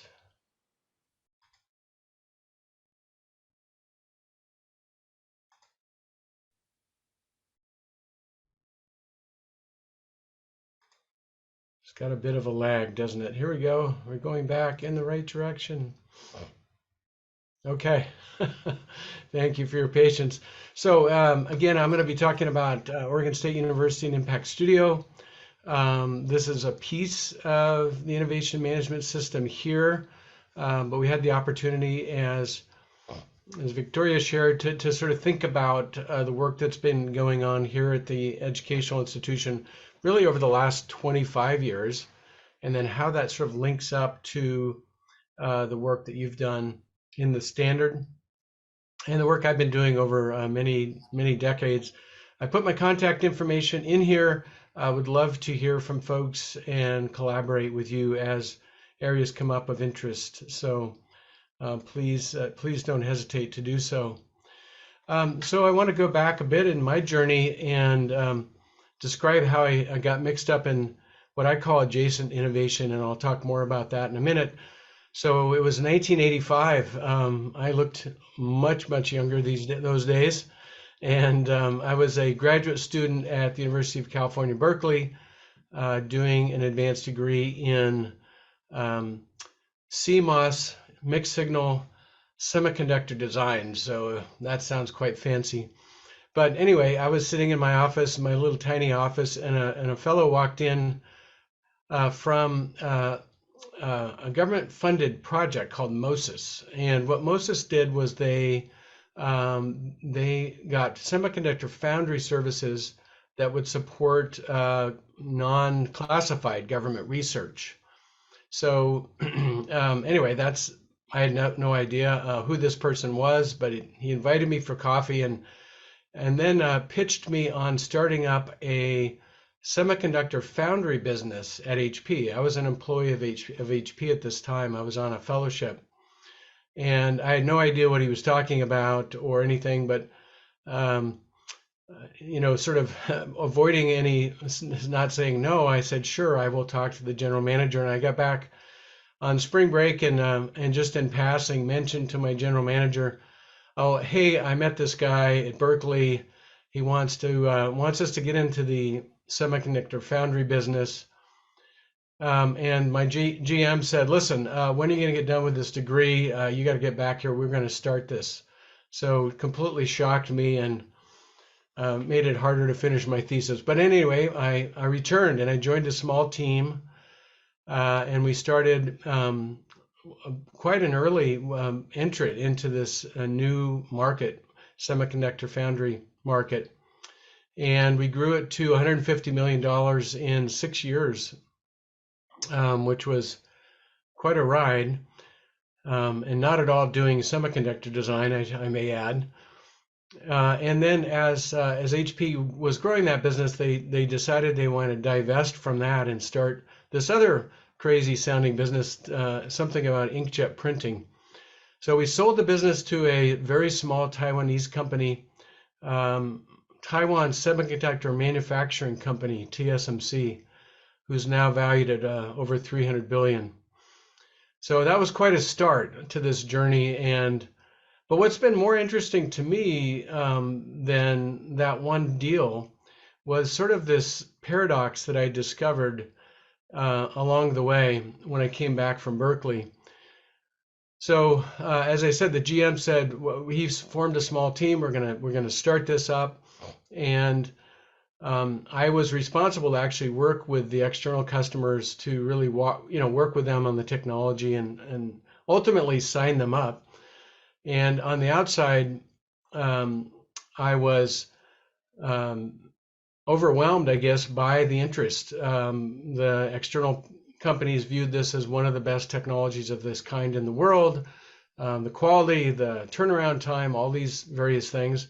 They were more than happy to pay 3 times more than what our internal customers would pay. Meanwhile, inside of the organization, I think the GM and I were the only two people that thought this was a good idea.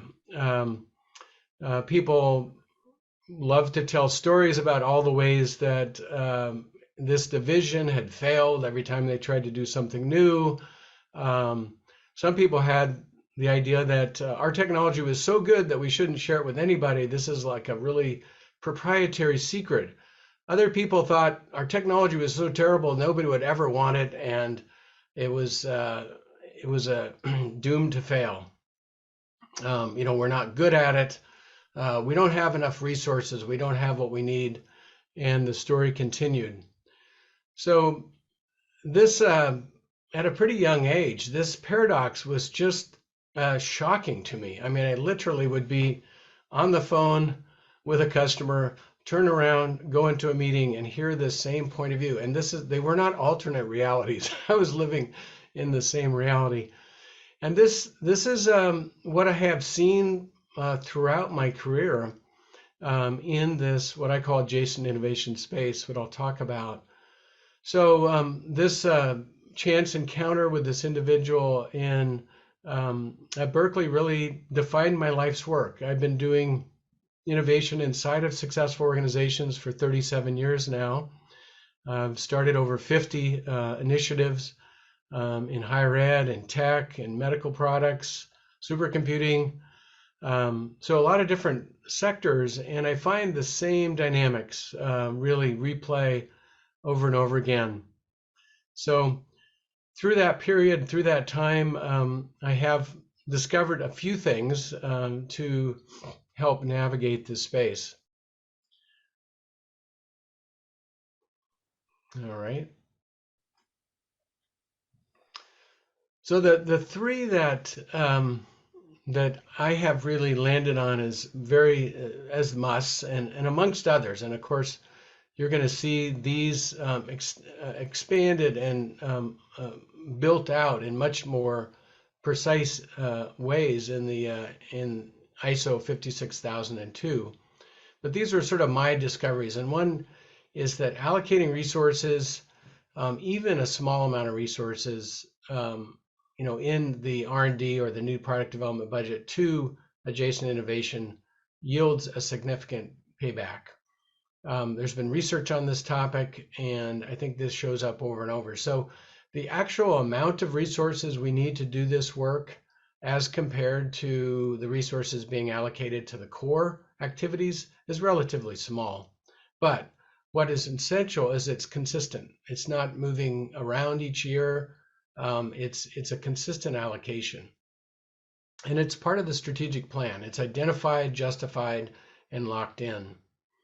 The second thing is that one-off new initiatives, one-off new businesses don't stand the test of time. You might get lucky and your first one is a big win, as in my case, or not, but it doesn't really matter because over time, we're looking for sustainability, and over time, any opportunity will go through a lot of growth and disruption and uncertainty. So a portfolio is really the name of the game from my perspective. I'll talk more about the aspects of a portfolio. It's quite different than what how a venture capitalist views a portfolio, how they measure the portfolio, how they think about it. But still, it's a portfolio and it behaves as a portfolio. And this is critical. It's extremely hard to build. I would say, the effort to get one project off the ground on a scale of 10 is an effort of 2. The effort to get a portfolio off the ground is I would say, an effort of 6. To get a sustainable, long-term adjacent innovation function, successful organization is it's a 10 on the scale of 10. So that kind of gives you an idea of sort of the importance and the difficulty of these pieces. And of course, many ideas and few selected. If, again, in the venture capital world, ideas come to them for funding, but it takes a lot more inside of a successful organization where people are very busy working on other activities that have value, that are highly esteemed, And so how do you actually cultivate and grow the organization's ability to create ideas is another key element. So Impact Studio's mission is was formed about 5 years ago, and our mission is to accelerate bold initiatives that advance the university's strategic goals and financial strength.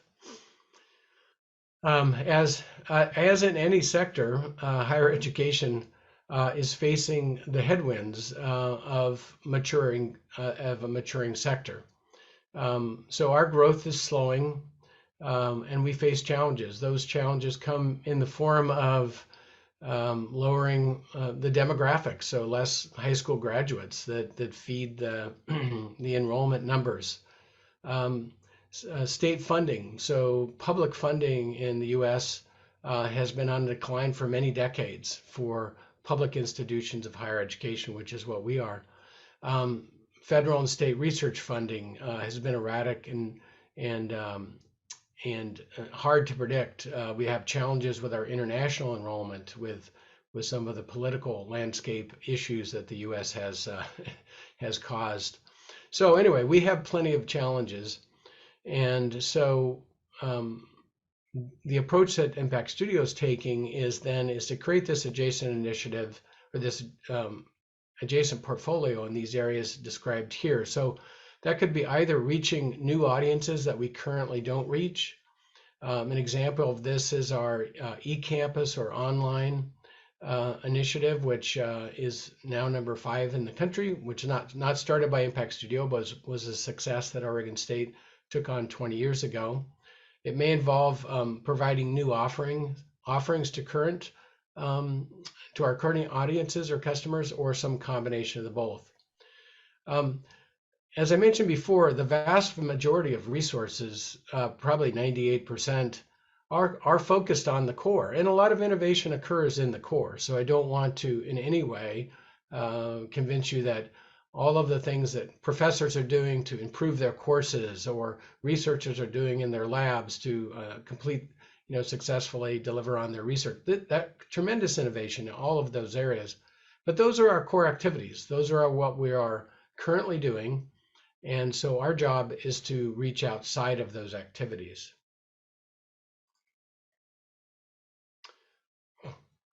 So I wanted to talk a little bit about the process that we use and just sort of how this flows. It'll be quite familiar to many of you. But partly the reason I wanted to share this is actually to connect in with the previous talk about legitimacy. So when I first met the staff, now I've been doing this work for 30 plus years, when I first met the leadership team at Oregon State University. And it felt like the first day when I started the semiconductor foundry business 32 years earlier. People don't understand our work, and they really are legitimately concerned about whether this is real, whether there's something behind it. Is this sort of a person with their hair on fire that is not very practical or grounded, and so forth. So I use process, methodology, and language as sort of my primary tool to establish credibility or legitimacy. And I think in the innovation world, and I've coached innovators for many years, is when you say things like you just don't get it to established leaders who are all operationally very, very strong, then you're really doing us a disservice. We should be using even more disciplined language, even more sort of process thinking, system thinking, so that people really have to step back and say, wait a minute, this isn't just a flight by night sort of thing. These folks have really thought through how they approach it. So our process really starts with, getting ideas from everywhere, as I mentioned earlier. And we use an advisory committee. I think in higher education, this is really important. An independent advisory committee that evaluates these ideas. It's called the Impact Studio Advisory Committee. So step one is I nurture the ideas from across the university or through external partners. And then those are vetted and reviewed by our advisory committee. They enter the process to develop a an investment grade proposal. And I won't go through the details, but we do a lot of divergent and convergent design work. We do a lot of human-centered design, tremendous amount of diligence. We, obviously do some early prototyping, proof of concept, and so forth. But over at about a 20-week period, we bring forward an investment grade proposal, and I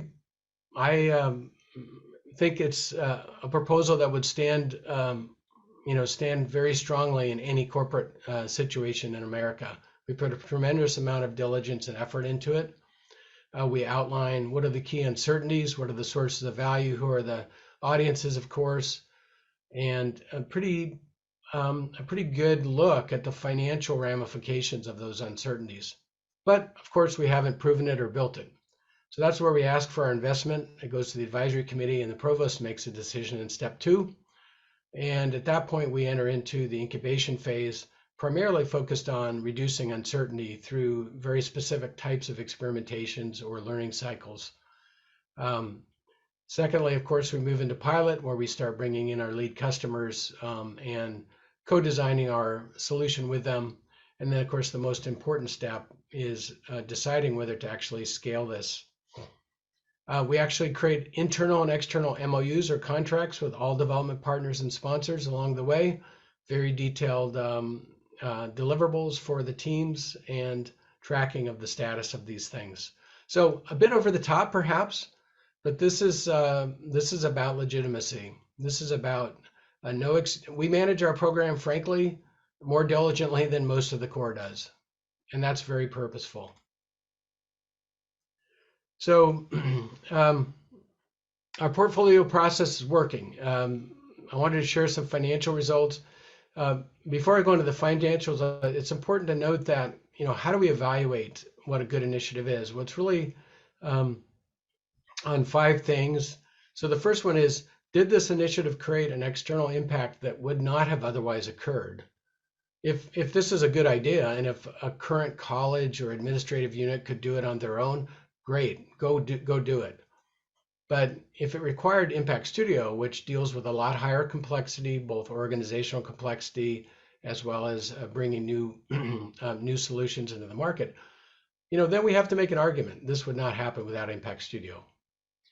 Secondly, we look at, will this initiative create sustained culture change within the organization? Will something happen differently because will something in the organization change as we develop this and we're successful with it? Does this increase our teaching mission, our primary mission? Does it improve the capacity that we have for future innovation? And of course, does it generate net revenue? So net revenue is literally, it would be viewed as contribution margin in non-university language. So net revenues less net expenses. And the graph on the left shows the current annual net revenue being generated by the portfolio. The acronyms along the top and the colors are all different initiatives. And the good news is that we broke even as a portfolio in about 3 years, and that includes all of the costs in Impact Studio itself, which is the function, the innovation hub function that I lead. And you can see as some of these initiatives grow into scale up, we'll start generating a pretty significant amount of net revenue relative to the university's size. The other thing we looked at is the net revenue present value. So what is the projection of this portfolio over time in over a 10-year period in its present value? And we've now crossed over the $200 million value point. More important than that, though, is we really look at the predictability. So the real goal financially is that the portfolio financials behave as if they were a core program. So we know that any one of these initiatives has high uncertainty bars and will for some time. After 4 or 5 years after scale up, they start to look like a core program. But as a portfolio, if we look at the total, if you will, the total performance of the portfolio, the university can start to expect that performance and start to plan on it, and that really creates an institutional stability for this portfolio.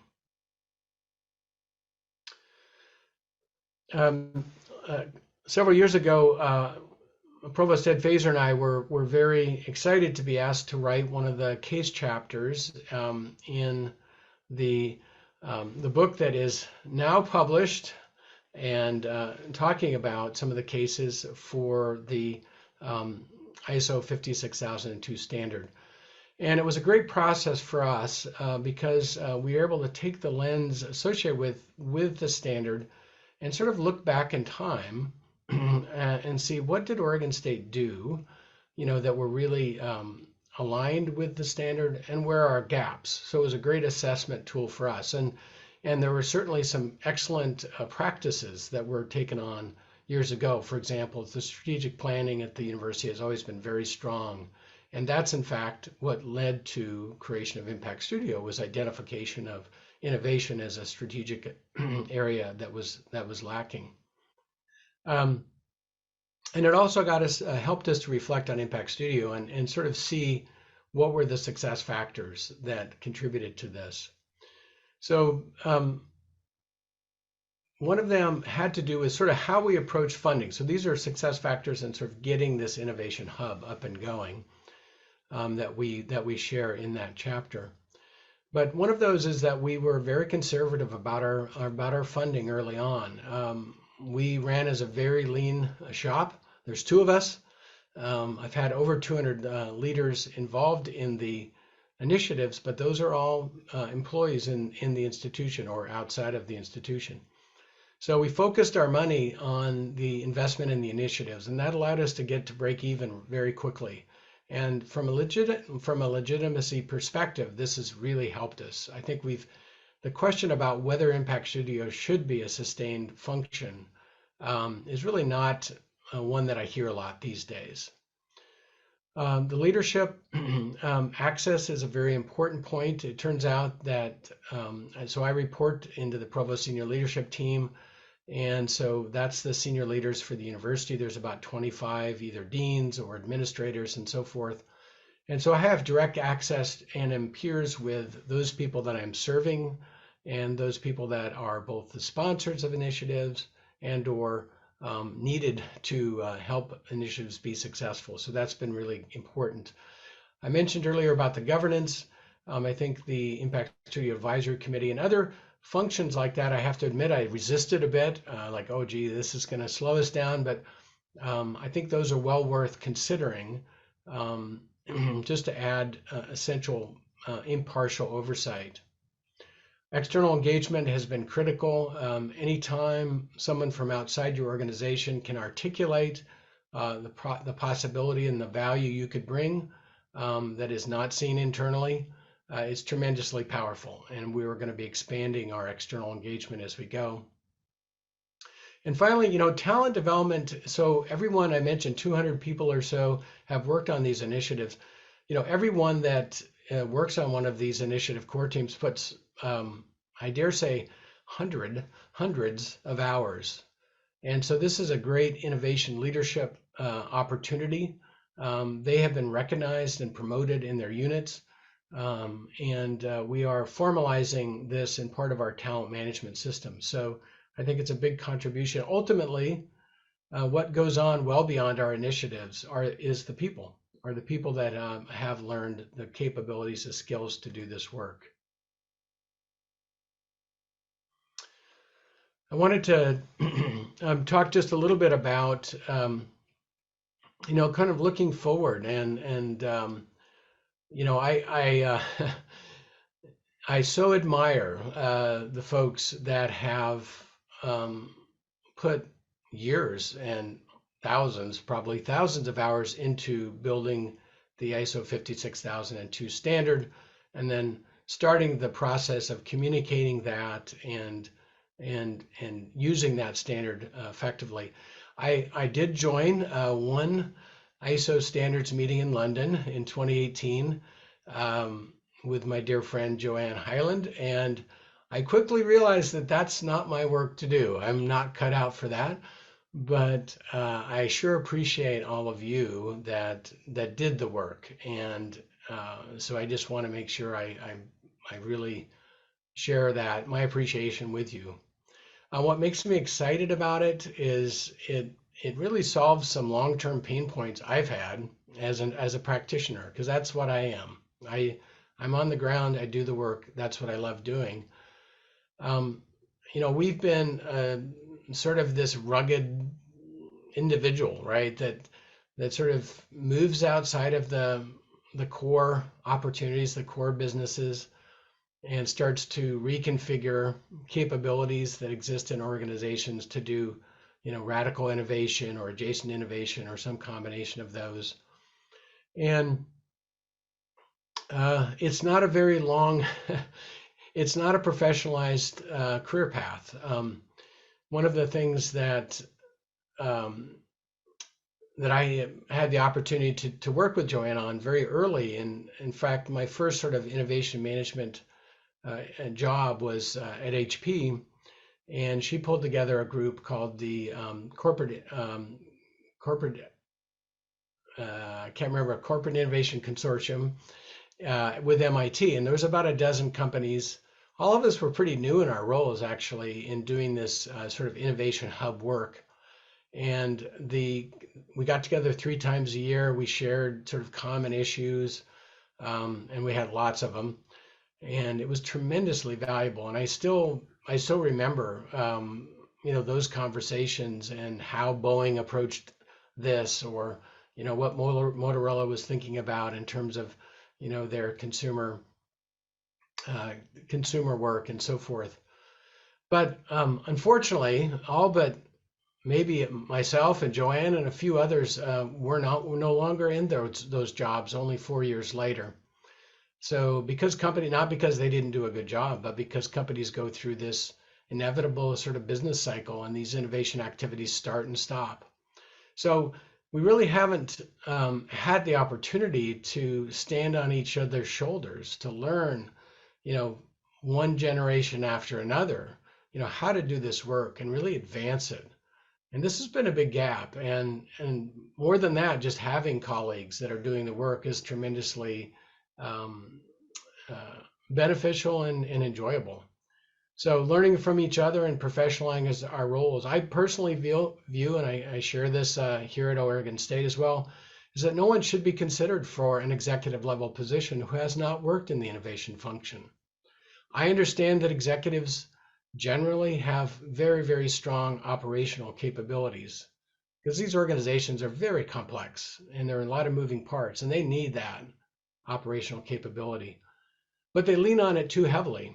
And so understanding, you know, what it looks like up in the front end, where we surround ourselves with uncertainty, is very helpful for them, because they will face that in their jobs as well. Ultimately, though, it's about accelerating impact. And, you know, I think the standard will allow us to do that. Taking 5-10 years to establish an innovation function so that we can create impact is just too long. We live in a world where impact needs to accelerate, and we're the ones we've been waiting for in that domain. You know, the folks at this conference are the ones that have the capability, have the desire, have the passion to move us forward. So in closing, I just want to thank all of you for allowing me to share today. And, you know, and for those of you that are practitioners, you know, I'm with you in every way possible. It's beautiful work.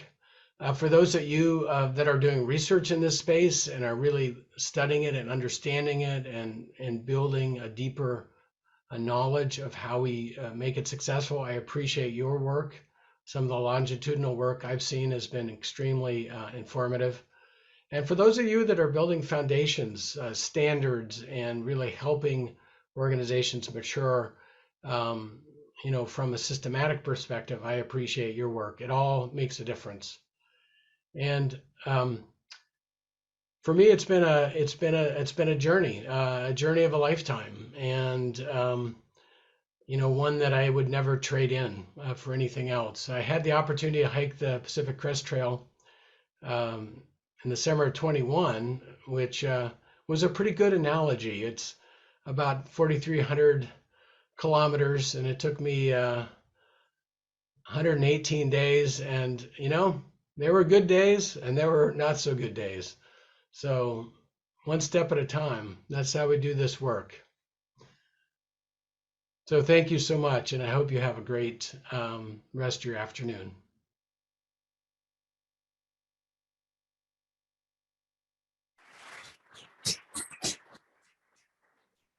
And I hope that everybody is learning something today as we come together from all of the talks, and particularly from yours, Rich. It was lovely to see that return on investment. And to demonstrate it within an academic sphere. We've seen how this relates on the national scale. We've seen how it relates to innovation agencies and their activities.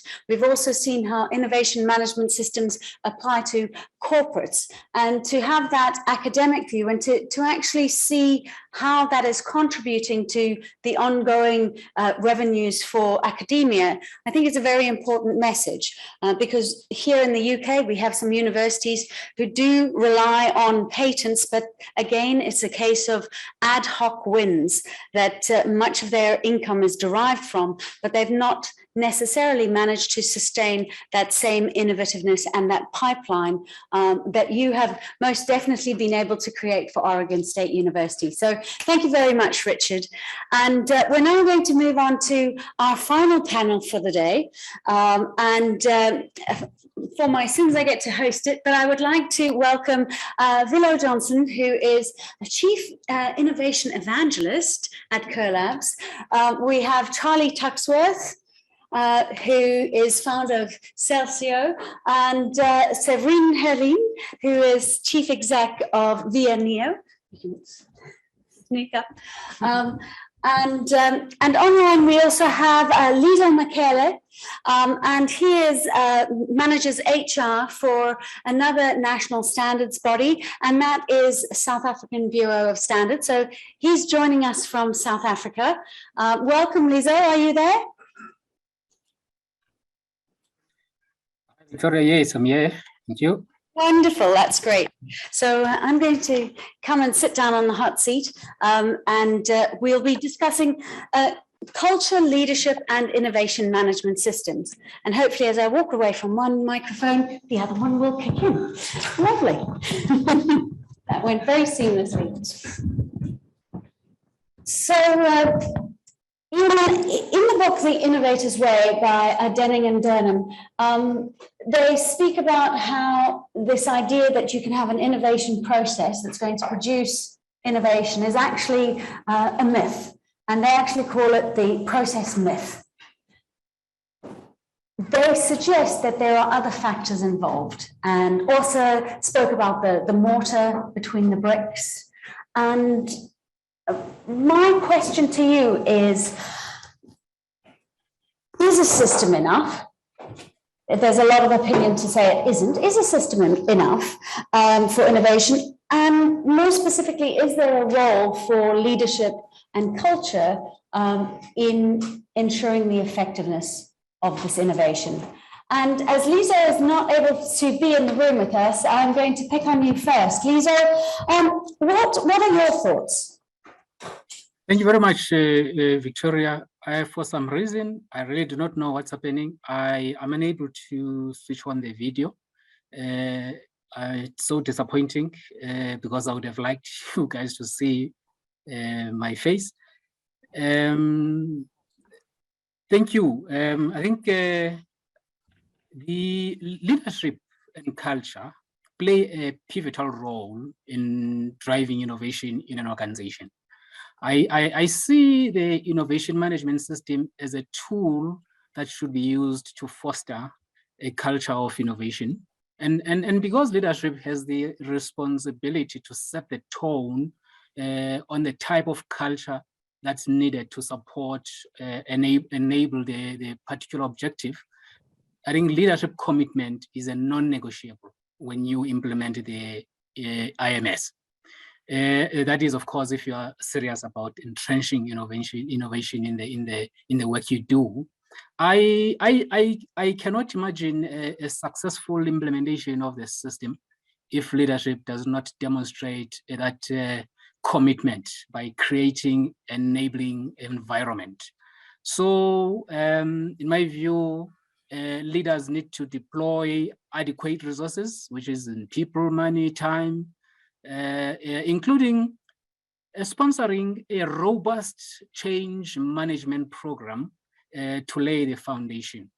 So there are, of course, maybe typical change management aspects that leadership need to pay attention to.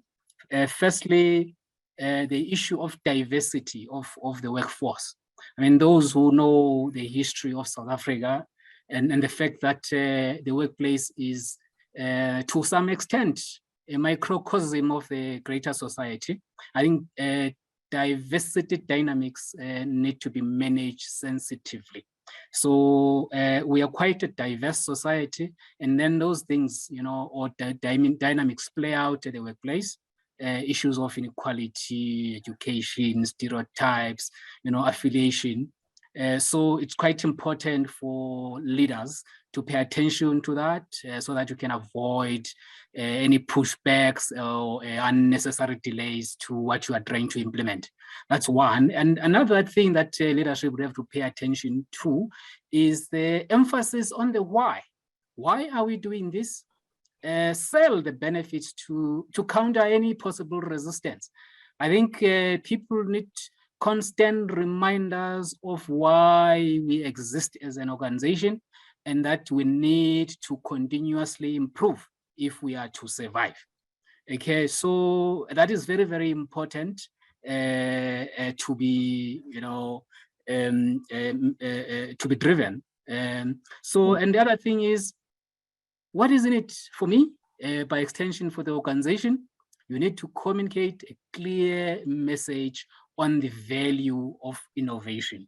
Okay, so and the other thing is the structure within which the innovation management system will be rolled out. Who does what, when, and how?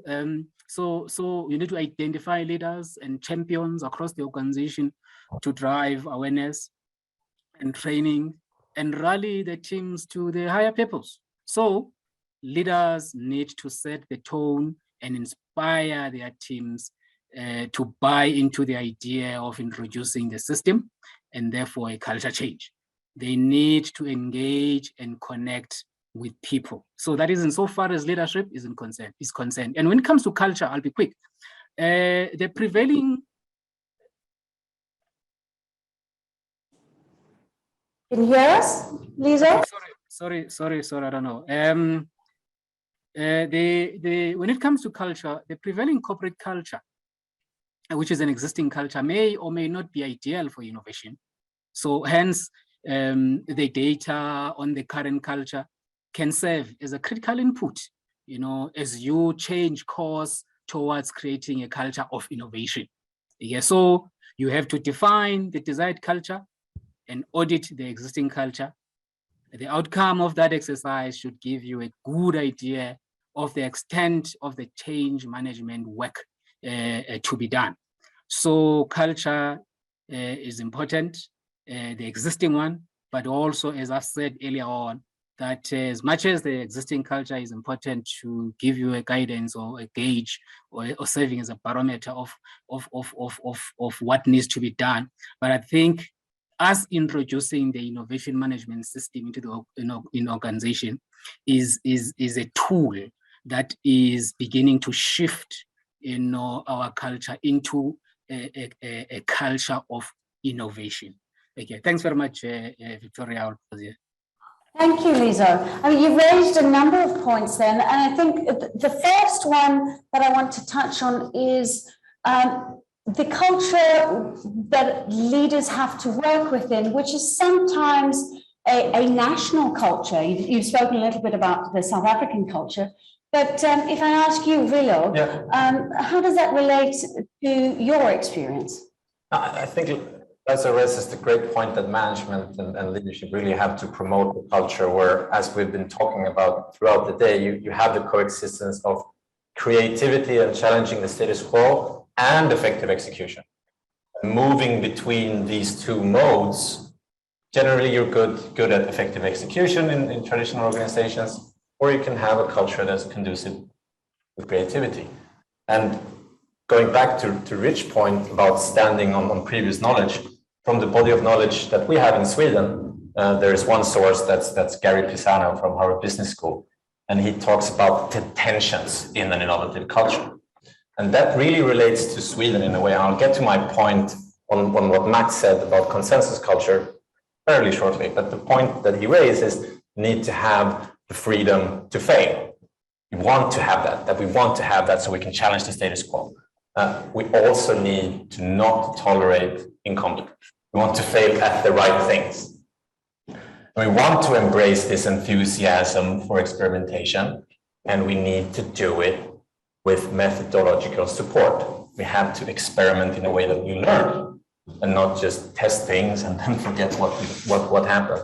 And we want to collaborate because, as also said, it's a team sport.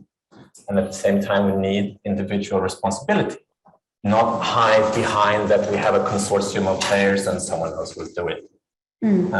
And we need to have the freedom to express ourselves, to challenge the status quo. And we also need to be able to take criticism. To Max's earlier point in Sweden, we don't want to devolve into personal conflicts because that really stifles it. So we want to be able to take these expressions and work a way to get the consensus so that we can have a flat organization where everyone can contribute equally according to their capabilities and also allow for strong leadership to guide us through where we need to be putting innovation in the agenda, selecting the right ideas. And the point I wanted to make about consensus culture is if you look at decision-making theory, for example, the Broom-Jetting model, you will see that when you do decision-making with consensus, you have a really strong buy-in from everyone who is involved in the consensus to execute on that which you decide. So for certain aspects, consensus culture is really strong. And I think that's one of the reasons that Sweden is so innovative, is because when we do get around to deciding what we're supposed to do, everyone is on board. But that might apply in a Swedish sense. But in the panel, we have Severine, who's representing France, and Charlie, who's representing Ireland. We're asking a lot from leaders. It sounds like we've heard this really long, we had shopping lists earlier, but really long shopping lists, a lot of expectation put on them. Can we actually expect that from leadership? Thank you. Let me give you an example, actually, because this morning I had a call from a French innovative leader in a large company. And because we are on the way so that they can deploy solution to foster some entrepreneurial programs. And I'm not going to go into details of the program, but what struck me when I had this person on the phone is the lack of confidence of this person. He was going to really go ahead with a decision, was using some new tools and so on, and he was afraid. And yes, I need some time, and I think this is actually the role of the leadership, the top leadership, to give him or anyone confidence. But also, I guess the standardization is also a good way to show that there are cornerstones, that you can really rely on it and be confident that it will help the organization to go ahead. So that's what I'm going to tell him, because I let him be quiet and rest on this bad situation that he has right now. But tomorrow I will tell him that we have to go through ISO standardization to understand, to help him actually. It's nice to see that mentorship is also part of the requirement of leadership. What do you think, Tony? I think as innovation leaders, as policymakers, as standards writers, we've got a responsibility to stop telling people that it's difficult. At the moment, if the message goes out, innovation is a really tricky thing. You need your cape and your magic incantations to be able to do it. It's nonsense. Riding a bike is difficult. Swimming is difficult until you know how to do it. And then it becomes second nature. So what the standards need is the point that Joe, I think, just left the room, Joe made earlier. We've got to simplify the message. We've got to make it approachable to everybody and anybody, and give a set of skills, a set of competency where people can say, I can do that. It's got to be approachable and achievable by everybody. And that's what I think leaders need to focus on, is demystifying it and making it accessible. So there's quite a lot that we're asking leaders to invest in. But what does the result, those outcomes actually look like? I mean, we talk about innovation culture, but what does that actually mean, and what would we see if we were to open the door and look inside? I guess, from my point of view, that innovation culture means a mix of vision and mindset. It is both. We need the mindset of any business focused on value creation, like regular business, but we need also the mindset of the innovator who is exploratory, an exploratory mindset, and also who is at ease in uncertainty. And the whole problem of this culture is that both sides just share the same vision and the same actions. And that's where, again, I guess, ISO comes up to help understand each other and really share this vision and this capacity of acting really concretely and objectively, really, but by understanding each other, really. So what you're saying is that there are two different schools here that kind of exist. Are they different sets of competencies and different sets of behaviors, or are they one and the same? I think it's one and the same. It's just different levels of competency and relevance for the role that somebody happens to be in.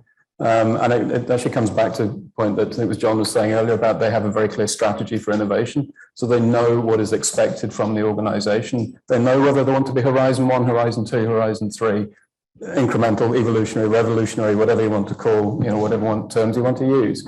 If there's a clear definition of what innovation means to the organization, and there's a set of guidelines, a set of ideation techniques that are in your toolkit, then everybody can buy in, everybody can see what's expected from them. And it's back to, again, simplification and making very clearly communicating what is expected from the organization and from the people who want to get involved in it. The issue, though, that Joe Barnard so well and eloquently articulated earlier is that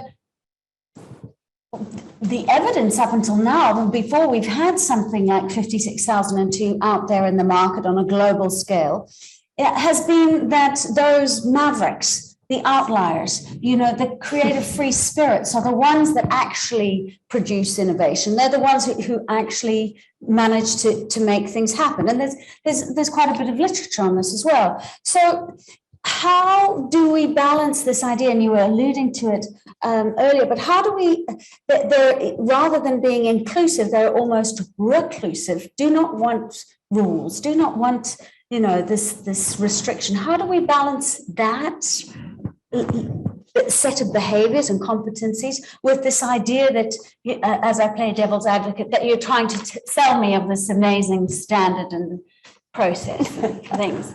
Come on. If you have an organization full of mavericks, you will deliver nothing.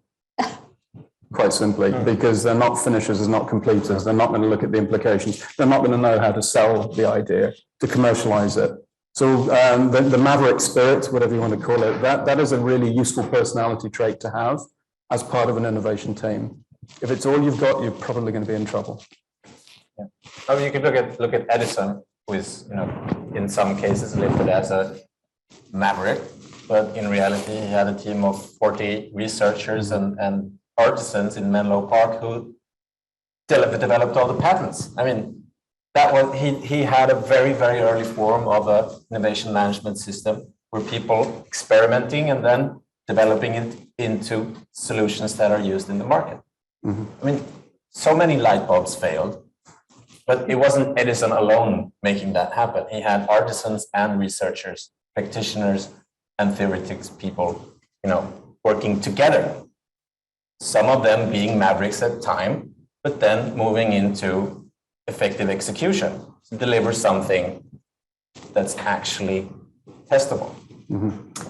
I would add that here comes again the difference between ideation and innovation. And that's exactly what you said about ideation is just up in the air and innovation has to land somewhere and go on and be executed. So we need some maverick, I guess, for the ideation part, but we need some executive leadership managers so that they can really get the innovation to be transformed into viable and sustainable products at the end. And that maverick mindset is probably going to be in the top right quadrant all the time as well. The radical new innovations, new markets, new products. That's not what most organizations that I would work with are looking for.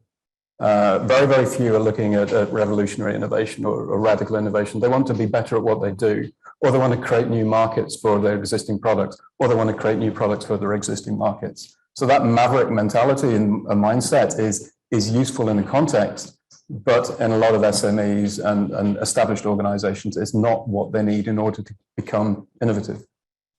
And Lizo, as a practitioner, a human resources practitioner, how do you balance that, that need for that free-spiritedness, perhaps we'll give it that name, versus the more logical, grounded commercial approach? How do you balance that? Thank you very much again. I think what's important for us is what I spoke about earlier on when I was saying it's quite critical that the things that you do, you actually intentional about, that you actually define, because when you want a particular culture for your organization, then you need to be clear of what that culture is and what is it that that culture is supporting, in terms of the strategy that you want to drive. So therefore, you are then in a position to then say these are ideal behaviors for this organization to have if I want to achieve a particular culture, if I want to drive the implementation of this system. So for instance, you can have and regulate it by saying, I would need people who are allowed to speak their mind in the organization, because I believe that's where authenticity and originality will come. And also where mistakes are not condemned, but rather viewed as opportunities to do better. And also where ideas and status quo are challenged. Those are the kinds of behaviors that you need to bring on board and kind of, in a way, regulate it in the organization. So where experimenting is embraced, and also where there's openness to change and there is risk taking. So in my view, I think it's something that you must be deliberate, about. So because if you leave that free-spirited, yes, of course, it's the right thing, but there has to be control. In the environment need to be controlled. Victoria, thanks very much. Excellent. It sounds like there's a suite of competencies, a suite of behaviors that we would ideally be looking to have within an organization, and different levels of those competencies for roles across ideation, across invention, and then the actual innovation management itself might be quite different as a set of competencies. I think around the room we have quite a few ideas about what those competencies are. But if we could go around and if I could hear from each of you what you feel is probably most critical to look for when you're building out your human resource within your innovation management function. What would be your message to the audience about what they should consider? I think most of all, You know, in project management, you consider the whole project, and any element of the project is just at the same, take the same part to achieve the goal. In innovation, you have to build and discover on the way exactly what the goal is. So I guess the human is not one among the other element on an innovation management project. Human is at core, and my advice would be to focus not on the project management itself, but on the project owner himself or herself, really. And that is the person, the personality, and all the vision and also the action that has to be taken into account to achieve and have a successful project at the end. So focus on the project leader and team, on the people themselves, and not of the project as a whole. Right. Philo? I would say dig where you stand. Don't try to dig somewhere else. So figure out where you are and work with your strengths. And you need to get the journey running. So you need to learn by doing. So and to the point, be aware that you will fail and know that there is uncertainty as well in building the innovation management system, because you're going to have assumptions not only on the innovation activities for the specific creation of value, but on what activities are relevant to us, because the standard says you should consider this. And then you will have assumptions on this is relevant or not, and then you will learn by doing. So the important thing is to do and use your strength and then add where you know that you are weak. I would say the key thing really is almost kind of take a step back and set your strategy, set a very clear strategy for innovation that you can build everything into. Organizations no longer of a certain size no longer operate without an HR strategy, a marketing strategy, an IT strategy, but innovation is done as a tactical activity. It doesn't make sense. It needs to be taken seriously. It needs to be in the boardroom. And you do that by having an innovation strategy that supports and feeds into the overall business strategy. If you have that in place, then you can get the resources, then you can get the finance put into training and education and awareness. Excellent. Elisa, as your closing statement, what specifically would you recommend when it comes to the right sets of competencies for our audience to consider for their innovation management? Yeah, I think for me, I think you must just make sure that there is total buy-in across the organization, and that you integrate the system with the whole business.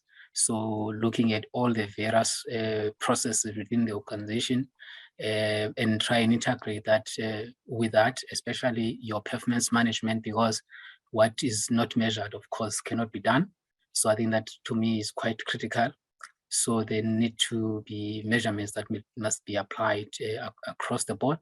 So yeah, and just make sure as well that you bring a capability inside the organization in terms of having coordination, capacity within the organization to avoid starting something like that and then also not being able to sustain it. Thanks very much, Victoria. Thank you, Lisa. So I think there is a way to incorporate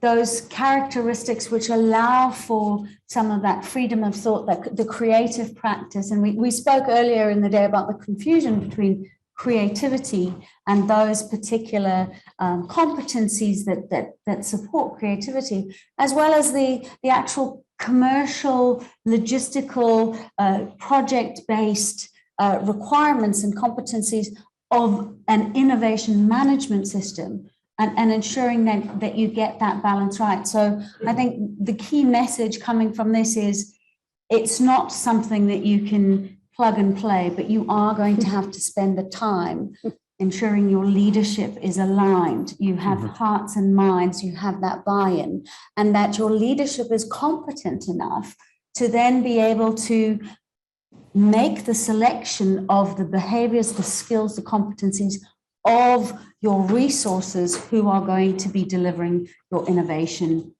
to market. Agreed. Agreed. That's what I was hoping for. Well, thank you so much, Sabrine, Vilo, Charlie, and Lisa for joining me up here. And well done to get us to this point where it's tea time.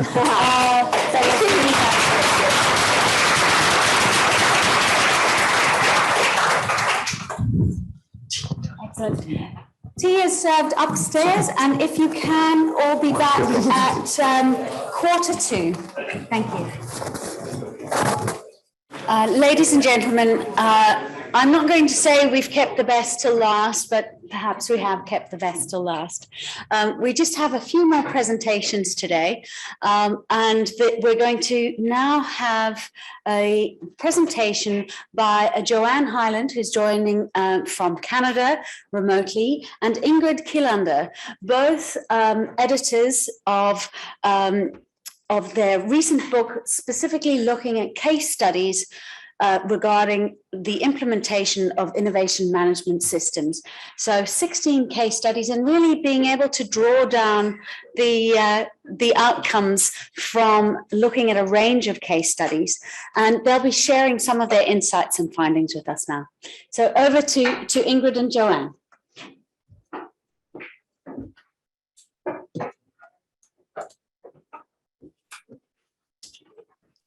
So Ingrid, are we ready to go?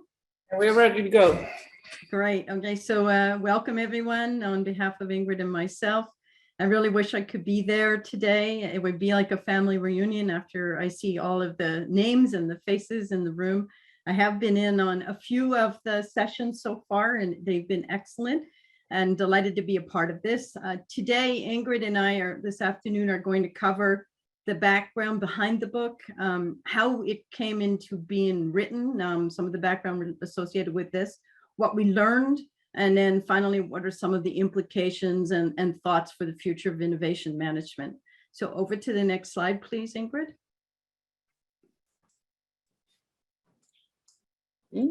Yes, I'm trying.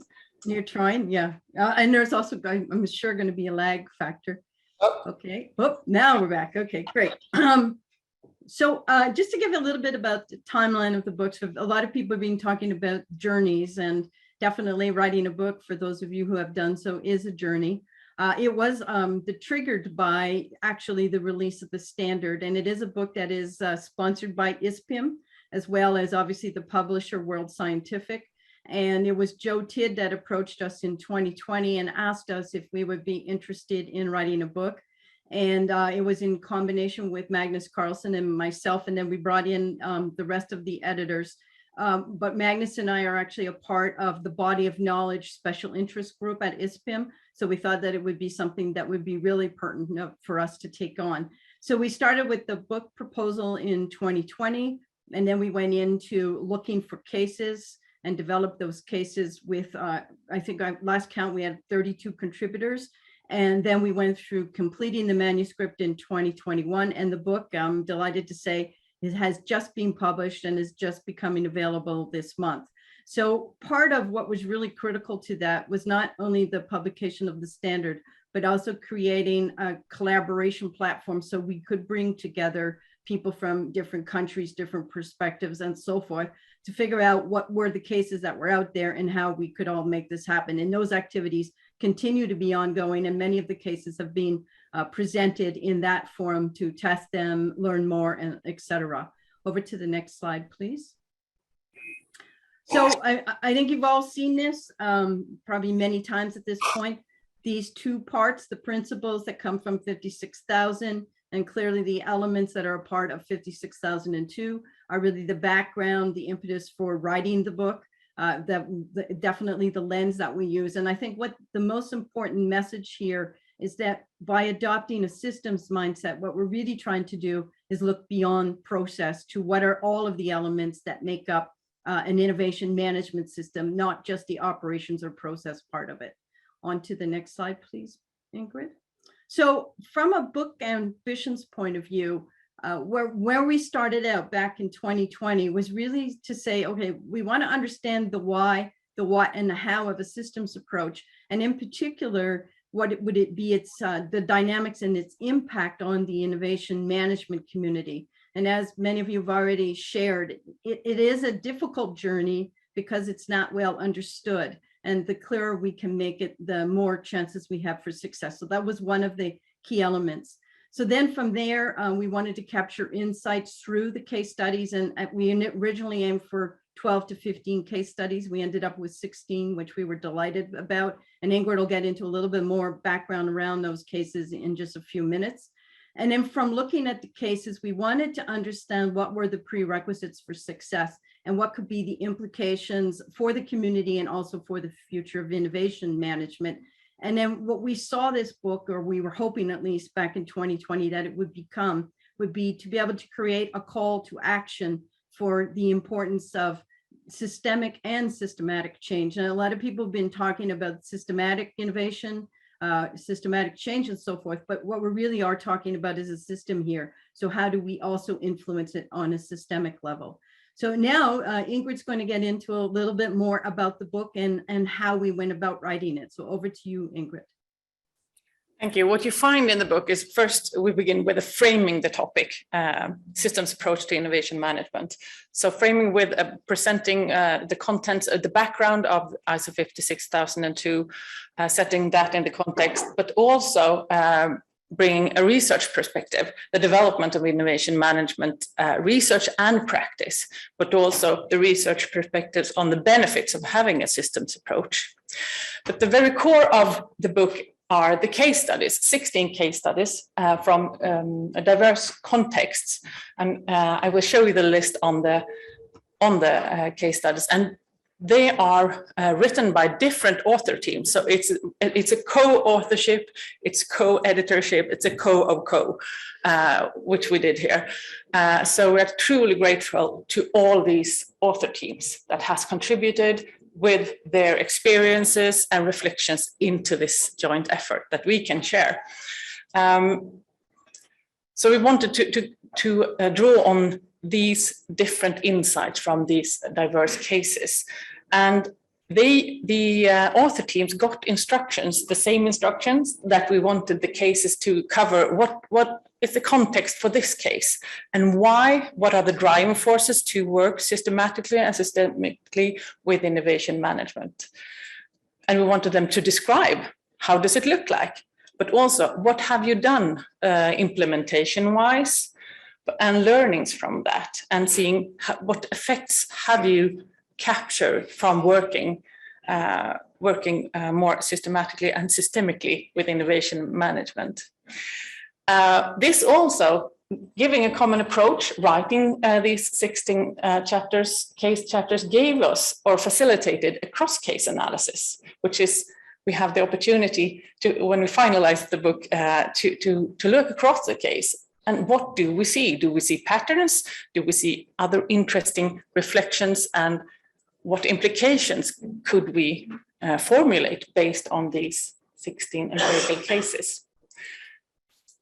The list, I said, so I said it was a diverse, we wanted them from diverse context, and it's also timing here. We started this work quite close to the publication of the ISO 56002 was in 2019. And so we selected a number of examples that have used ISO 56000, but also carefully selected other cases that had interesting insights to bring to the topic and the purpose of the book.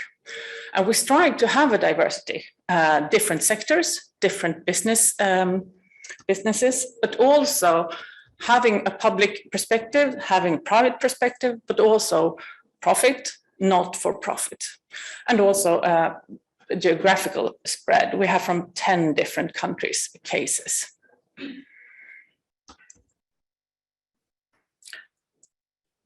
And how was the standard used in these 16 cases? We selected some cases that we knew were implementing a complete innovation management system using the ISO 56002. And I'm sure you're wondering about the color coding. So I start with that one. The green one are case studies where there have been presenters or panelists active today, like Oregon State and Marcus and Alice, and also from Karolinska. So you can, there are more that they can tell about those cases. And the blue and the red one, me and Joanne will come back to a little bit, just get some insights from them. So we studied the cases that used ISO 56002 implementing a complete innovation management system. But we also selected cases that used the standard as a framework and guidance to focus on certain innovation management capabilities. Then we also had the opportunity to look at cases predating the standard, using a model, but use the current standard as a comparison, a framework to compare these models and drawing experience from that. And then the fourth, again, using the standard as a lens, looking at, but also that gave value. And I think Rich formulated that, to use the framework, looking at what they had done, gave insights, both as verifying what we already done, but also see perhaps we have some more things to do. So you have had fantastic case presentations, and me and Joanna just not going to do a full case presentation, but just mentioning this is a Japanese company in providing products and services within communication and technology. About 17,000 employees, 140 years old, but also considered as a tech lead listed by a few years ago. The driving forces here was just both external and internal. Externally, the business context was totally changing. And then internally, a need to be more innovative, to have more leaning forward.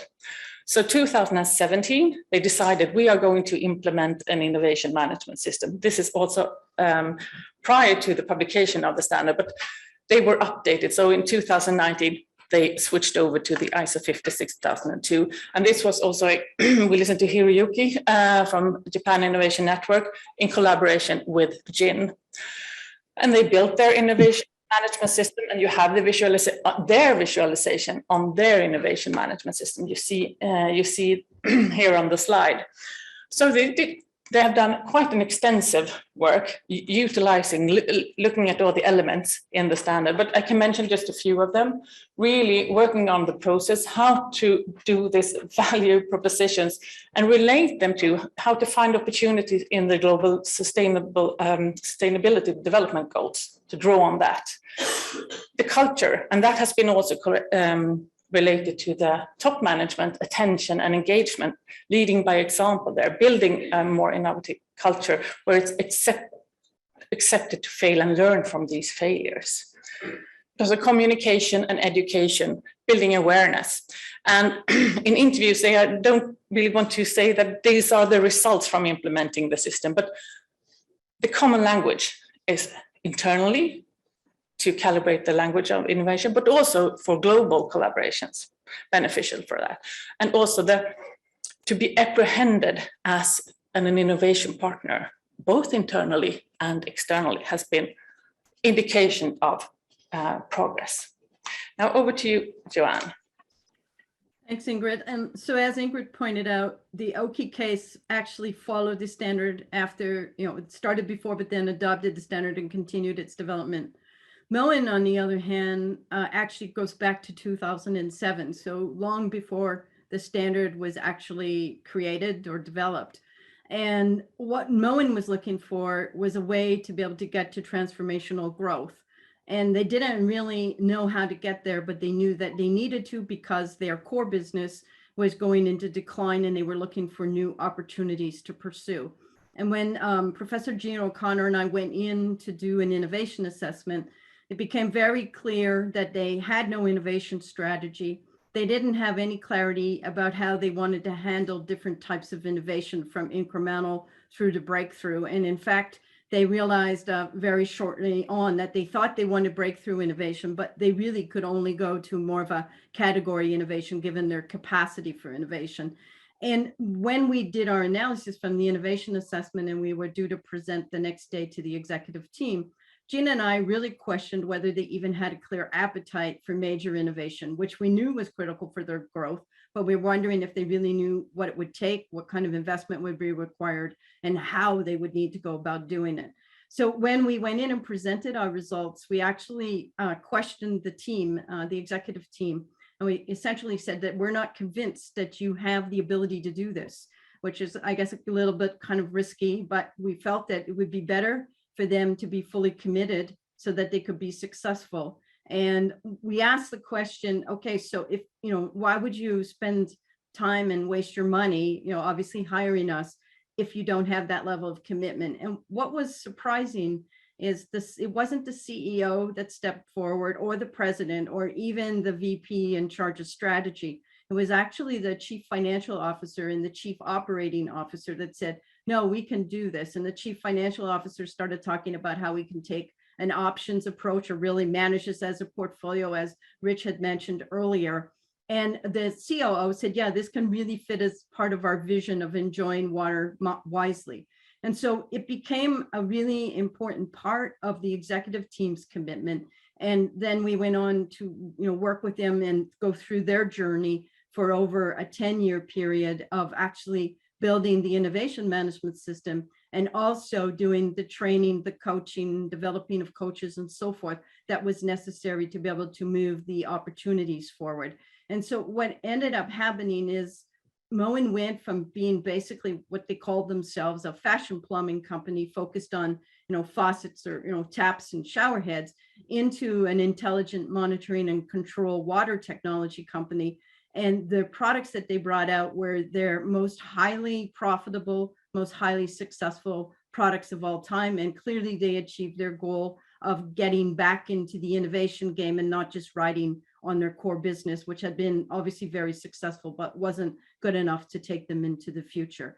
So that was a sort of Moen's story. And again, it was a systems approach that predated the standard, but that systems approach was a key input to the actual design of the 56002 standard. And I think, Christoph, we're going to need to have a little conversation because there are systems approaches in Denmark, but it was prior to the standard. So I think that just reinforces the need to have a standard to get the word out. So now on to the next slide, please, Ingrid.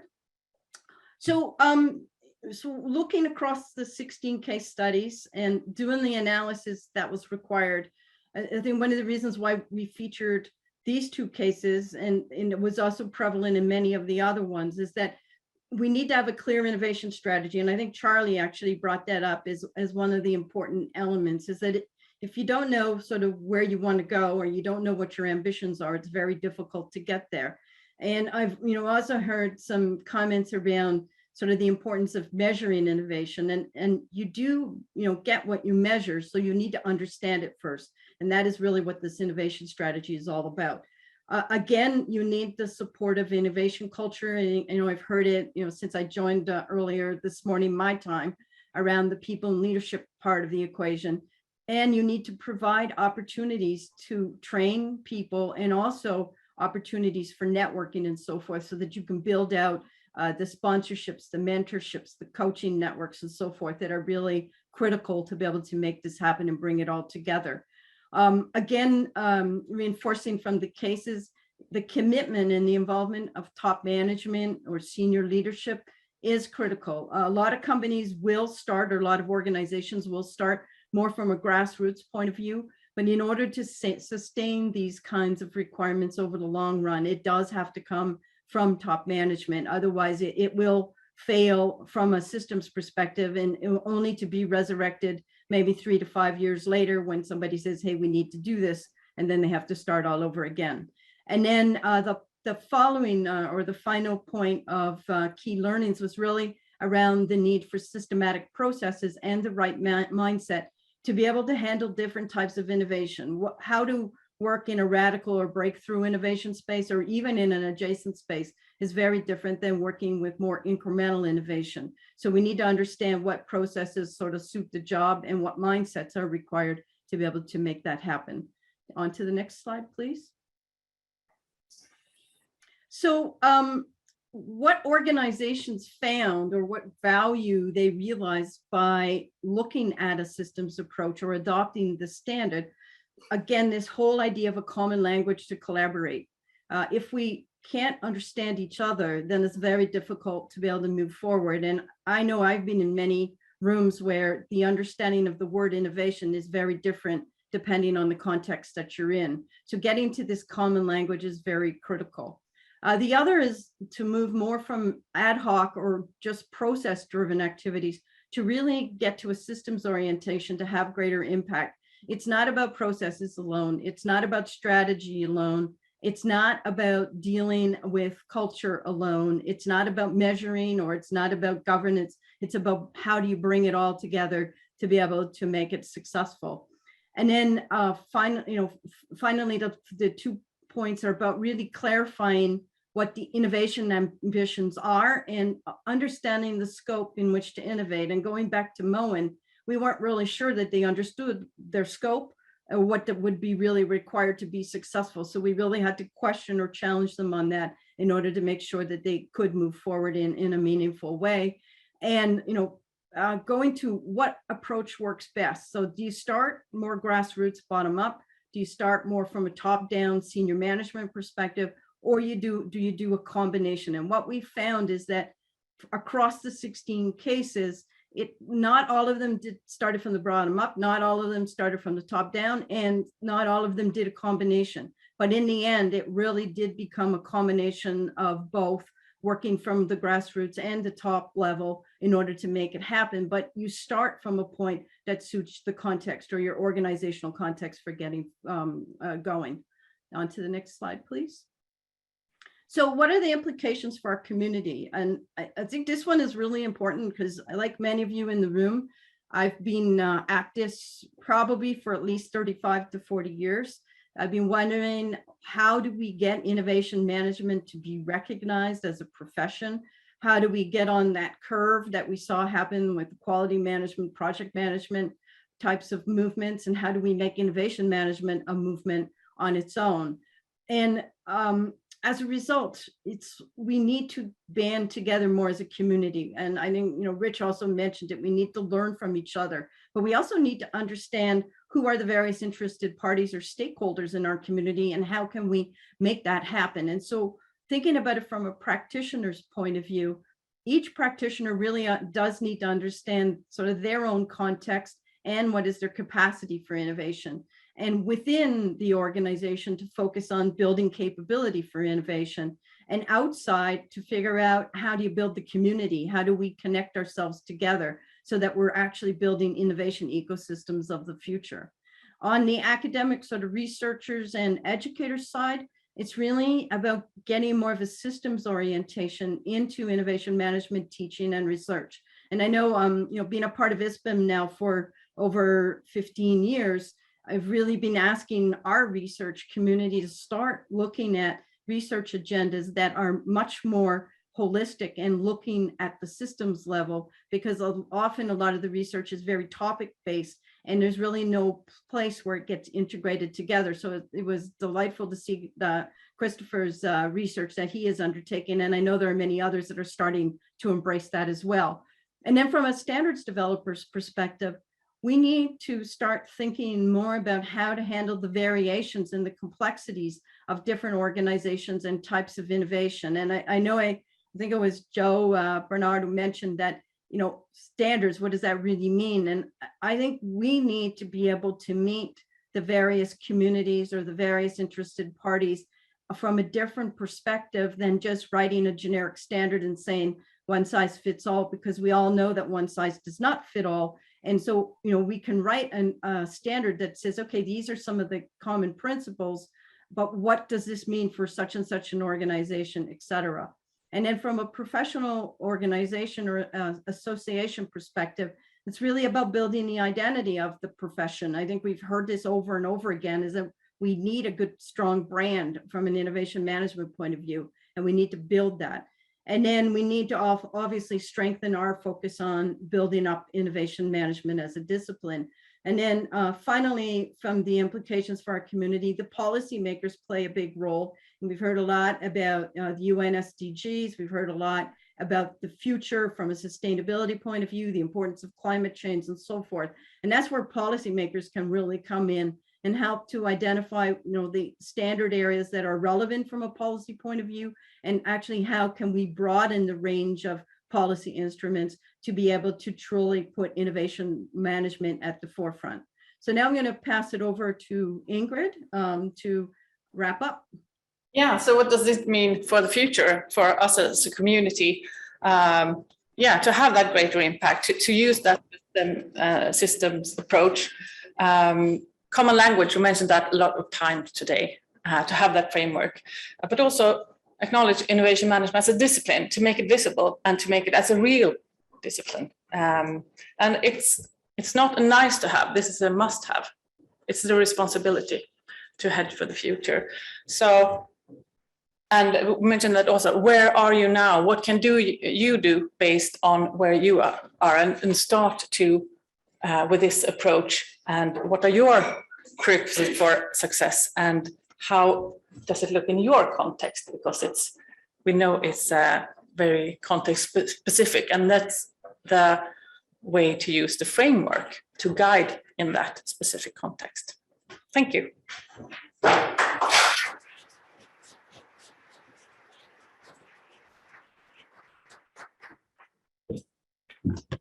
Thank you so much, Ingrid and Joanne. We have a little bit of a coup for you this afternoon and this evening, because we actually have some copies available for sale of the changing dynamics and impact of innovation management whilst we're having our drinks and networking upstairs. So those of you who have contributed and are dying to get your paws on a copy, you'll be able to get one later on. And next up, I would like to call on Johan Clare, who is chairman of TC279, and welcome back to the stage Daniel Barlow from BSI, as head of innovation policy. And while we're doing that, we'll also get up onto the screen Masamba Ntoye and Raymond Tavares. Raymond Tavares is representing UNIDO, and Masamba is representing the UNFCCC. And I will leave Johan to describe those roles and to introduce his special guests that we have this afternoon. I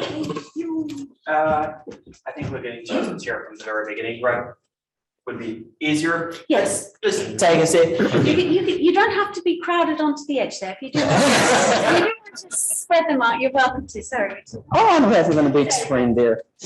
Okay. So we have a fully hybrid session here, like 2 persons here and two on the screen. So to welcome Masamba, project executive for the UN Climate Change Global Innovation Hub, related to UN FCC. Oh well, FCCC.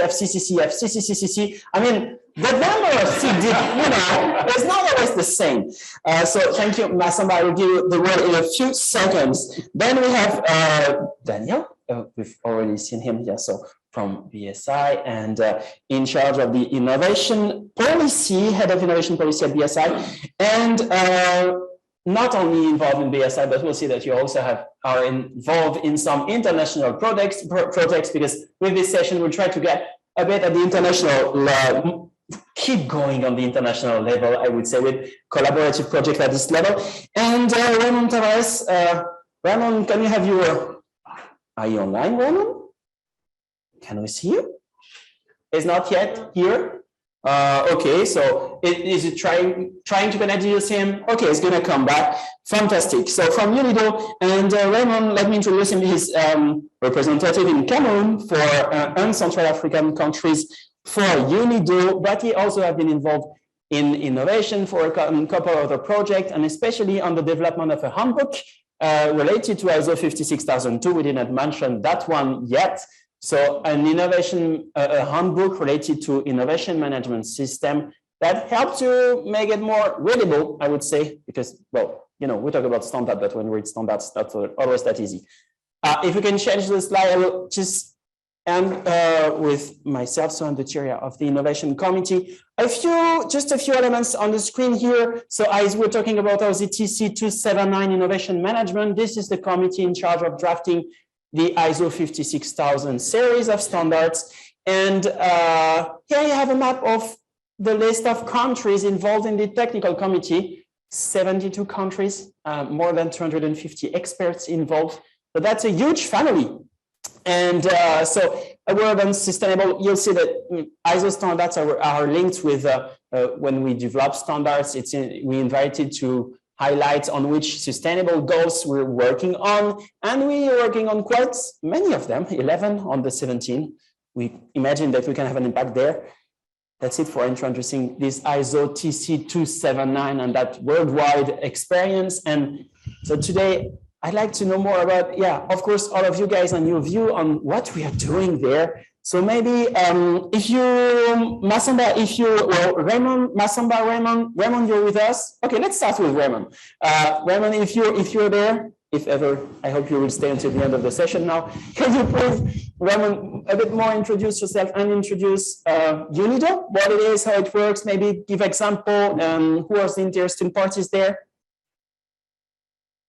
Hello, good afternoon. Can you hear me?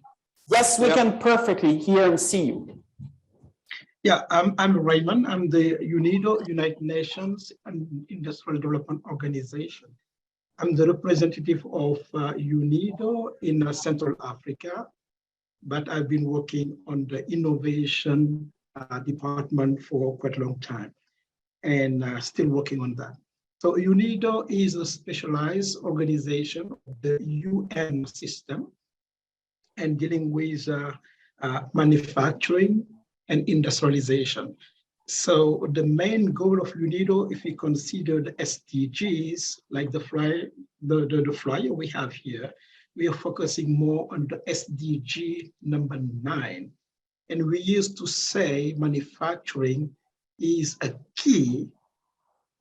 I don't know, you would like me to talk about other things, John?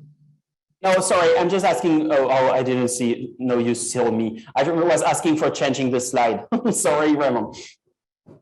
Okay, so I was just saying you have the 17 goals of, we call it SDGs or UN goals, but I think it is all the member states' goals because they all agree in 2005 on those 17 goals, and they are really doing well to try to fulfill those goals. And so as far as UNIDO is concerned, our main mandate is focusing on industry, innovation, and infrastructure, the SDG number 9.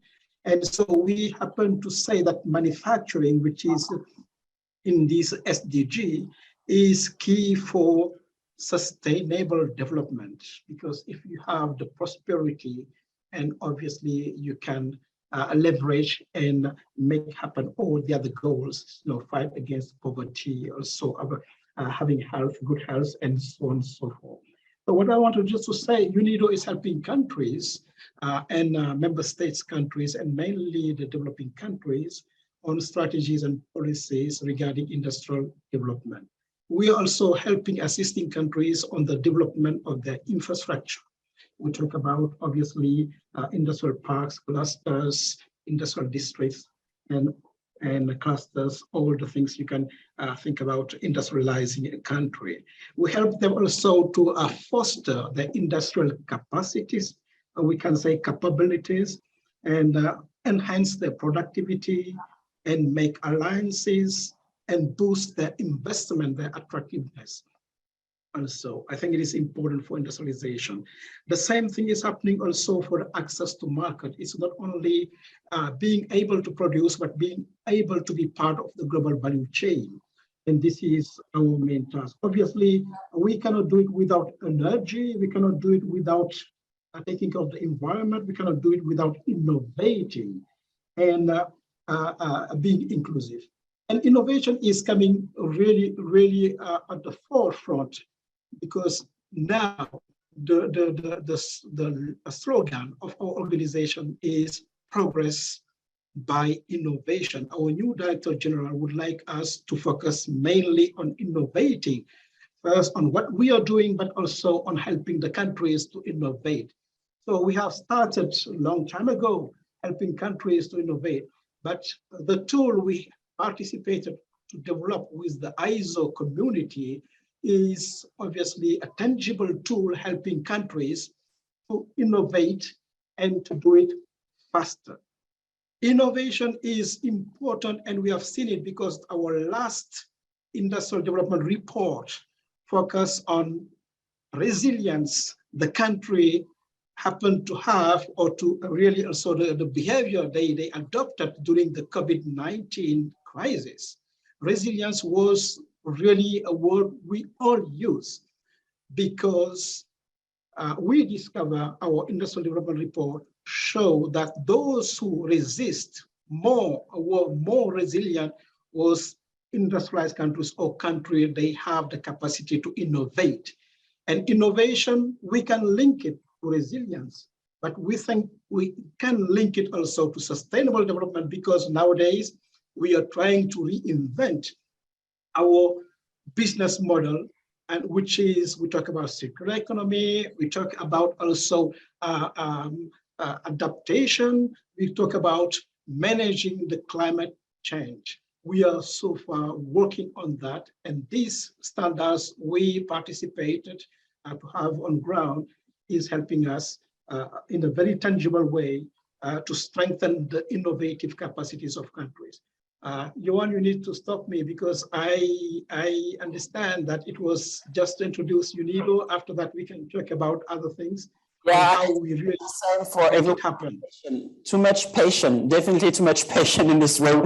But no, thanks, Raymond. I think we got the point, and we'll come back to go further into this. I don't know that, yeah, we can link, we should, we have to link this topic. Maybe that's actually the topic of this, the idea of this session, to think about innovation, the relation between innovation and those sustainable goals and climate change. What is the word we need to make to link them? Raymond, we'll come back to you a bit further, but Masamba maybe. So I'm sorry for the joke about this CCC, but to be honest, it's quite confusing anyway. So maybe can you fix this for everyone and let us know about UNF, CC, and also especially about your specific project there. Thank you so much. Good morning, good afternoon, and good evening to all the participants. So my name is Masamba Choi. I'm from the UNFCCC, the United Nations Framework Convention on Climate Change. So it's UNFCCC. Yeah. The UNFCCC Secretariat is the entity supporting parties in their negotiation related to climate change, and also it is supporting parties in implementing climate action on the ground. So within the UNFCCC Secretariat, I have, let's say, two hats. I'm leading the regulatory framework implementation, where we are developing the standard to measure the impact of climate action, but also we are developing incentive instrument for climate action, as well as supporting innovation for climate and sustainability. And then the second half is also leading the UN Climate Change Global Innovation Hub, which is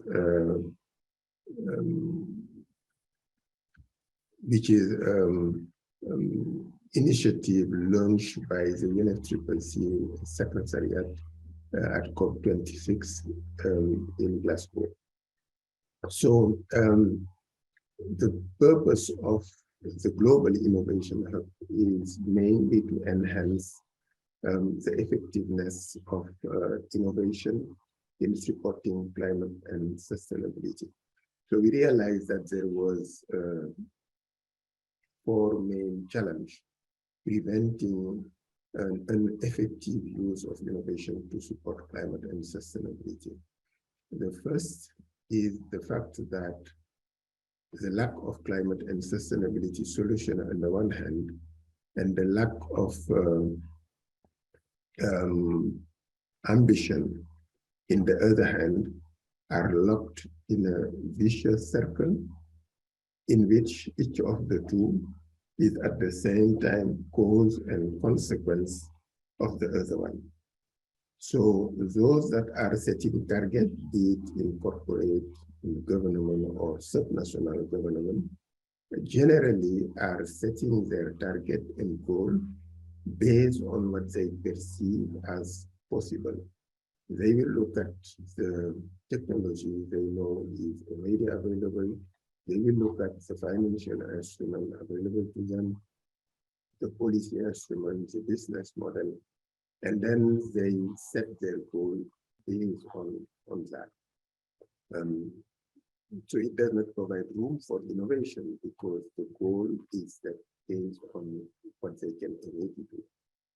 And the problem is if you go to those that are developing solutions and you ask them why we do not have the transformative solutions that are needed to address climate and sustainability, they will respond because there is no demand. There is no demand because the level of ambition is too low. So lack of climate and sustainability solution and low ambition stuck in a vicious circle. And to address this vicious circle, to break this vicious circle, there was a need to come up with an approach that accommodates the fact that entities generally want to set targets based on what they perceive as possible, but also to promote a more moonshot way of thinking where target is based on what is needed. So alignment with the 1.5-degree goal and alignment with the SDGs. So we invited entities to set two targets, one based on their capability, and then a second one based on what is needed. And the gap between these two is translated into a demand for climate and sustainability solution that innovation will help address. So the second point is that when we are saying innovation generally, people are at the sectoral level. This is good, but this is only, this can lead only to incremental improvement. If you want something that is more transformative, you have to go at the need level and try to explore how innovation can support the development of alternative, disruptive value chain that can replace those value chains that do not have a future because they do not fit into the 1.5-degree goal or the SDG framework. And third, when you are saying innovation, people tend to think only about technology. The big challenge that we are facing, climate and sustainability, cannot be addressed only with technology.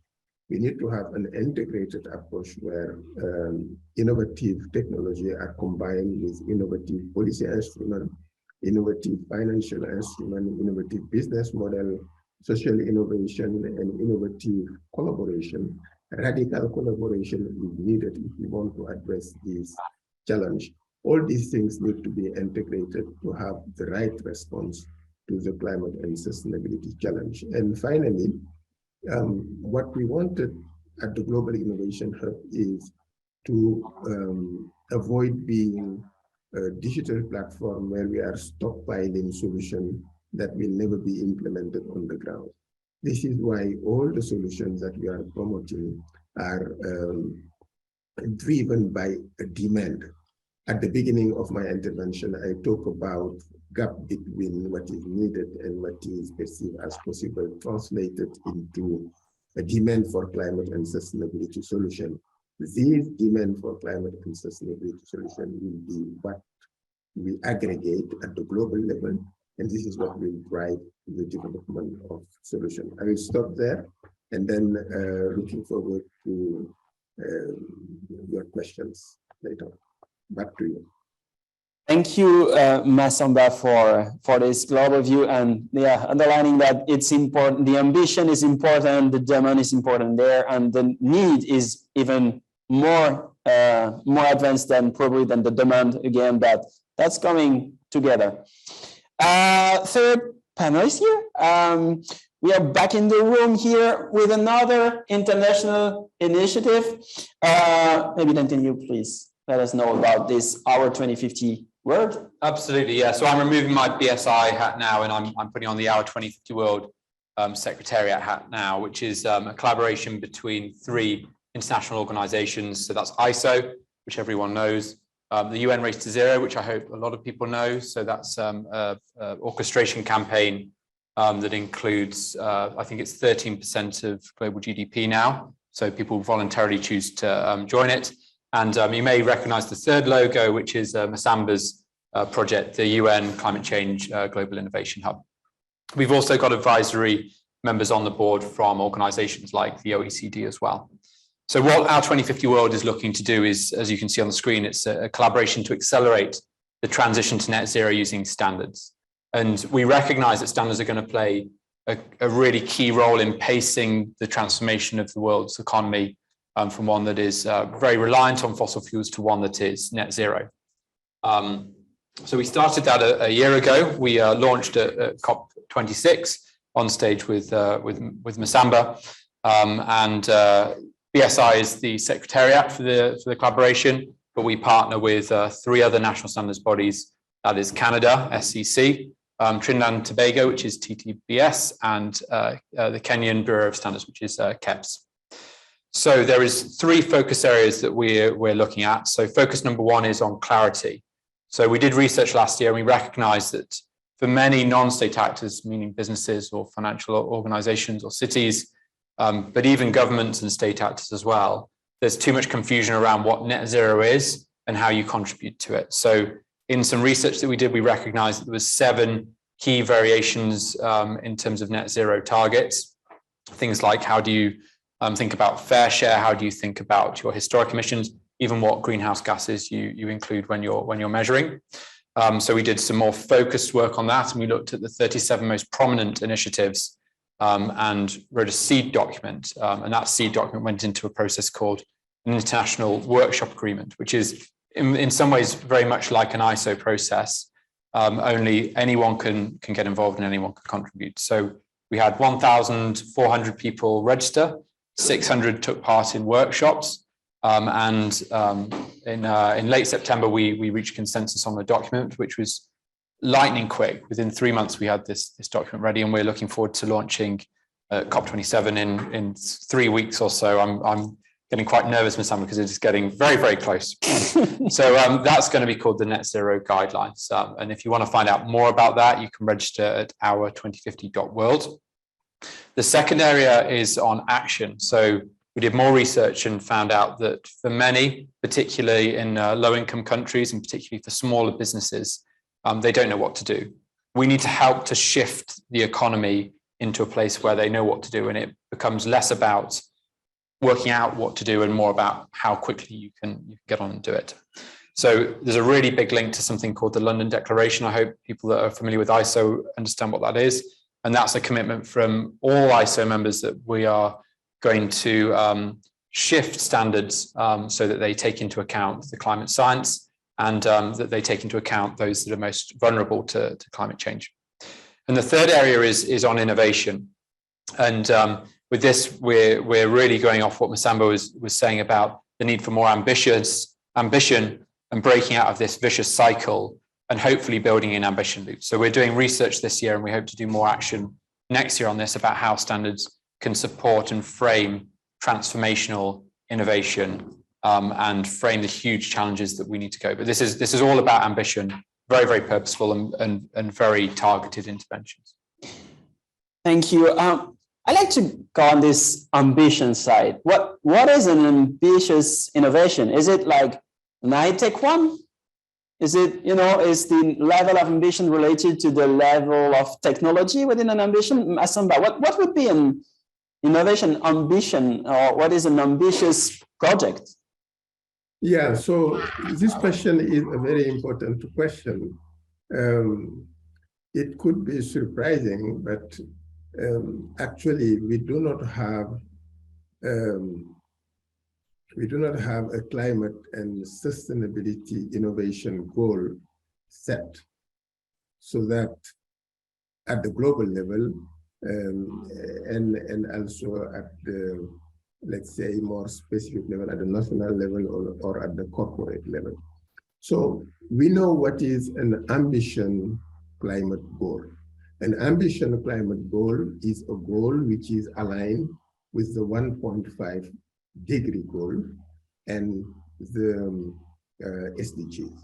So this is what we would call an ambitious goal at the national level or at the corporate level. It has to be aligned with the global goal. But the problem that we are facing is that we have not translated the climate goal, the 1.5 degree goal, and the SDGs into a climate and sustainability innovation goal. What should be our innovation goal? And that's a big problem, because in my view, this is why innovation for the time being is more used for power, economic power or military power, and less for climate and sustainability, because we were not able to translate the climate and sustainability goal into an innovation goal. What do we need to innovate on? And to be able to do that, the starting point would be to look at what we need as human. It's why our starting point is the core human need: nutrition and health, access, shelter, and so and so and so. And then look at if we were to provide well-being to 10 billion people by 2050, satisfying all their core human needs, what would be the value chain that will be able to do so while being aligned with the climate and sustainability goal? And what are the innovations that we need to work on to have this value chain develop and deploy at scale? So back to you. So we evaluate the ambition is not in terms of the tools or the level of technology, but on the level of impact. It should be there on the impact, and especially on the environmental and climate change impact that could have through this innovation. Yes. Thank you, Masamba. Raymond, so I'm back to Raymond now, because we're working on this innovation management standards and this specific innovation management system standard we've been talking about the entire day. And like that, I'd like to get your view as in part of an international organizations in charge of supporting development within different countries. Why ISO and why a standard can help at the international level with this kind of, with the objective of UNIDO? What would be for you the main interest of this kind of ISO documents, Raymond? Thank you very much, Joan. I think the idea is still going along the line of the question you asked to Masamba before, ambitious innovation. And for us, more than manufacturing, innovation became the key for sustainability and the key for development. And so let's not shy of using the innovation properly for development. Not like Masamba said, innovation has been used widely for economic advancement and other fields, but not sufficiently. And you continue mentioning the impact on the life of the people in the developing world and the care of our environment. And this is what we as UNIDO, also with the new management, we put at the heart of our mission: progress by innovation. And so all here we know now we are all looking for a change of paradigms. So we are talking about circular economy, where normally innovation and new technologies are needed to make it happen. We are talking about also the sustainability and the decarbonized economy, where innovation is at the center and new technologies are making the difference. So we are talking about even resistance and resilience against possible new health crisis. And we see that digitalization help us and can help us also in the future. So it is also a meaning of innovation. Having said all of that, you understand that we as UNIDO, we started off producing, trying to provide tools after the awareness or the consensus we can have with our member states, but providing them the right tools, providing them the right policies, or helping them to define the right policies to boost innovation in their countries. So that is why by working with ISO, our intention, and the way we are doing it, I can tell you, I can just say with whom we are doing it in the countries, using the innovation tools we are developing. And what are we tangibly or effectively doing in those countries, and why? To whom? I think we are normally working with the institutions. We help them to define very well their strategies, policies, and regulations in order to boost and to incentivize innovation in their countries. When we talk about institutions, it could be also the standards bodies or the innovation research centers. We work with the private sector, the representative of the private sector, to make them also understand that the tools we are providing them, in such case, the innovation management standards, is a kind of booster to their business, not a hindrance to their business, because in many, many of our countries, quality or standards sometimes are synonym of hindrance or additional cost, rather than helping their or providing, adding value to their business. Right. Also, we work with the consumers. Yes, very quickly. Yes, yeah. Please. No, so bringing innovation standards and innovation together is, so if I understood well, a way to link together economic development and also making a common language, deploying over all these different interested parties and taking care of these SDGs and linking this together. Standards can help to do so.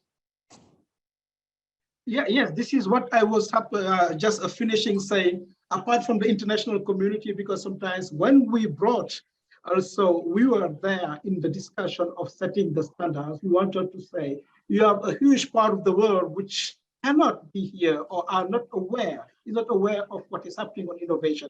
And then know their voices need to be added. Also, the way of doing innovation is sometimes different and it needs to be heard. So apart from that, you have the consumers creating the culture of quality, the culture of quality, in that case, the culture of innovation. And this is what I wanted just to say here. We are most of the time, when we work on quality, we in our countries, we think about the offer of services, but we don't think about the demand.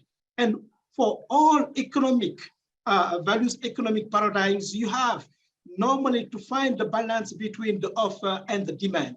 If they make the offer, which is not adapted to the demand, so it will not work. This is where we would like on these standards, basically dealing with innovation, to make a fair balance between the offer of obviously standards on innovation and the demand. So it means the quality culture, the need for innovation and the understanding of what innovation will bring to their world. Many of the consumers will tell you, we don't need to enter in the fourth industrial revolution. We still need to pass first or second industrial revolution. So it means there is a misunderstanding of what really innovation in such case means.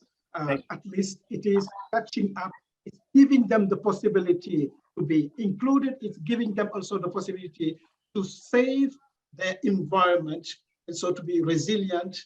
In that case, sustainability, we are looking for them.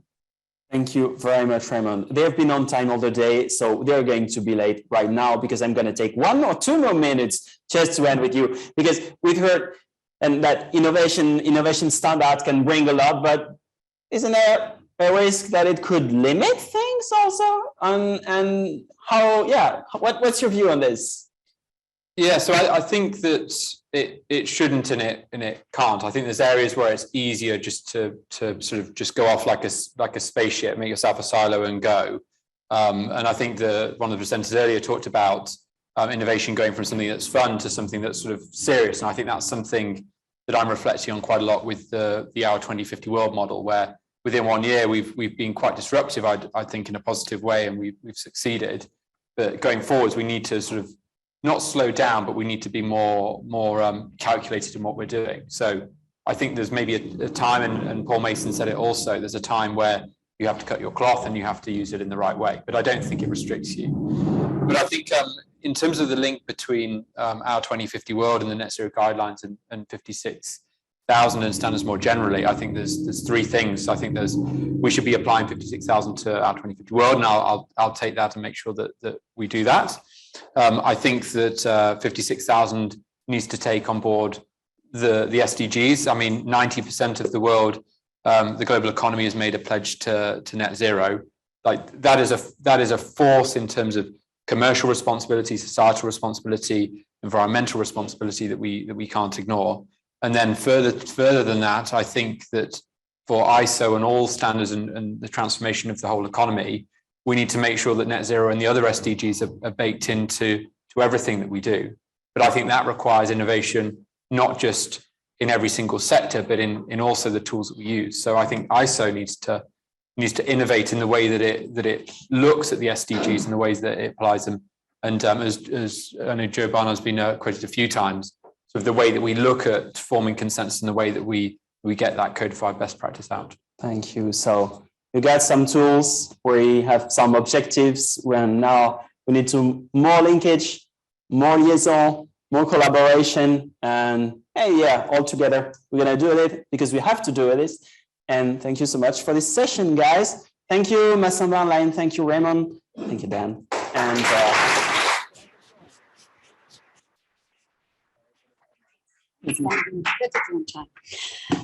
yes, I want to add to that, thanks, because you laid down a call to action for all of us who are involved in authoring 56,000 and all of the guidances under that. So Massamba and Raymond and Daniel and Johan, thank you, because I think it's very important that we all put our shoulder to this and that we do come together. When Joanne was presenting the Moon case, you could see that by realigning their purpose to a sustainable message and using that as part of their innovation management, they were actually able to achieve so much more. And the word that stuck out for me was purpose. That in fact, if your innovation management system can align with your purpose, the opportunity is so much greater for success.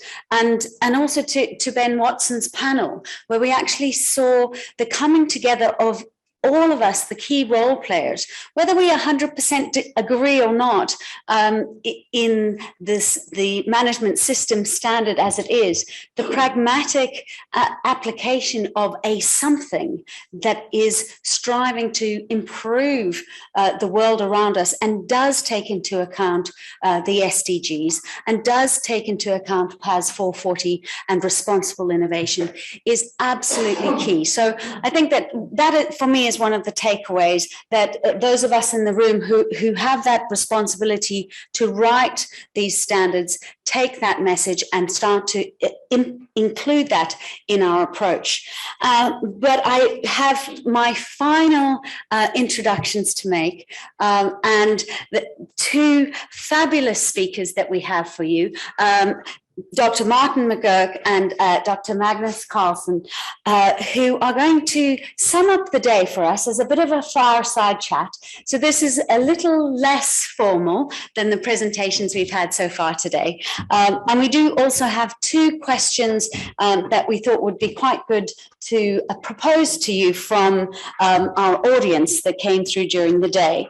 The first one is, does ISO 56002 interrelate and integrate with ISO 9001, etc., and offer a total management system? I do have them written down for you here. And the second question is, what size of organization best benefits from ISO 56002? And now I hand over to the two of them who are going to tell us what they found interesting today. So this should be good, ladies and gentlemen. Brilliant, thank you. Thank you very much, Victoria, and thanks to everyone who has participated in the program today. It has surely been a fantastic and packed day. I guess now that we are coming to this final point, that we're also a little bit exhausted, and it's time now to digest and to try to make sense of what we have heard during the day. We will certainly not try to summarize or to do that in a representative way, because it's not possible, but we will give a few personal reflections and takeaways that we've kind of heard during the day and so on, and we will also comment on the questions that came in here that Victoria just mentioned. But I'd like to come back to that a little bit later. So maybe just first start by introducing ourselves. Dr. Martin. Yeah, thanks. Thanks, Magnus. Well, I'm really quickly, I'm head of operations for Innovate UK Edge. Now, you heard Paul Mason explain who Innovate UK are, so I don't need to mention that in any detail at all, other than to say he talked a lot about how Innovate UK provide funding and do all sorts of other stuff. If you like, I'm a big component of the all sorts of other stuff. So we, the Edge advisors, provide wraparound support that goes not just with the funding, but to help all innovative, well, as many ambitious innovative businesses as we can in the UK. So it's all about helping businesses innovate and grow. So yeah, I'm part of that Innovate UK system. Excellent. And we've known each other for quite some time, and we've been involved in the innovation effort for many, many years now, and been discussing the pros and cons and you know, what decisions to make and what turns to take during this journey. And I've been part of this for 15 years now, even when it started at international level. So it's been quite the journey, quite some time. And then I've been representing the Standards Institute of Sweden, but also the RISE, the Research Institute of Sweden, and also being part of some of the research project that has been presented here today, KTH, the Royal Institute of Technology. So those are some of my roles and why I'm here and why we're having this conversation. I'd like to start with one observation, and it's actually a story from a number of years back when I was at Ericsson. The corporate audit team at Ericsson, they were putting together the risk analysis, the annual risk analysis that they put on the board of directors table to be analyzed. And this year, at the top of the list of risks that could hit a company like Ericsson was losing the ability to innovate. And come to think of it, that is the highest or the biggest risk that many organizations are facing, losing the ability to innovate. So the board looked at that and said, okay, this is number one on the risk assessment, so we need to address this in one way or another. So the next question was, how do we know if we're losing our ability to innovate? Because if we don't know it, it could just happen and suddenly we just stand there and we've been out-innovated by other companies. And that is surely is an option within that industry to be at that position. So at the time, we didn't really have a way to assess or to understand what is that ability? Can you even touch it? Can you even measure it? So then the concept of capability or innovation capability or even the innovation management capability came to the surface. So we started to work at that time to figure out how can we start to understand the capability, an enterprise-wide capability in order to innovate. And obviously that is multifaceted. It's not only one thing. It's not just increasing the R&D budget, because there's so many other things that you need to do to address that question. The work that we've done with ISO and the concept of an innovation management system really takes that approach. So we take that capability perspective on innovation management. And I think that we've heard here today that there is a lot of progress. Many organizations are curious, they're looking into this, they're starting to adopting this and so on. But to be honest, we are moving too slow. We need to accelerate, and we heard that not the least in the last session. We have pressing challenges to meet globally, and innovation, or if we want to call it, realizing value under conditions of uncertainty, is needed in so many areas: climate change, digitalization, healthcare, energy, and you can make a very, very long list as we've seen here during the day. So my take is here, maybe a little bit of a frustration, is that how can we get the message out there that it does make a difference how you work with innovation initiatives? It does make a difference. And a standard like ISO 56002 can guide you to do it more effectively, more efficiently, so that you spend less resources and achieve better results. So I think that's really the promise, if we can get the message out there as effective as possible. And this day has really been one step in that journey forward. Absolutely. I think one of the things that, I think nearly everyone who has spoken today has mentioned the word change, and the world as well. And I think that's a really key element of this, because I've been sort of musing, listening to a lot of the speakers talking about change. And one of the things that repeats in my head, because I watch too much rubbish television, is I hear in my head, people, we fear change. This idea that no one likes change. Sorry, I have no idea where that impression came from. 1970s television, I think. But the point is, no one likes change. It's that there is an inbuilt sort of worry about it, because it inherently means you're probably going to have to break something you're comfortable with in order to do something new. And that comes through with the risk conversation, the uncertainty conversation, back to the innovation, what is it you might want to do next? But I think a key part of that fear is fear of the unknown, which brings me in a sort of a little bit of a circular route back to a thing that, in my world, being an arm's length government agency, is called information asymmetry. Economists call it that, not me. I haven't suddenly decided to take over the world, don't worry. But the point is, when you don't know something, or information isn't sort of spread about the system so everyone knows about it, that increases the fear, increases the worry. And it leads to all sorts of cultural implications in terms of the innovation culture of businesses and stuff like that. So that's certainly an area that I'm really interested in, but you could see it sort of embedded in a lot of the conversations today around how someone representing a government agency could help by breaking down that asymmetry of information.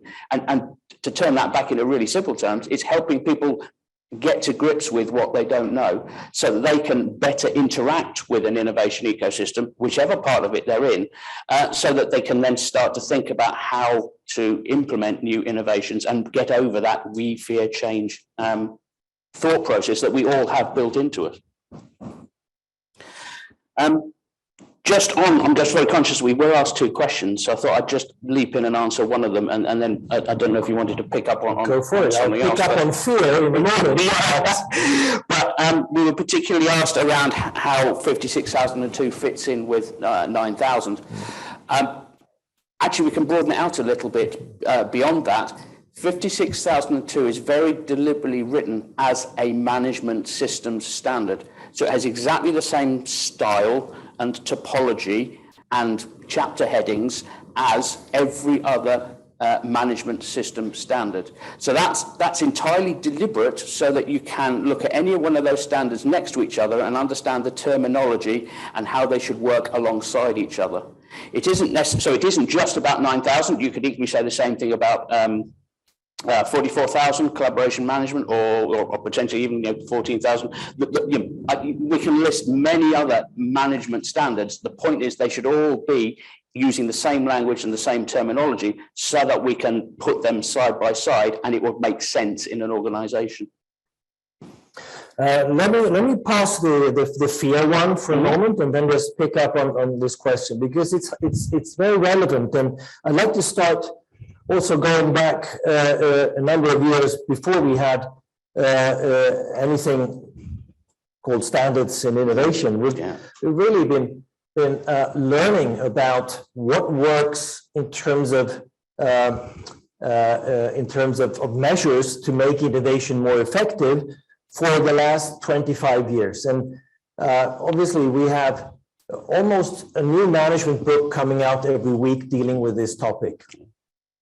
And this is also a source of frustration where you see that, okay, we know so much, there are so many proposals for how to do this, but still there is too little action, or we could expect more action. Back to the knowledge doing gap that we also talked about earlier today. So when the idea came that we're going to bring together the world of innovation and the world of standards, this was a way to start codifying that knowledge and making it available in a different format. So it's not only a professor or a consultant that writing it up in a new management book and trying to sell it, but rather a collaborative effort that's done through a multi-stakeholders. Many countries has been involved, many experts has been involved to produce a quite unique and different document. This is all just a way to see, could that help us to get that knowledge about how to effectively manage innovation easier out there? So that's really the situation of the test that we're doing right now. Can we benefit from this type of codification of knowledge? And we've heard some hints here today around credibility, the fact that it's shared globally, so we're working with this from many different environments and many different national cultures and so on, but also the fact that it's harmonized with other standards, which we didn't have before. And to be honest, that has been a struggle, a great struggle. So the innovation people are asking the standards people, why do we have to follow these structures and so on? Why don't we just innovate the structure? But that's the whole point. If we're going to bring these worlds together, is that, okay, there are some ramifications.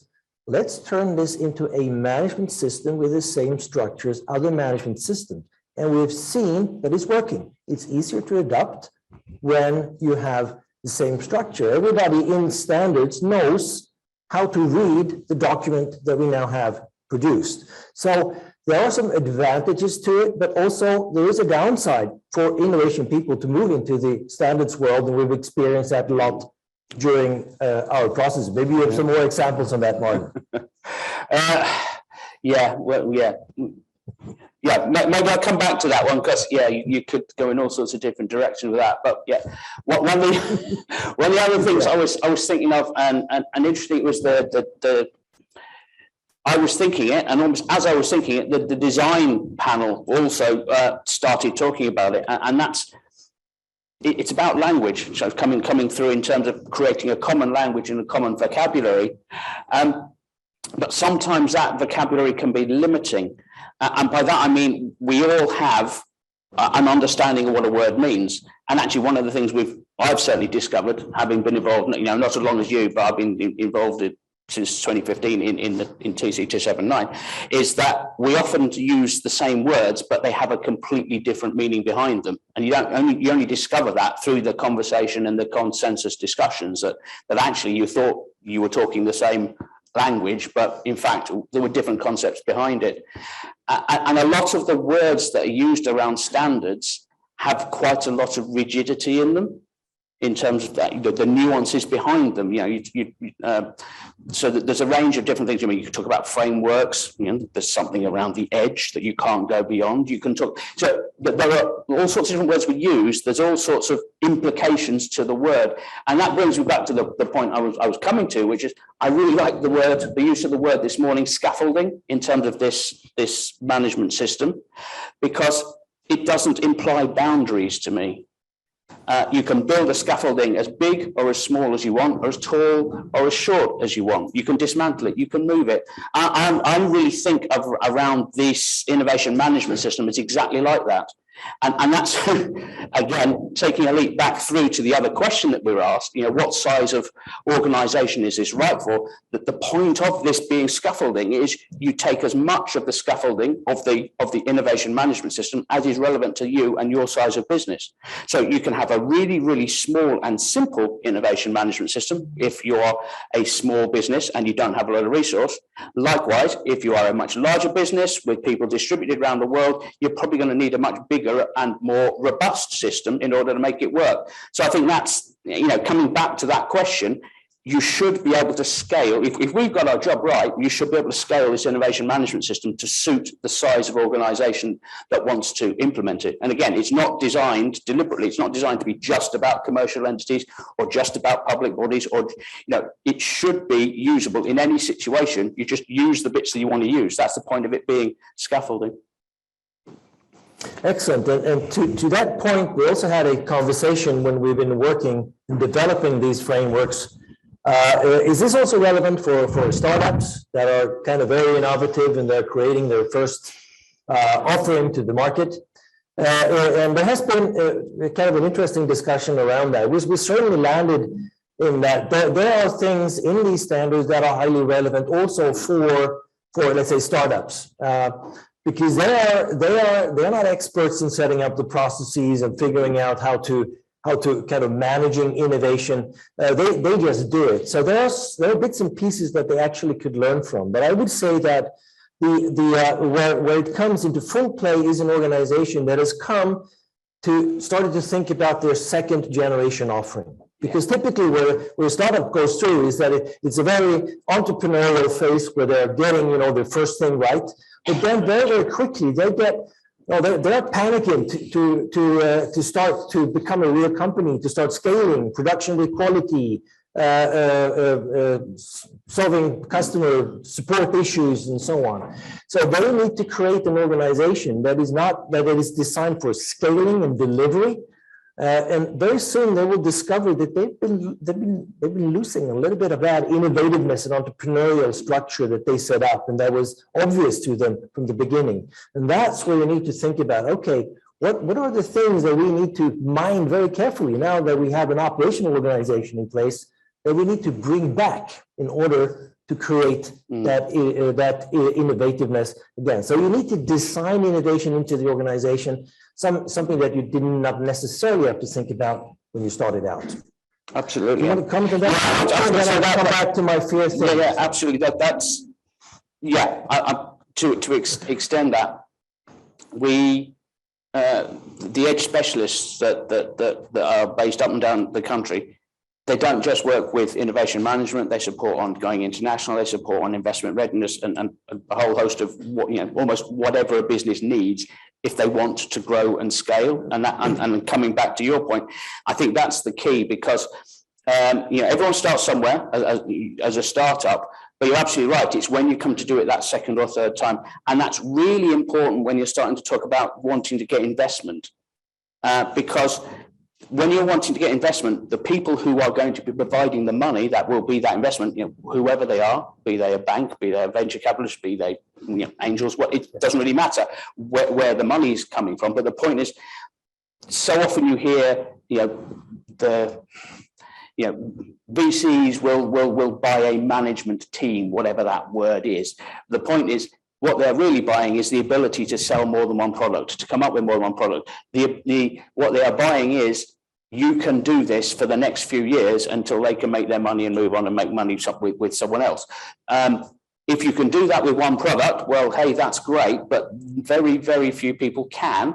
And especially when you're getting into the faster moving tech areas where, you know, your product might only last 3 months and then you're on to the next generation, the next generation. So if you're not able to demonstrate that you can innovate and that you can, you know, that management team can do that repeatably and reproducibly, you're going to find it a much bigger struggle to get that money that you need to grow and develop the business. So I think it's a really important part of growing and scaling. And when you go through that journey, as a business grows, you reach a point where you, as a founder or a founding team, actually, you reach a point where you can't grow any further without, some people call it professionalizing the business. This concept of going from, well, there's a small group of people who can know everything that's going on, and it doesn't actually matter what systems you use because they know what's going on. Once you get to that point and you want to grow more aggressively, more rapidly, or just beyond the point where that handful of people know everything, you need systems and processes.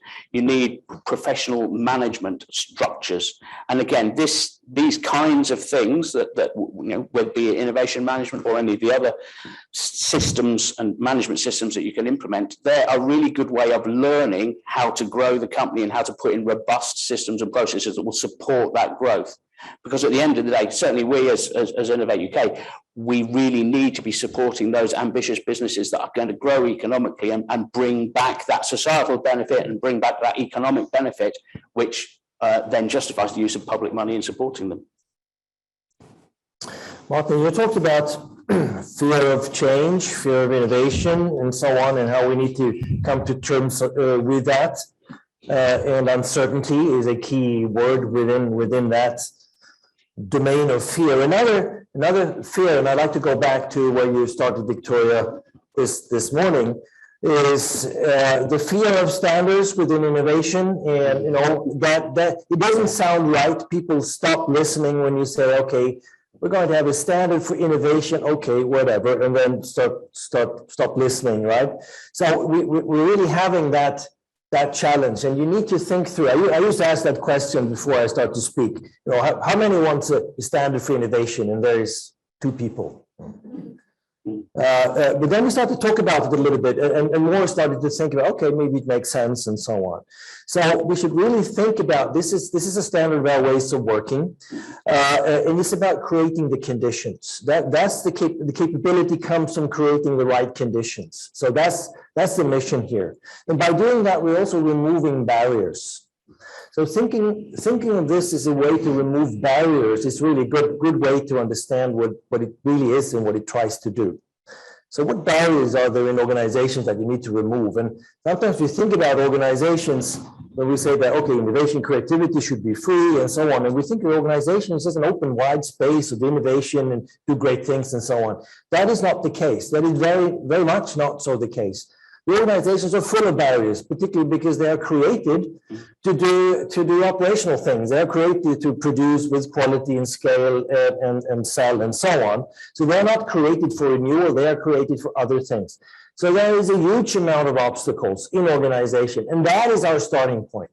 So if we say that, okay, go innovate, be creative, and then we leave people with all these obstacles in front of them, that's innovation may happen. But what if we could clear out some of these obstacles and think about, you know, lead in a different way, provide processes in a different way, think of strategy in a different way, and so on. Those are the obstacles that we could remove, and doing that in a conscious, systematic way by using a framework like the one we're talking about here today. So it's not about imposing things in the organization, it's about removing things so that we can ease up and actually release the creativity and the innovativeness that's there.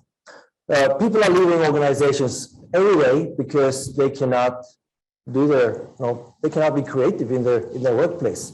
We need to create workplaces that people are allowed to innovate, that they are stimulated to deal with the most pressing and important challenges that they have in their organization. So most organizations have many barriers that we need to remove, but there is also huge amounts of unrealized value that we need to unlock. And that's where we position these standards to help us to create the conditions to do that. Absolutely. But I will amplify what you're saying, but referring perhaps slightly sideways to George Box, who was an eminent statistician, very famous for saying, all models are wrong, but some of them are useful. Now that's something that it sounds like a bit of a throwaway line until you think about the implications. And in this context, I guess what I'm trying to get at is, particularly in innovation, particularly in science and technology, as we've heard today, you know, that difference between convergent and divergent thinking, creativity, finding the right solution, honing in on the perfect solution. But we do the same, or we run the risk of doing the same thing in innovation management. It is really, really, really easy to really go to town on an innovation management system and really overcomplicate things. And I think it's worth then pulling ourselves back and remembering, you know, it's like, it's all very well setting up a system, but it's also really, really, really easy to overcomplicate it and try and measure things because you can measure them, and try and understand things that actually, frankly, you'd be better off concentrating on other parts of the process. So, yeah, just the words of George Box always sort of resonate with me to say, yes, we've gone so far, but let's not go too far, because at the end of the day, all of these things, they are an approximation of the real world. And actually, there's only so far you can get, and the rest you've just got to learn through experience and through talking to people and understanding your customers. You know, whatever the story is for wherever you are in your journey, it's just really important not to overcomplicate things. Sometimes it's referred to as, you know, analysis paralysis, but yeah, it's a risk. But I was going to say the other thing that has struck me through the course of the day, changing tack completely, is again, several people have mentioned it, this idea of using standards, using this common language, using the fact that these things have been developed by consensus, by lots of people from lots of countries who've gone through the process of understanding the language and the vocabulary and making sure that we all mean the same thing. It has this ability to add, I think, I'm not sure if I'm repeating or paraphrasing, to add gravitas and legitimacy. The idea, I absolutely love the idea of going from play to serious play. I mean, trust that to be, you know, someone from Denmark, the home of Lego, to have mentioned that to us today. But it is that fact that, yeah, we are playing, and we're still giving ourselves the permission to play, but we're doing it in a way that is really adding value. You know, again, depending on your context. I don't know. Was there anything else you wanted to come in on that one? I think you're absolutely right. And just to conclude from my side, I think we should think about innovation management and kind of the systems approach to it as the most powerful approach that we have right now to address the pressing challenges and to create a positive impact that we have in front of us. Bit provocative, but think about it, that this is the most powerful approach and the tool method that we have to address those things. And let's help together to make sure that we can position it so that it could create that value and be useful, even if it's not perfect as a model or framework. Absolutely. And again, I'm very conscious that we are virtually out of time, but I just wanted to leave you with a final note that actually is unrelated specifically to innovation management, but absolutely related to the fact that we've been in a hybrid meeting all day. And that is that recently I was reading in the Financial Times that earlier this year, there was a publication all around whether or not you're working remotely or through teleconferencing as opposed to being in person, and how that has an effect on how we work and the different parts of the innovation process. Now, it's early days, but an interesting small study. But what they found quite clearly in this first study, and I'm sure it's going to be the first of many, but what they found was that it quite clearly, video conferencing, whilst it really inhibits creativity, it doesn't affect idea selection. And again, reading into this, it was absolutely fascinating in terms of they used the whole eye tracking and gaze measurement and, you know, all of this proper stuff to actually look at the fact and measure and quantify the fact that while you are staring at a screen, Your cognitive abilities are narrowing down and focusing on what's on the screen, which is completely at odds with being divergent and thinker and being creativity. But of course, when you get to idea selection, that's kind of quite helpful, or at least it's not a barrier. So thank you very much to all who's managed to stay the course for today. And we haven't narrowed your focus too much. And I think with that, I'm going to hand over to Victoria.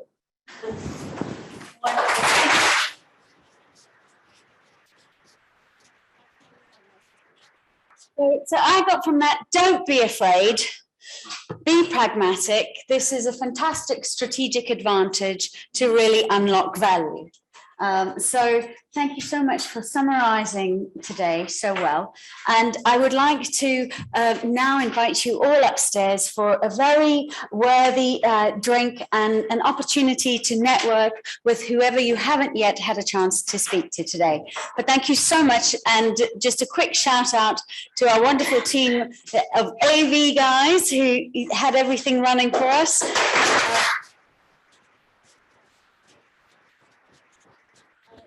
To Delme and Dimple, who's not in the room, but outside she can hear us because she's on the screen. She's watching through the screens. And finally, to thank Daniel Barlow for, otherwise this would not have happened today, for his absolute support and for being the one to suggest that this would be a good idea. So thank you so much, Daniel.